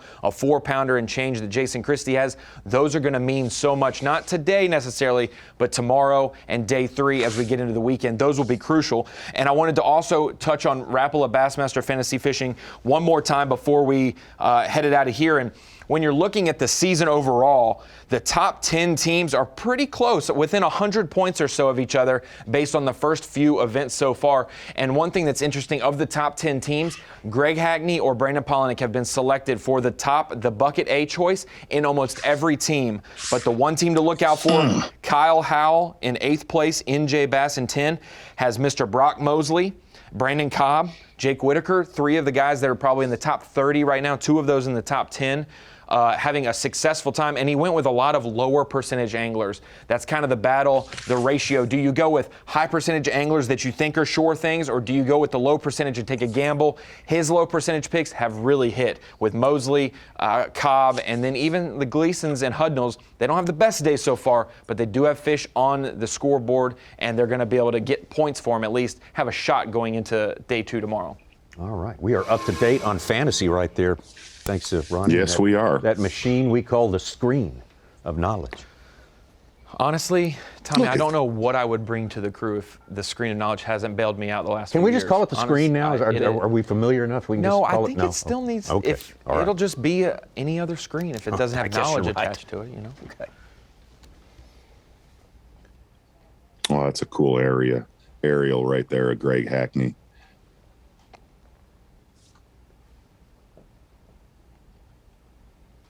really, if you look at the top of that leaderboard, Mosley, Christie, who has not done well here. I was actually listening to the Graham this morning with Jason Christie talking about how the Sabine has definitely had his number every time that he's been here. And this place sets up for a Jason Christie is if you give a guy like Christie, and we saw it with Greg Hackney the last time we were here, you give them enough opportunities on a body of water that fits their wheelhouse, they're going to crack the code. But looking at those weights right now, like I said, it's always been traditionally catching at least one big bag and then protecting that bag the rest of the week.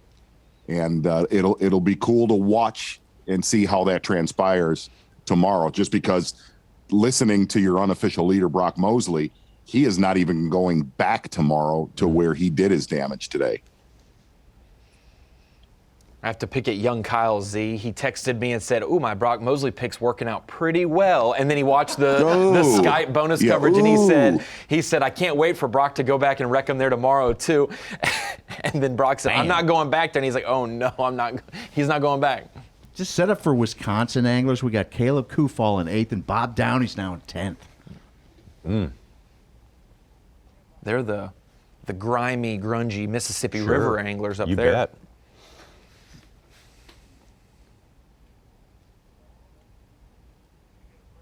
Z, we figured out the discrepancy in limits from 2013. That the length was 14 inches in 2014, and then it went down to 12 last 2 times here.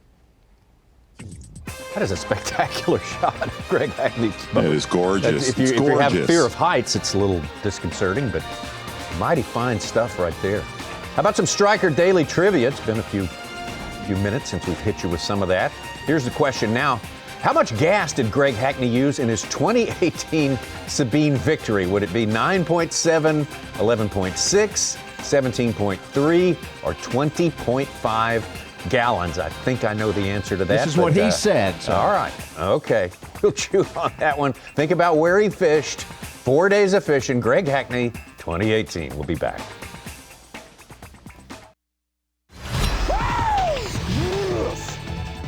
Live coverage of the Dovetail Games Bassmaster Elite at Sabine River is sponsored by Power Pole. April is the Texas swing on the Bassmaster Elite Series. 2 weeks from today, our anglers will show up at Lake Fork, also on the Sabine River system, in the drainage of the Sabine River there.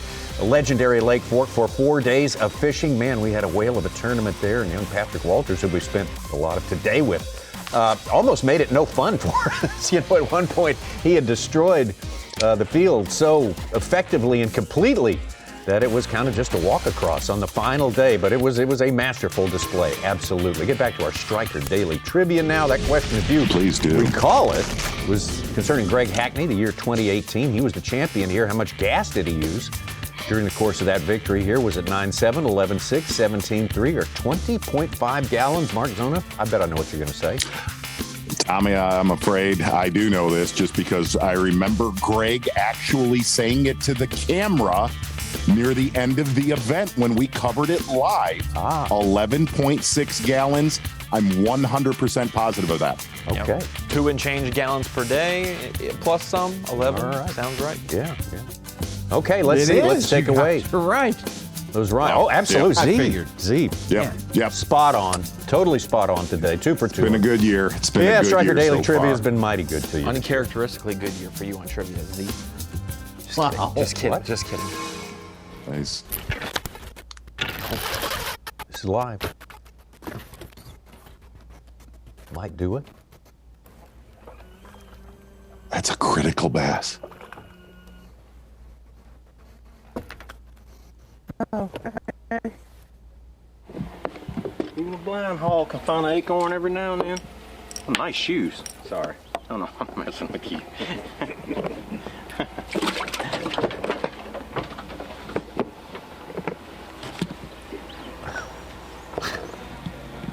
Well, that's a limit.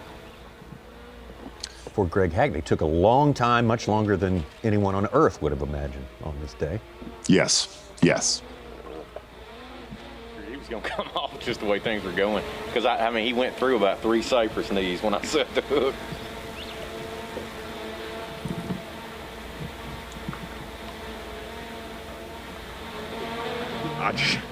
I just stayed on you. I could hear it flopping. I was wondering what was going on over there. Okay. We were doing live drone and live. Hey, I know. Let me take what's whatever. Fish. I pitch that thing over and then I reel it out. I see him just. That little scamp that came after that black and yellow.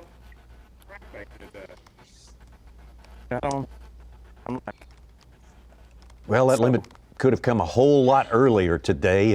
Unfortunate loss out there for Greg Hackney. Big one. You know, right and really, next to the boat. Absolutely. And if you kind of look at the history of when we've come here, it's fish like those that puts you in the position to hold that trophy at the end of the weekend. And just a big miss for Hackney. And you could tell for a while after that, he knew that was. Oh.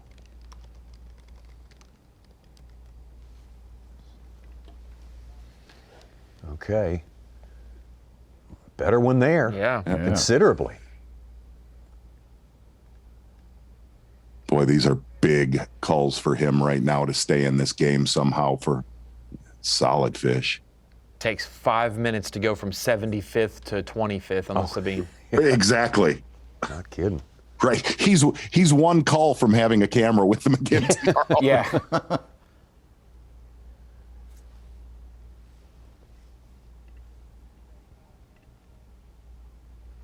We talk about that one that got it right next to the boat it got off, but take a look Hard at this. to watch. Yeah. Hard to watch.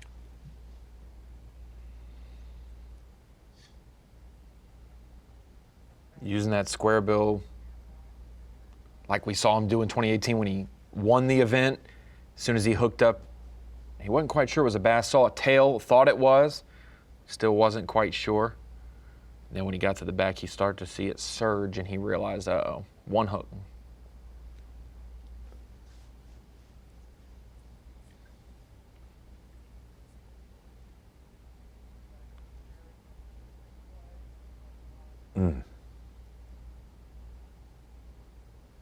Right there, he's telling his marshal that, yeah, that's definitely a bass. Gosh, and you just don't see him lose many fish. If you really look at the career of Greg Hackney, and that we've had a camera on him a lot, you just don't see that. And he even, hindsight, Henry'd it and said, if I knew it was a bass when I set the hook, I would have horsed it to the boat more, like we see where he doesn't take it back and forth around the boat. He just goes and grabs it if he would have known it was a bass to begin with. Got his back feeling a little better.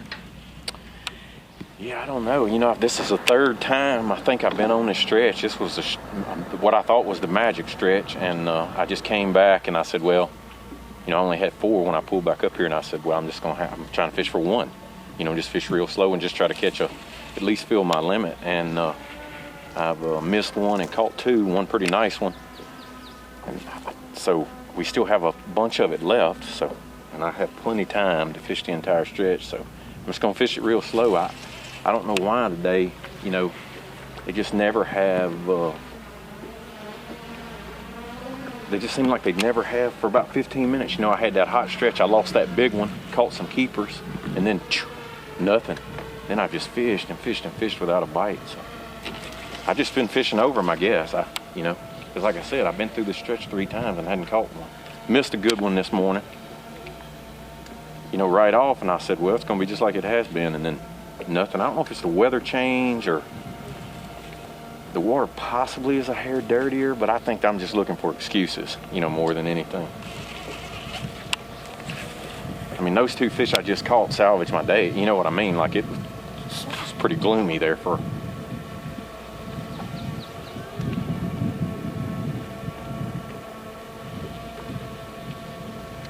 He was in the 70s before those 2 fish. He's jumped to 35th place with 6 3/4. Plenty of time to catch, 2 or 3 more. So. fish out in here. I'm just gonna finish it out. So what I was gonna do, I planned to make a pass on it, and you know, and then I had another deal. I thought I might just run to and catch a keeper, and after I catch those two, now I won't, because I'm like, dang, I just caught a really nice one. I've lost a 5-pounder in here today. I mean, I'm like, man, I better just stay and try to get one more good bite.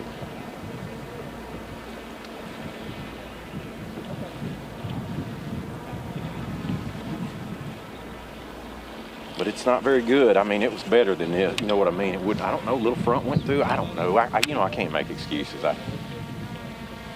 But something is definitely.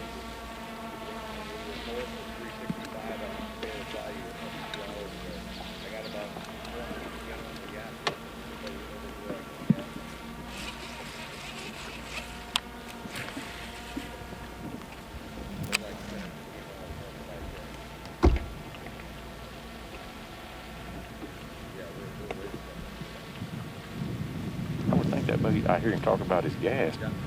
I would think that boat's got a ginormous gas tank, at least 100 gallons, big a boat as it is. Looks like a 27-foot boat. I looked it over. God, what an alligator gar bite for 150 pounds just come up over there.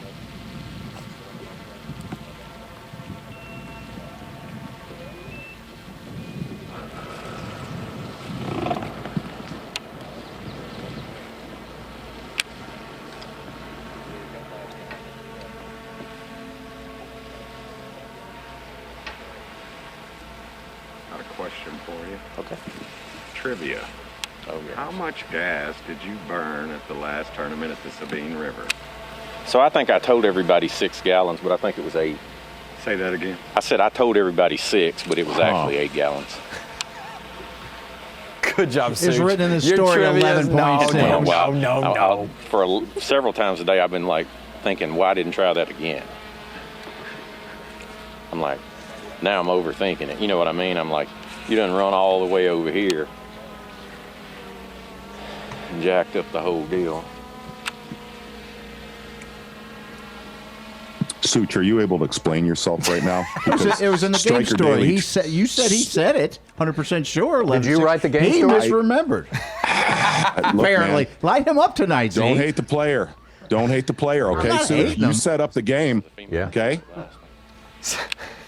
We've slandered Such's weather reports, his trivia. I can't wait to get him at the Screen of Knowledge and slander that too. Right. If we're going to have Striker Daily Trivia, Let's go. It's critical that the answers be somewhat correct. Yeah, that's the only reason we have a country. What did he claim? Is because of that. I think Such thinks he knows the right answer. The mileage of what? I'm sorry, not the mileage, the total gallons burned. Well, I said I remember saying 6, but I'm pretty sure it was 8. Like, being realistic, I think I burned 8 gallons. I mean, I never went past the interstate bridge. Like, you know, right. I fished from the interstate bridge to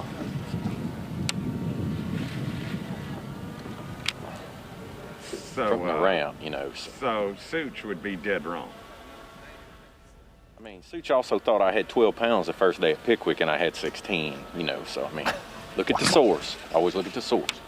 Oh my now, God. Who's entering the fish? That too. They were together. I watched a little video, and I'm like, y'all done watched enough tournaments. Y'all supposed to. I figured. Well, he's rough talking Such. Wow. Fantasy bass man could, you know, basically keep one eye closed and tell what they weighed. He's just kicking him around like a rag doll right now, Tommy. No, you need to take your glasses off and stare him in the eyes. Oh, yeah. Okay, June 10th, 2018, Brian Brasher's story. Quote. Quote, he said he only burned 11.6 gallons of gas all week. All week. Oh, so 6 or 8 could have been in the tournament. Yeah. And the other 6 could be going in to practice. the ramp. Oh, my gosh. Okay, there we go. That's what I was told. Yeah, see? That's it. 11.6 for 7 days, not 8 gallons for 4 days. What a mystery. We'll get this thing sorted out for you. Right now, though, unofficially, Bass Track tells us that Brock Mosley of Mississippi, second place, our last outing for the Bassmaster Elite Series. Big splash on day number 1, 14 pounds and 6 ounces. Jason Christie jumping up there. Lee Livesey, the Texan, in it as well. Some more fishing is on the way. The Dovetail Games Bassmaster Elite at Sabine River is sponsored by Bassmaster Fishing 2022, the official video game of B.A.S.S. And by Ranger Boats, Yamaha, Toyota, and by Berkeley. Fourth trip to the Sabine River for the Bassmaster Elite Series during its 16-year history. Boy, usually and always, it's tight competition up and down the leaderboard. A pound and a half might be worth 10 places here or more. But for a while, Brock Mosley had an unthinkable 3-pound-plus lead over the rest of the field, and Jason Christie's numbers began to post to Bass Track, and we are back to having good, tight competition again. But 14-pound-6, Mark Zona is still pretty darn formidable on this day. Absolutely right, Tommy Sanders. And the Power Pole replay of the day, you got to end it on something positive on day number one, don't you? Yeah. We've seen some critical misses today with a lot of the anglers that we've had cameras on. This not being one of them. Robbie Latuso with a buzzbait said, man, I'm going to do a lot of topwater fishing here on day one. That bass right there, only if Robbie Latuso could fill out that limit. That's going to be your Power Pole replay of the day. Great camera work from one of the Bassmaster cameramen, Brian Evie. Got to spend a lot of time with Brian last week in South Carolina. Good stuff right there. Robbie Latuso, you are the Power Pole replay of the day. And Such, I hate to do this. I'm going to end the Power Pole replay of the day on a buzzkill. Chris Mitchell from Bassmaster and some of our Bassmaster Live fans, they're starting to really question your credibility on the Striker Daily Trivia. And let me just put it this way. Hackney has truly opened up a can of worms. Your credibility it's being questioned by a lot of people right now. Going to take a look at our, really the run of the day. Brock Mosley running all the way through the Intercoastal, through Galveston Bay, Trinity Bay, 100 plus miles to do his work. And really, here's the interesting thing looking at that top 10 leaderboard. The whole story is looking at the damage that Brock Mosley did. Said he saw one other angler in there and got to work very quickly, anchoring it with a 5-pounder. He is on his way back. Look, the other guys in the top 10 that are fishing closer to Orange, Texas, Mother Nature stopping Brock Mosley from potentially going there tomorrow. A guy like Jason Christie, man, it sets up really good for a Christie, a Lee Livesey. Again, I'll bet you Brock Mosley's going to really stare at the Windfinder app after the weigh-in today. Oh, absolutely. The one thing that I'll say is, look, his roommates, guys like Hank Cherry, Tyler Rivette, they did pretty darn good today, and I guarantee you Brock Mosley has some stuff closer in his back pocket just to salvage day number 2. Flail a frog.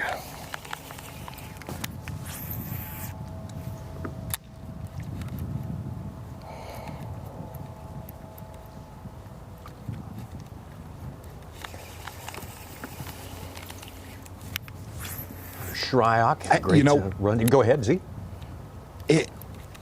Tommy, every time we come here, and look, it was a grinder today. And day number 1, it's a dart throw for, we try to put, at times try to make sure we, put a fastball forward on day 1 is one of the things that, man, they caught him a lot better than pre-tournament reports. I mean, there's a pretty good shot that this could eclipse the biggest 4-day total that we've had on the Sabine River, which you never would have thought that earlier today. Oh, no. The advance notices, especially the past few days, have not been that great. But, yeah, I think it's been surpassed in Patrick. Oh, Walters, that one came off. Wow.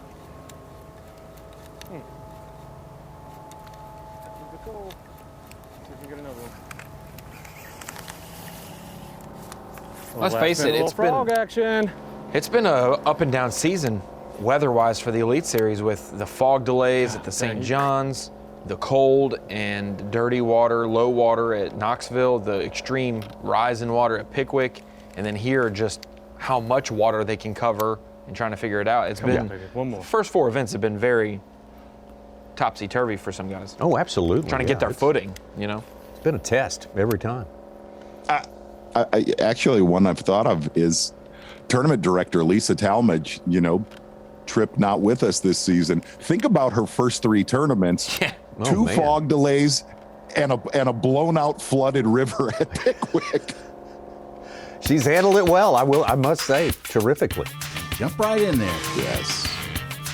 All right, don't forget, we got the weigh-in coming up, 4 p.m. Eastern time, 3 local time. The first boats check in at 3, so you figure the first fish is going to go on there by 3:15. So tune in, get a look at these crowd. I mean, we love this place, Orange, Texas. The people there who make the tournament happen, and the fans especially, are just absolutely terrific. And that's just one of the joys of bringing a big-time tournament like one of the Bassmaster Elite Series events to this, and that's why we've been here 4 times. Don't forget.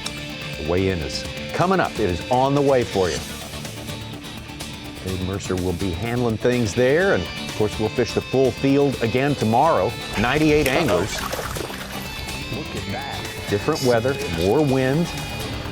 Will somebody be able to make that run over to Trinity Bay, Galveston Bay? Don't do that with your index. We'll just see. We'll just have Kids to at home. Have to see, but as you've mentioned, hey, I mean, we got a great group as it stands right now, Absolutely. Mark Zona, to follow tomorrow. A lot of stuff is going to be revealed to us tomorrow. Tomorrow is going to be a big, big day on Bassmaster Live. Really seeing how these guys have picked apart a very stingy Sabine River. Well, thank you so much for being with us on day 1 of 4 days of fishing at the Sabine here on the Bassmaster Live Show.